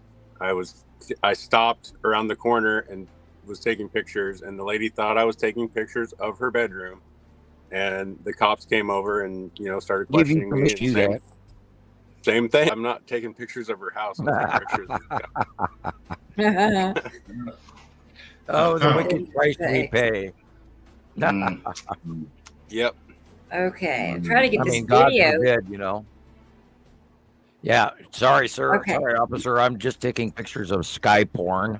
Mm-hmm. So Avengers Captain sent me a couple of pictures. We're going to look at those right now. Here they are. Here's one of two. Asteroids. Mm-hmm. Lovely little asteroids. This is what happens when you look underneath the tan asteroid, and we refer to this as Uri onset. There it is. So you're like looking underneath that, and it's going over your head. In the upper right hand corner is the tan asteroid, and the rest of the stuff is the little brothers and sisters following behind. And if you match the major big ones versus the drawing, you will see them. Do you know where he's located, Rebecca? I see a motel, and I see pine trees, and I see mountains. So it could either be Washington. Avengers, tell us where you're located, please. It looks like it's Pacific Northwest. That looks like skies I used to see in Colorado.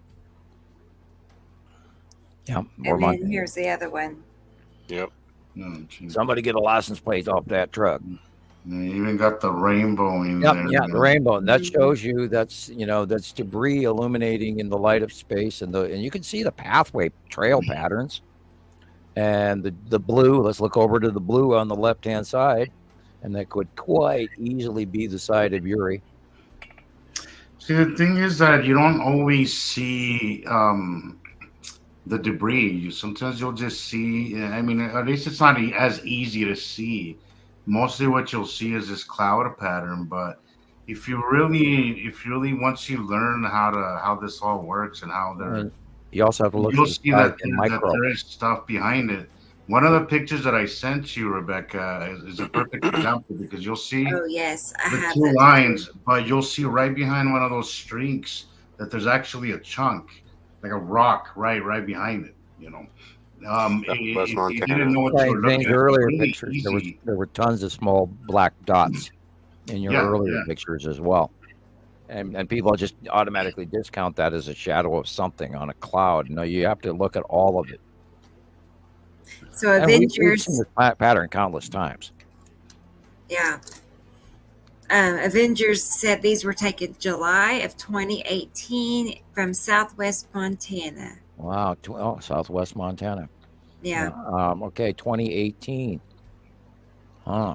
Yeah, well, this is the object cluster groups then. And Uri onset 2018. Yeah, it started going past Earth for the first time in 2018. Yeah. I thought that really looked familiar. Right. Those are really good pictures. Yeah, we get an unbelievably better view up here than most people, and I have to reiterate this for the a necessity. The higher altitude you are, the better you see. When you're at sea level, you don't get as easy of a view. And this is, of course, why I recommend that you do a little bit of colorization because that'll help. But take into account, the altitude. And yeah. That's unbelievable because we're probably looking at the stripes of Uri as well as the asteroids going around and underneath her. And like I said when we first looked at this, Uri onset of the asteroid group. This kind of setup can really be cool in time lapse sometimes too. Oh yeah. Oh yeah, that'd be real good. Mm-hmm. I wish I had a good open spot for a time lapse. I would do it all the time. I just don't have a place to put that. I got trees and buildings. I have a hard time here where I'm at because I'm literally surrounded by mountains. But I found a spot just down the street from where I live. Where it's an old parking lot. It used to be like an ice skating rink, but now it's just an open, empty parking lot. I'm hoping that it stays open for a while because it is the greatest view. It is just a perfect spot. My last time lapse that I made, actually the one that's in the introduction, that was right from that spot, and it was just perfect. And I was like, okay, this is going to be my spot from now on because it was perfect. And there's nobody there. It's a big open parking lot and it's just an abandoned, nothing there. So, I was thinking this earlier. So have you guys ever seen that video that kind of made its rounds where the guy, he says, okay, I'm going to show you CGI, computer style, what each planet looks like if it was as close as the moon. And, it rises up and it'll show you, I've seen that. What Mars looks like and then what Saturn looks like. And that's exactly what I thought of when I saw your picture that you were, pointing out with your finger.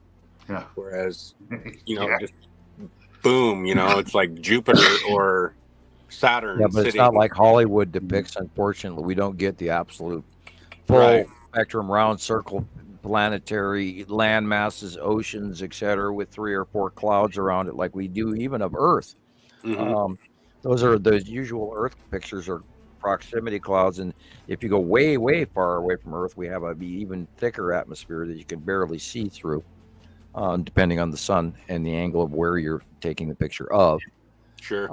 And you have to learn. Each of these planets do have their own atmospheres, and we only see them when they're side illuminated or fully, or when they are past Earth into the light that we can actually facially see.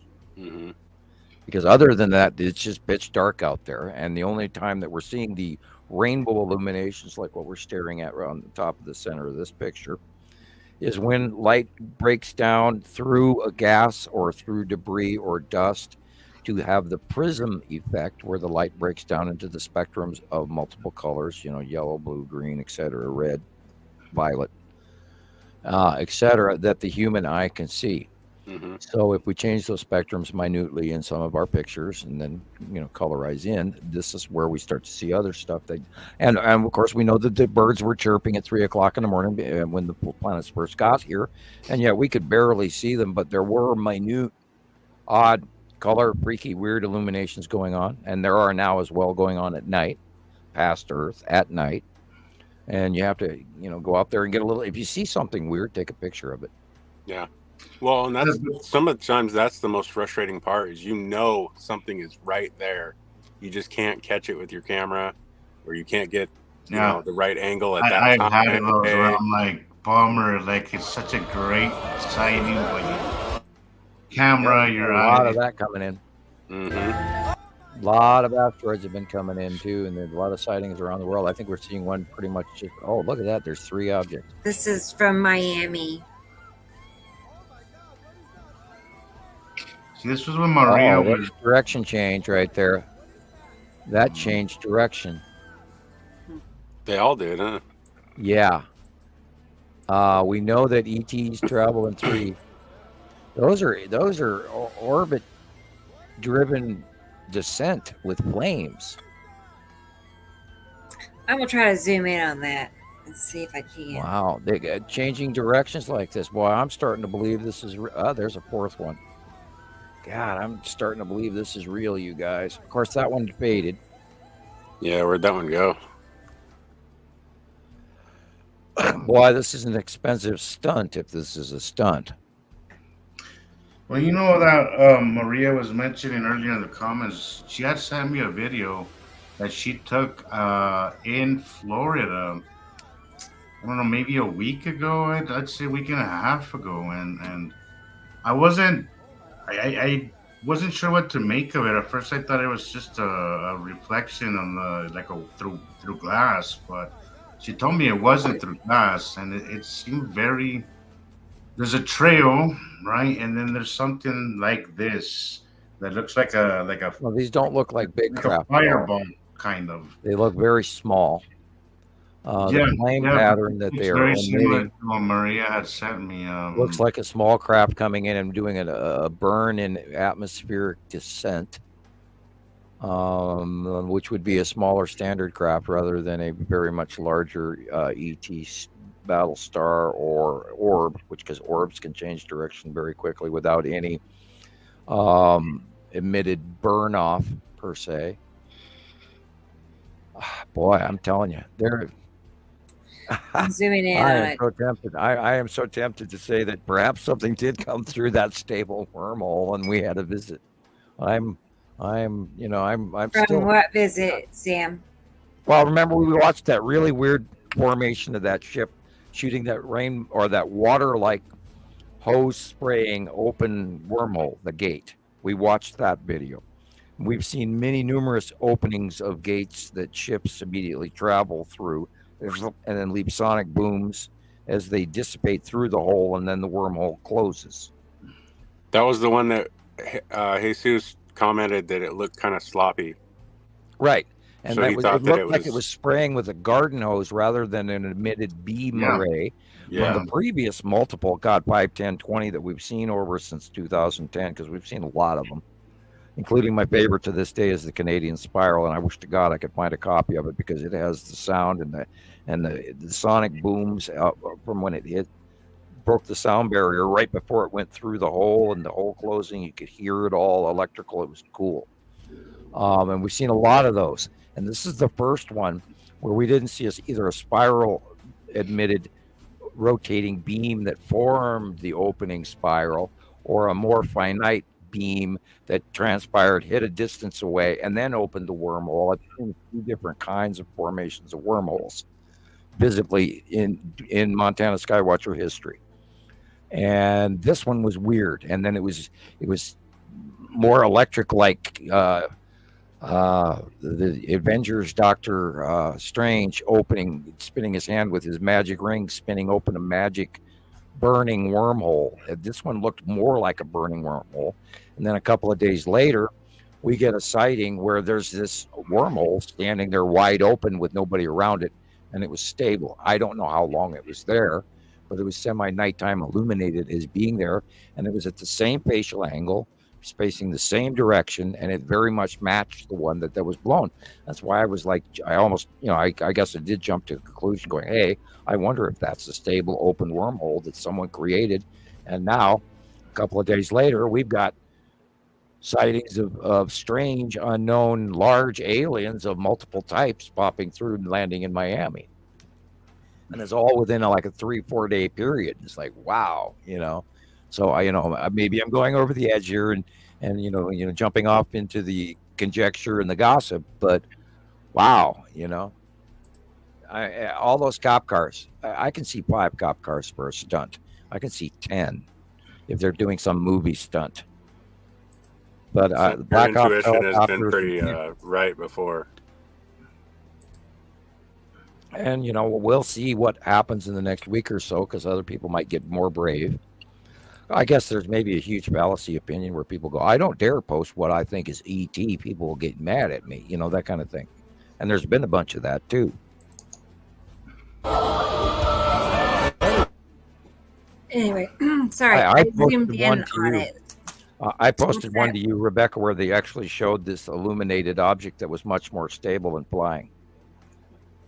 And I can go back and look. I can go look for it now if you'd like.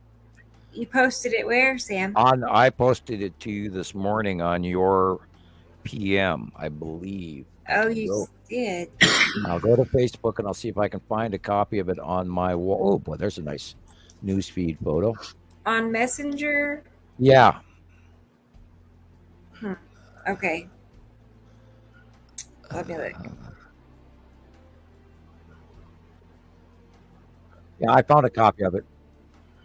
What was it about? It's the same mall. Hold on a minute. I will hand you a copy of it. Okay. Oh crap! I just went and hit the wrong button. Okay. All right. Bear with me, world. I'm clicking and changing screens. All right. Okay. There it is. I have to find the link for Facebook that you're currently using. And here is that video. It may take a minute to upload, but it's a very interesting video. Perfect. Okay. And sending it now. It's called Florida UFO in Miami, Florida. Okay. And it's a different shot from that same mall. Excuse me, and I'm back to StreamYard. Okay, I got it.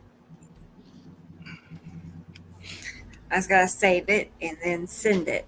This is the one that surprised me the most, because it didn't look like a spotlight from the mall or anything like this, and it actually does transition through clouds and actually changes direction and rises in elevation as it goes, and gets bigger and illuminated.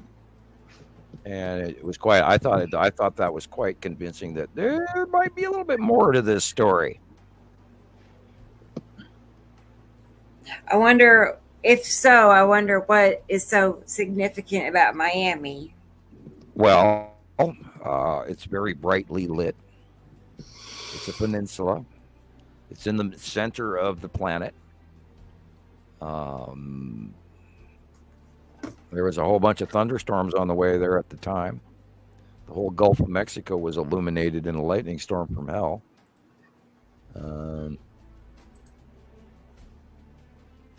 High population. And question is, I mean, where did they actually have an agenda, a factional agenda, or were they just, really rule-breaking tourists that came through the wormhole?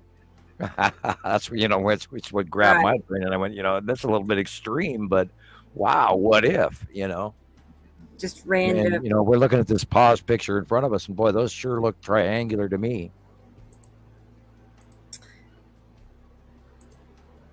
Bear with me 1 second. I got this, so I have. It's a good video. It's actually well worth the wait. So. Right. And this is that same mall picture, but different than this one. Let's go back. And it's, of course, on the 6th, which was 3 days ago. Mm-hmm. There it is. Okay.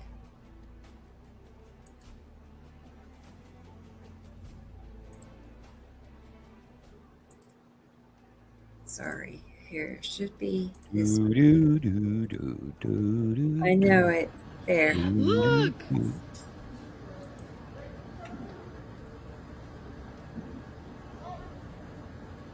What is happening? I've seen that before.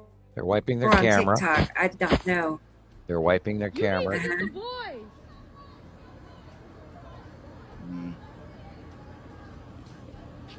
And now it goes up in elevation.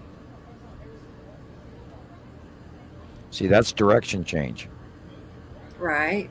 And then it goes forward.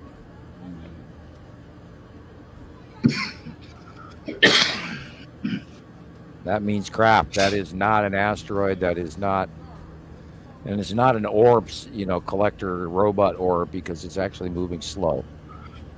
But it's highly illuminated. And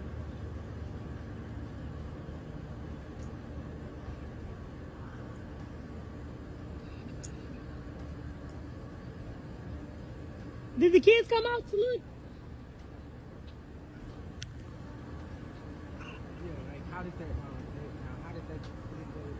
Did you see it though when it was over here? It looked so crazy. It looked like it's on fire.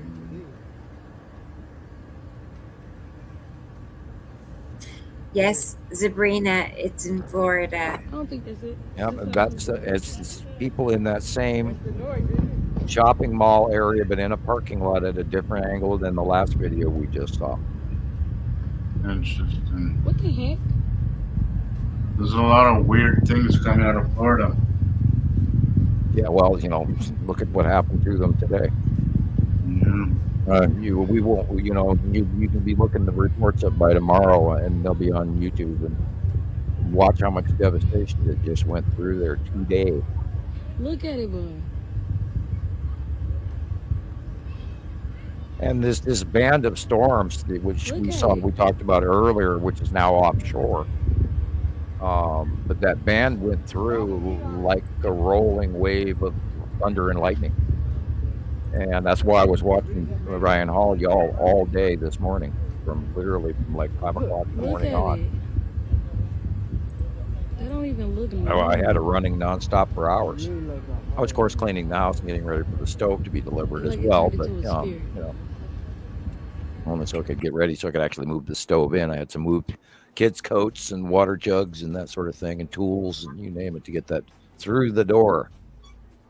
And of course, I set my house up backwards. My front door is my back door, and my back door is my front door. That's weird. Yeah. Yeah. Whoever set up this house was insane. Oh boy. They try to jam a square peg in a round hole. Right. You make it work. Here's one more video I have. I just saw this on Facebook. More videos. Oh, I love it. Yeah, this is what we were talking about all day. All day we were talking about this.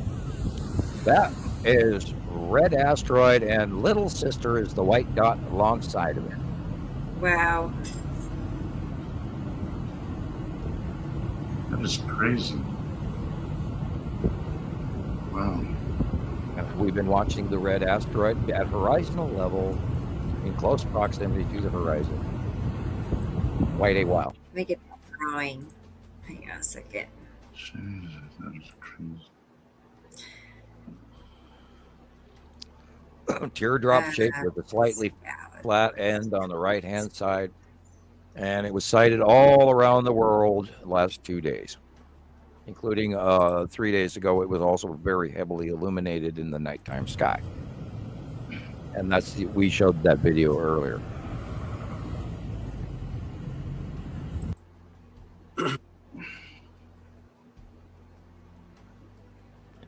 And we've seen this over and over and over again, all the way through last year and everything. And it's been pretty much, this is why we always refer to it as the lead asteroid did her turn, and now this is the red asteroid's cameo. And Tony's films from Sweden also showed it repeatedly for a couple of shows ago. And here we have another. And this, everybody was sending in shots of it today. And some of them were dark, and some of them were the same as this, and some of them were outside illuminated from the backlighting of the sun. And yeah. And I, of course, have in this drawing, I have the red asteroid as a circle, but it's not. It's more asteroid shaped. It's like a, sort of flattened tear. And it has a flattened, and we have some pictures going back. It's like, I have to find one of those close-ups. It has a flattened right-hand side and then a wispy tail. And then it has what we refer to as the little sister. It's one of the bigger is in that drawing we were just looking at. It has multiple little asteroids around behind it as well. And which is what's causing the illuminated tail. And they're smaller, but they're there. And they're putting off, that's what the rainbow effect is your smaller debris and everything right there, and you can see some of it. But it has a little sister, and it's right beside it, and it's very illuminated a lot of the time because it is so small. It's become fully engulfed in the light surrounding it. But we always see little sister next to the red asteroid, which is how it got its name.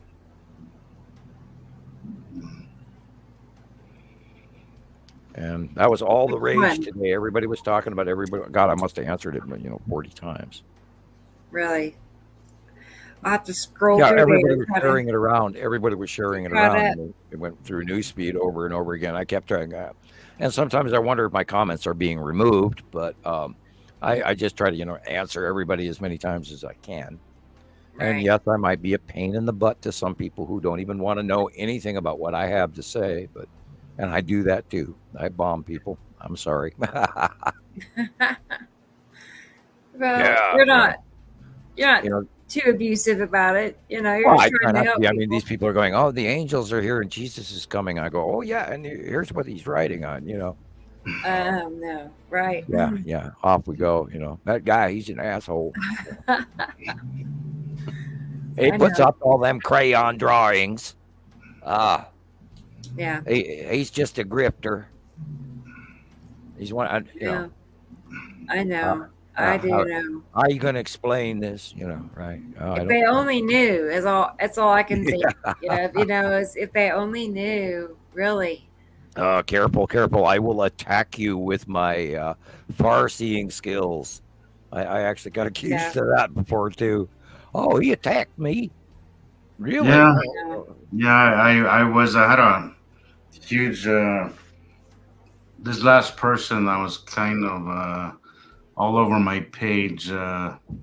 Hysterical that was one of the things she was saying, that you were scaring people from because of your far-seeing things. I'm like, look, you want me to show here? Let me show you how to get rid of somebody that annoys you. And I just blocked her. I was like, it's really that easy, Yes. Okay. Now there was Andy Pohl, and I hope Andy's listening tonight. Andy Pohl posted another. It's pinned currently on Montana Skywatcher 2. A very kind statement. That's why I have to publicly thank him. And he was trying to let people know that I do all of this stuff in advance. I do my drawings, and Rebecca can attest to that. I was literally just reading that post. And Gillian actually was very kind, and she tried to describe it to people because the people that I know really well. And Gillian and I have spent a great deal of time talking when she lived in South Africa, and then she moved up to Scotland. And with certain people, I click. And I have abilities, which is why I was recruited from the government, to know more and sense more than what is immediately around me. And over the years, it has become innate in ways. And it's not like I do it on purpose. It's just I have an ability to know things and connect. And it's like I could tell what Gillian was having for lunch.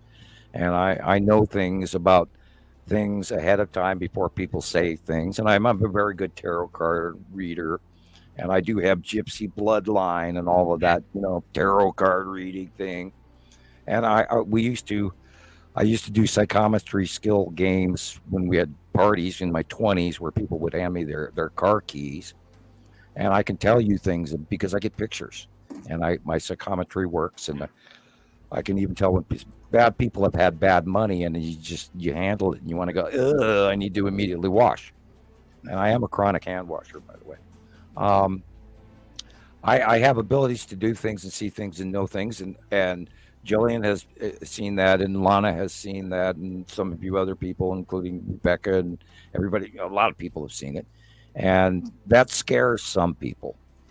And I don't physically invade people on purpose. I don't intentionally go into people's heads, although there's levels that I can. But I learned a long time ago that if you look too deep into people, it has a tendency to take you quite a while to get away from them. And it's sort of like you bathe in them, and then all of a sudden you have, if you use Downy in your laundry and somebody handed you a sweater with Snuggle on it, and you don't like the smell of that laundry fabric softener, then you know it.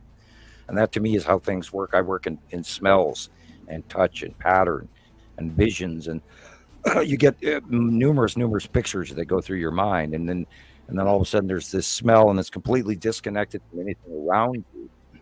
So you have to kind of make sense of what you just went through. It's like there's this touch, this texture, this picture, this smell. What the hell is this? And that's how far seeing works. And that's what I was recruited for back in 1980 by the government, was for the now declassified far seeing project, or remote viewing, major red dames, and all of that. So, and that's not something I talk about too often because I don't want to get in any trouble. But that's the story behind it. And I don't attack people with far seeing, although, freaked out people who might be religious might have an issue with that, and it might scare them. Oh, he's a witch, whatever, burn him, that kind of thing. So, well, in my Mexican culture, we believe in a lot of this stuff. I do absolutely believe it's, as I was saying in one of these last shows.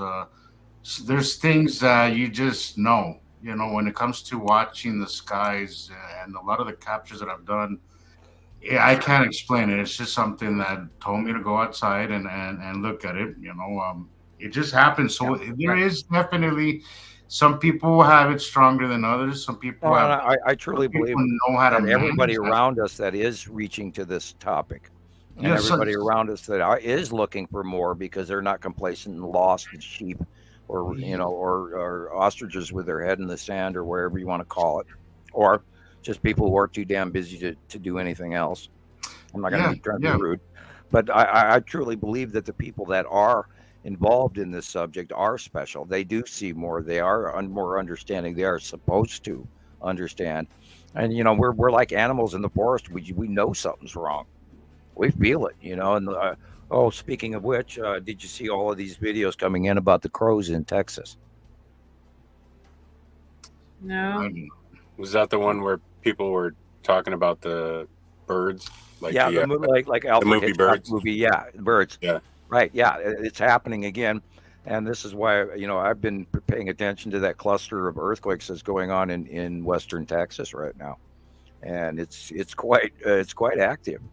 So and I've always been expecting any time now that we were going to see an American volcano kick up, and Mount Rainier and Mount St. Helens are acting up again, and there's a whole lot of hopping and rumbling going on in Vancouver and Washington State, and at the Juan de Fuca plate and San Francisco, and of course last week we had the 4.2 in the LA southern region of the San Andreas, and that area has not gone off for I believe 300 years, and I did the background study on that as well.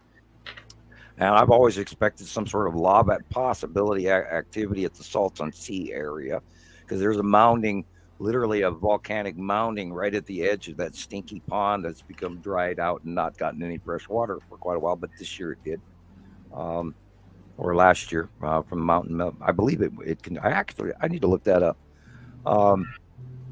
So yeah, there's and there's also the activity with all this rain that they've been having, and that new the hurricane crap that blew up on them. And all of that water has weight and will affect the San Andreas. And it's drastically affecting the lake of the entire center of California is starting to refill in that all of that area that used to be indigenous tribal swamp and lake lands, including some of the great salt flats near Cerro Gordo and all of that, where they dug all the silver mines near Los Angeles as well. In that huge Rift Valley. I can't remember what the name of that major lake area, but that all is now filling up again from the rains of last year and the year before with the winter snow. I mean, they had like 8 feet of snow up there in the Mammoth and lakes and all of that, and just in the Sierra and all of this. So all of that's changed, and so we're looking at tectonic plate activity that has been highly unusual. And I'm like checking it every morning. Okay, what happened today? What's going? And that 4.2 last week, I was going, cool. And if they do have a mega quake, holy shit, those poor people in California. Wow. And then, of course, look at the waves that just came in and the flooding, and then there's rain flooding all the way up, through San Francisco as well, and in Northern California as well, and all that flooding. And we're going to see this all the way through the winter, where we're going to see this wave after wave after, and I haven't even looked to see what is coming in in next week, and I could just take a look at it in a heartbeat and see it by going over to Japan and pulling way back out off the planet and say, "Oh, hello." There's a okay. I was going to say, Avengers sent me a short clip. I was going to show real quick. Go right ahead. We got a really strong jet stream coming in off of Japan, going straight across over the northern Hawaii. Yeah, and this is travels through the heavens with 3/4 of stars in its tail that sweep. Oh, that one. That's one. I haven't seen that in a long time. It was December. I'm pretty sure it's 2018. Yeah. 2018 is just a phenomenal year. Yeah, I know at time I think you attributed that to a Saturn. Oh, no. But I still believe. Hey, I got that error. I'll be right back, and then I'll pull it back up. Sorry. Yeah, I've always sat here and thought about this and thought about it, and I still think that's an object cluster group illumination off the side of Uri in 2018. That's where Uri. I would think it's asteroids. I agree. Yeah, I think that's what I would do. The OCGs plural, rounding the side of Uri, because back in 2018, that's where Uri was. So that green we're seeing, that's not a Pesity. You know, I'd have to look at which green you're talking about, but because if you look at of that copy, all I've got that print. I've got a screen capture of that, but I don't have that full video. I didn't even know that it was around still.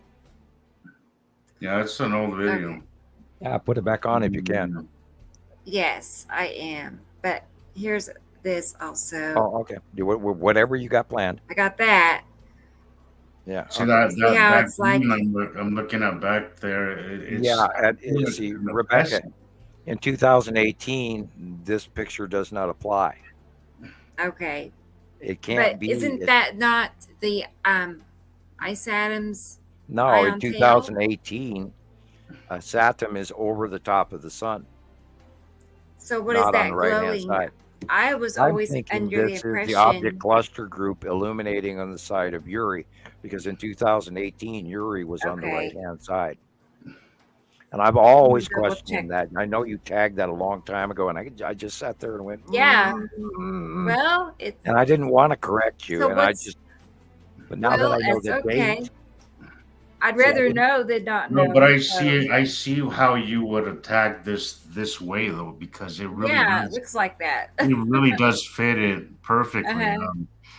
But it's just the illumination of these little things. Just to me, it just seems like asteroids. That's what I. And the green blue we're looking at. The green blue we are looking at is not Nepesity either. Oh boy, I'm gonna double check the date. Interesting. If that is 2018, that's Saru. Wow. It was 5 years ago, it says. Okay, let me grab a picture of 2015 and send it to you, and then you can use that as a semi-comparative. Let me grab. Okay. Bear with me. I know exactly where this picture is. So Avengers says December 27, 2018. And that kind of sounds right. Yeah. And the media, immediately the media come, out and said it was a transformer. So that high up in the sky. You can compare the picture I just sent you. Look at these. Would you imagine the size of the transformer would have to be? No. Okay. That cloud pattern. I just sent you a picture, and you can compare these illuminated trailed pattern here. Let me get that video back up. I just sent, except it's at a different axis because it's 3 years earlier. Travels through the heavens with 3/4 of stars. Yeah, I think that's illuminated object cluster groups, plural, on the side of Uri. I really do. It's the only thing that, and then that illumination is the glowing refractive light off the bottom of planet Saru, and you'll see that as well in this picture that I just sent you. In the same placement. Okay. Bear with me. Oh, yeah. Now notice the angle of the illuminated dots. Okay. In this next picture, you're going to see it more horizontal, but you'll also see it on the side of planet Uri. It was at that time smaller. Okay. So you're saying this picture, which I almost have here, is... It's one of my favorites. Right. I know. Actually, Jesus, this picture came from James. It's the only picture of his I use to this day. The rest of his pictures I don't use. This one I do use. Interesting. Oh, I absolutely love this picture because it blows your mind to see. Because then if you go back before that to even the earlier Uri picture, where we actually get the first original, like 2013, 14-ish. I can't remember what year that picture was. I'd have to look it up. Where we first saw the first striped Uri stripes. Absolutely, you can't argue with it, Uri stripes. And then this one right here. On the right-hand side. I love this picture. God, I love it. On the right-hand side is Uri with that same cluster of clouds, but it's more horizontal. And it just imagine that those were illuminated. That is such and a then over picture. To the left, on the left, everything from the green tower left is Saru, green, blue Saru. And so we know that was in 2015 through 2018 as well. But they moved and changed and got bigger. But yeah, this is I love this picture because this is one of the really first up close Uri close pass scenarios that we started paying attention to. And then the object cluster group and the asteroids and all of that, and the clouds that went along with that, and then the behaviors. And if you'd like, Rebecca, I can send you an additional picture that'll go along with that. Right after that, 2018-ish. I find that I pretty much know where those are too. I hope. It was, and I've used these a lot, and it was evident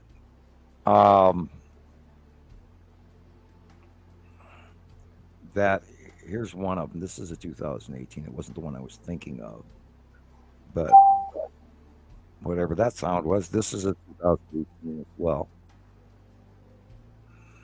Okay. Let's see.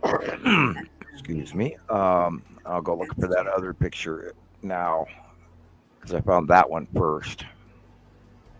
So I figured I didn't want to bypass it. Where are you?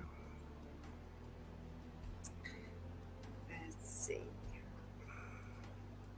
Oh, yeah, that's really good. Yeah, this one, we've used this one before, and this is the one I was thinking of. And it shows you, if we go back to that illuminated original first one from the live video where the man is talking and everything, and you look at this series of clouds, and then I'll point out the cumulus nimbus clouds at the normal horizon versus the immensely high, massive momentous clouds before us, which is Atu and Atu's moon and Uri in this secondary shot that I just sent you. Okay. Yeah, I got that one now. And that is also in 2018. And this one that we're looking at still is 215. So you'll be able to see a change and a transition. And they're still on the right-hand side.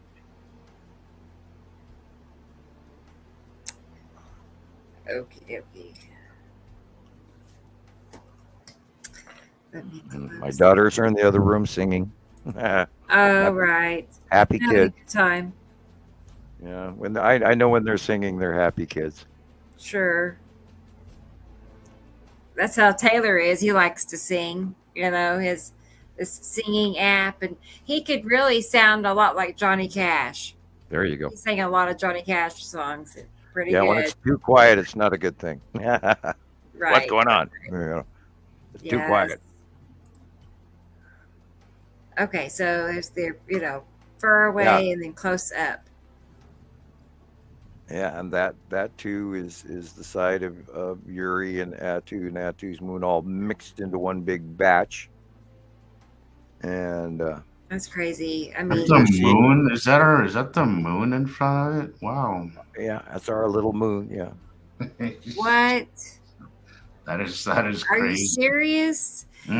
Wow, that is. They are that much bigger than our moon. Oh, we're talking gas giants, for God's sake. We really are tiny. Like seriously, we really are tiny. My Earth goodness, is a rock type planet. Huge. We are not a water type Titan, and Nibiru and Saru are Titans. And there's two gas giants. Attu is a smaller. I'm surprised. I don't have any way to distance or judge the actual size of Attu versus Uri, but we know that Attu is much smaller than Uri, because we're looking at Attu on the left-hand side, and then Uri is way bigger and behind it. And Attu's moon is sort of sticking out there, but it's way small back in 2018. And of course, all the mixed stuff that we're seeing at the bottom is the object cluster group, and that's where all of that original, we go back to that illuminated multi-dotted thing. And if you look, this is the same facial pattern again, back in 2018 as well. And now go to the next picture, if you're ready. That one here? Yeah, I sent you another one. Yeah, that one. Uh-huh.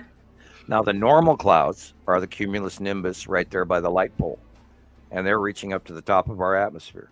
But if you look behind it, way, way higher, which wouldn't normally happen, is the side of Attu's moon at Uri. And this is in 2018. And if you look at the angle, in one of your videos, Sam, right? In one of the Understanding the Sky series, and right. Really, and it was so prevalent. Really eye-opening to me when you explained that. Because if you look at the angle of light, this is the first time, and we had many other ones to go along with it, proving that at sunrise in the east, that these planets had actually passed Earth and were becoming facially illuminated. But if you look at the size of these momentous clouds in the upper part of this picture, compared to our regular clouds in the lower part of the picture by the light pole, those momentous clouds are the size of the state of Texas, for God's sakes, or bigger. They're massive, which also led to the understanding of the bubbly, freakishly close momentous cloud, close pass issues, blah, blah, blah, etc. But if you look, this is sunrise, and the light is actually coming in from the far left, and it's shining on these planets at sunrise, which means they were, for the first time, past Earth to become illuminated, which is why we brought it up in the Understanding the Sky series, because it was very monumental. And that's why I still knew that they were hardcore on the right, but then they passed us, and that's when, within the next cycle from 2019-ish on, they went over to the left-hand side, where the other planets rotated in from in front of us and sort of traded places, like they were scooting around a booth, getting closer to us, and everything traded. It was weird. What year was that, Sam, that you said that you could see it on the opposite side of the sun? Opposite side of Earth, past Earth, where they were being facially illuminated, where we could actually see the yeah, sorry. And that was 2018 is when the first time they passed us. Okay. Before that, prior to that, we were always seeing the back sides of them. And we'd see little side illuminations and, facial features and cloud and freak this and freak that. And then, of course, we watched them come in bigger and bigger and bigger. And we had, at the time, we had a lot of space shots, too, and a lot of shots from sky cams and all that. And Antarctica and Mexico and, around the world and Sweden. And, because then they were finally up in the northern hemisphere, much easier to view. And we didn't have to rely on as many live webcams. And we had more actual member reporters as well. So, yeah, that was the first year. And then that set up a premise of behavior with the close passing of the 180-day cycle and the destructive era of the lightning and the object cluster group underneath between Uri and Atu and us. And so they were, and they were discharging and all this when they had all the cool shit going on with the superstorm in San Francisco and the superstorm in South Dakota and the superstorms that went through Canada and the Ohio derecho, as they still call it, and the superstorm in Montana in 2021, I believe it was. And these were, phenomenal storms that went by within a half hour and just did this unbelievable sky thing and major destruction everywhere. And this is where they were naming some of these storms that were going across the United States, which they don't do anymore. They're still naming them in Europe, but they're not doing it here. And they're just saying, oh, it's going to be a, bomb cyclone. And then it was going to be super rotational and everybody should watch, and remove your yard furniture and get ready to go. And if you're warned to go underground, do so, that kind of crap. And so they're bypassing this and chalking it as standard normal because it is kind of the new normal. They'd probably run out of names by now if they were naming every single one. Oh, well, yeah. I mean, yeah, they went Chiron and Zoltar or whatever, yeah. Mm-hmm. And you remember that one year where they actually named a storm Uri, spelled URI? I don't remember that. I think I remember that, yeah. I may have noted it at the time, but it has slipped my memory. Maybe three years ago, maybe. Yeah. Like 2020. Mm-hmm. Well, I chuckled about NASA naming this one that's on the way back in 34, 37, this asteroid. They called it Apophis, of course. Did you see about the asteroid that skimmed past Earth like 2 days ago? 2023, some small letters going beyond that. And one of the new ones they discovered in 2023 that they hadn't seen before, but oh God, there it is, and it's coming right at us. Oh shit, it just missed us. Oh my. Uri was 2021. I haven't even looked at the NEO list in weeks. After that last group that went by and everybody was all freaked out, and then they were talking about, of course, Neil deGrasse Tyson is on his campaign tour trying to scare the shit out of people, saying that the Apophis thing is really going to hit us and it's going to wipe us out and all that. And Uri caused it was the most costliest natural disaster in Texas history of $195 billion in damage. Is that the one that was the freezer? Like the right, really cold yes. one? Right. And hit here in Oklahoma too, right? It did. And wiped out all those electric power stations and everything else. Really? Right. Yeah. February 13th through the 17th, 2021. How quickly we forget. Yeah. Wasn't right. And so our temperatures dropped, to like minus 15 for several days. Yeah. When that happened. Tell me that's normal. We're getting ready this weekend. It's going to be like 0 and negative. Well, I'm totally interested to see what happens tonight. Chills. Have you been watching the temperatures on that, Rebecca? I have. I've been watching it on my Apple app or whatever, and it's gone from, I don't like it. 0 on Monday, Tuesday to minus 15 on Tuesday. No, I haven't.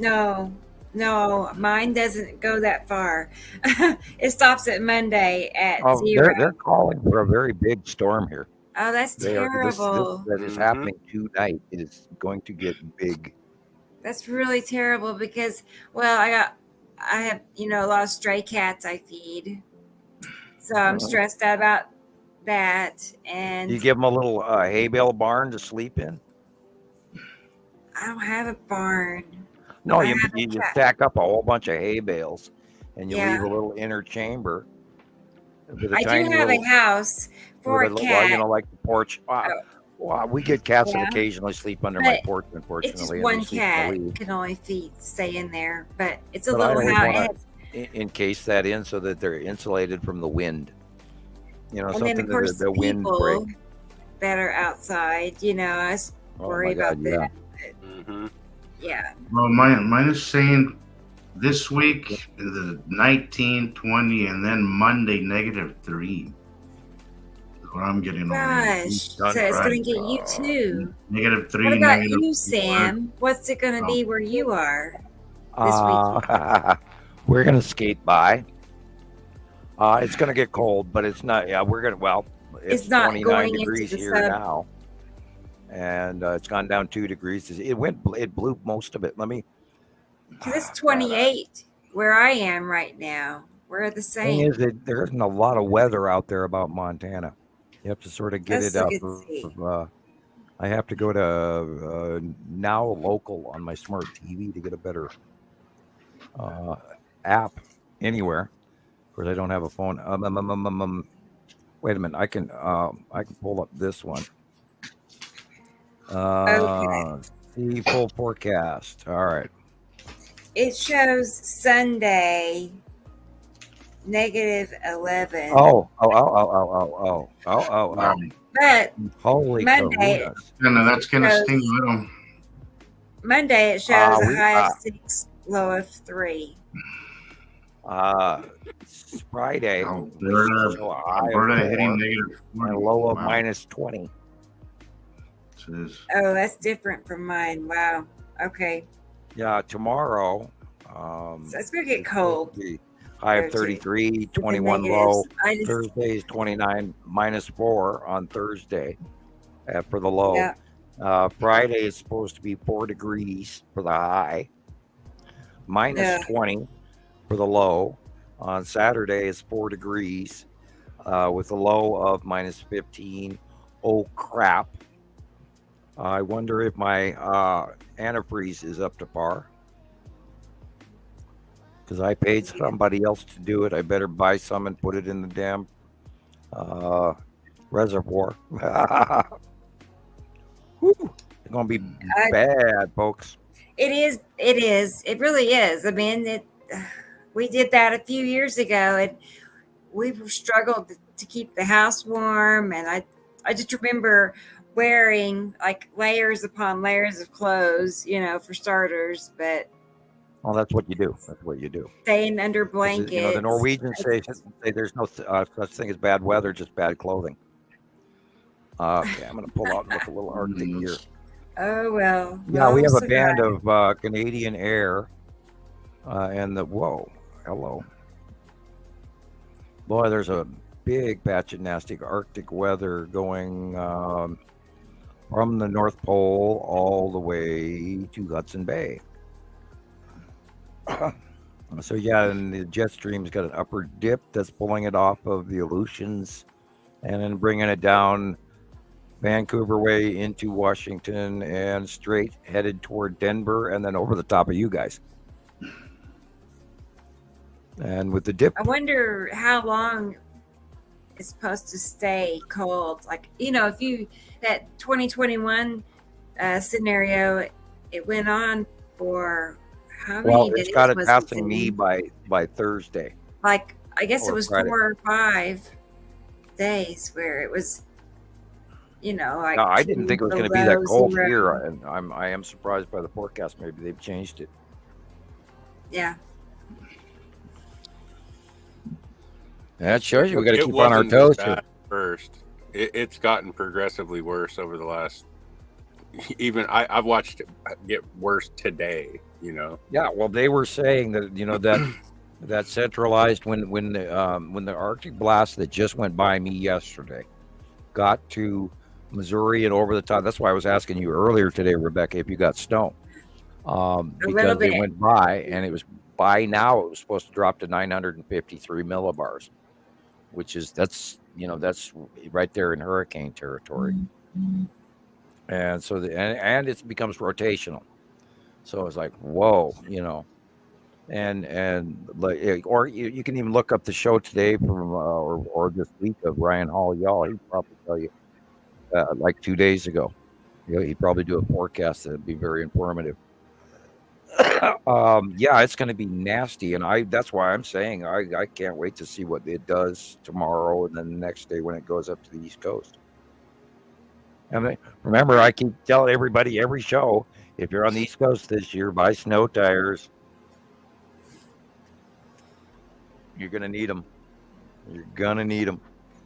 And, of course, people in Boston and Pennsylvania and New Jersey are going to, they're going to need some snow tires. And a lot of people don't buy those. I always tell them, order them from Montana. You probably get better, depending on the tire store. I don't know if they actually, I never lived on the East Coast to find out what tires they sell there. So I just want to say hi to Tom Storm 75 from Norway. So yay. Hello, and Tom. He said it went from negative 20 Celsius to 4 degrees Celsius. So it's very cold. It's cold enough, yeah. I've been noticing that the Icelandic weather, they barely have. Iceland barely has any snow this year either, and I was like surprised by that. They got a skipping of snow like Montana. I was like, wow, that's weird. But then look, all the snow of major effects has been hitting Russia and poor China, and those poor folks. They're not even getting. Some of them are without electricity, some of them are without natural gas, some of them without heating oil. And I was watching, like I keep talking about the economic stuff, on China reports, how they don't even have a huge supply of oil because they're being sort of, blacklisted because of arguments over the petrodollar and all of this and civil rights and protesting and all of this that's going on. So they have to buy their oil, of course, from Iran or from Russia. And there's no major pipeline finished yet from Russia to China, although they are shipping it. And then there's all the embargo crap that's going on in the Sudan region and the Suez Canal and all of that activity in the Arab countries that are fighting amongst each other, which I don't understand why they keep doing that to each other. They're all cousins and they should just get used to it. Christ, they got enough money. They should feed their poor people and then start complaining, and stop having religious wars over Muhammad's children. That's all it is between the Sunni and the Houthi and all of that. And it's just, I'm sorry, guys, use your religion to love thy neighbor and not kill thy cousin. It's really spooky. Yeah, that's me preaching again. Yeah, I think everybody's tired. We're all just kind of. I was gonna say, I think I'm gonna call it a night. Wow, anytime you're ready, guys. I'm kind of running on fumes here. Right. That's Star Wars. It's been a full day for me too. Okay, well, let's do that then. Thank you guys for, all getting together, making it happen again. So it's been awesome. Yeah, shit. After all, Sam's getting boring now. He's like digressing into the world market and all that. No. I think that's a good time to call it time of death. Oh, poor China, Mark was talking about Bitcoin and banking and all this. I said, well, don't buy Bitcoin right now and don't. And he was worried about apparently their main port in Ireland is getting a brand new this and that. And then there's the Belt Road Initiative coming out of China. And I go, don't get connected with that right now. Anyway, I've been doing my homework. I'm sorry. I'm stuck in economic news as well. Anyway. I mean, it all pertains, it's world events we're talking about. I think it does. We're in trouble, you guys. That's a place, Look what's going on in Miami. Oh, my God. I know. I'll be anxious to see, if it keeps continuing. I'm going to follow that, see what else pops up with that. I think any day now we're going to see more videos of these creatures. I mean, so with so many phones, there's got to be a lot coming out. And maybe there's a handful of people that are going to take a couple of days to go, do I dare? Do I dare? That kind of thing. So anyway, I'll shut up now and good night, everybody. Okay, Sam. Well, thank you. Thank you all for being here with us. That was a good show. It was. And a couple of people mentioned that they liked having the extra guest. So thank you, Zane. I enjoyed it too. You're welcome. I know Thank Taylor will be back. Yeah, Zane come back again. for sure all the time. So, Cool. okay, guys. Well, we'll be back Saturday at 2:00 Central. So join us if you can. And otherwise, everybody have a good night and stay safe. Have a good night. Okay, bye, guys. Bye-bye. Bye. Bye.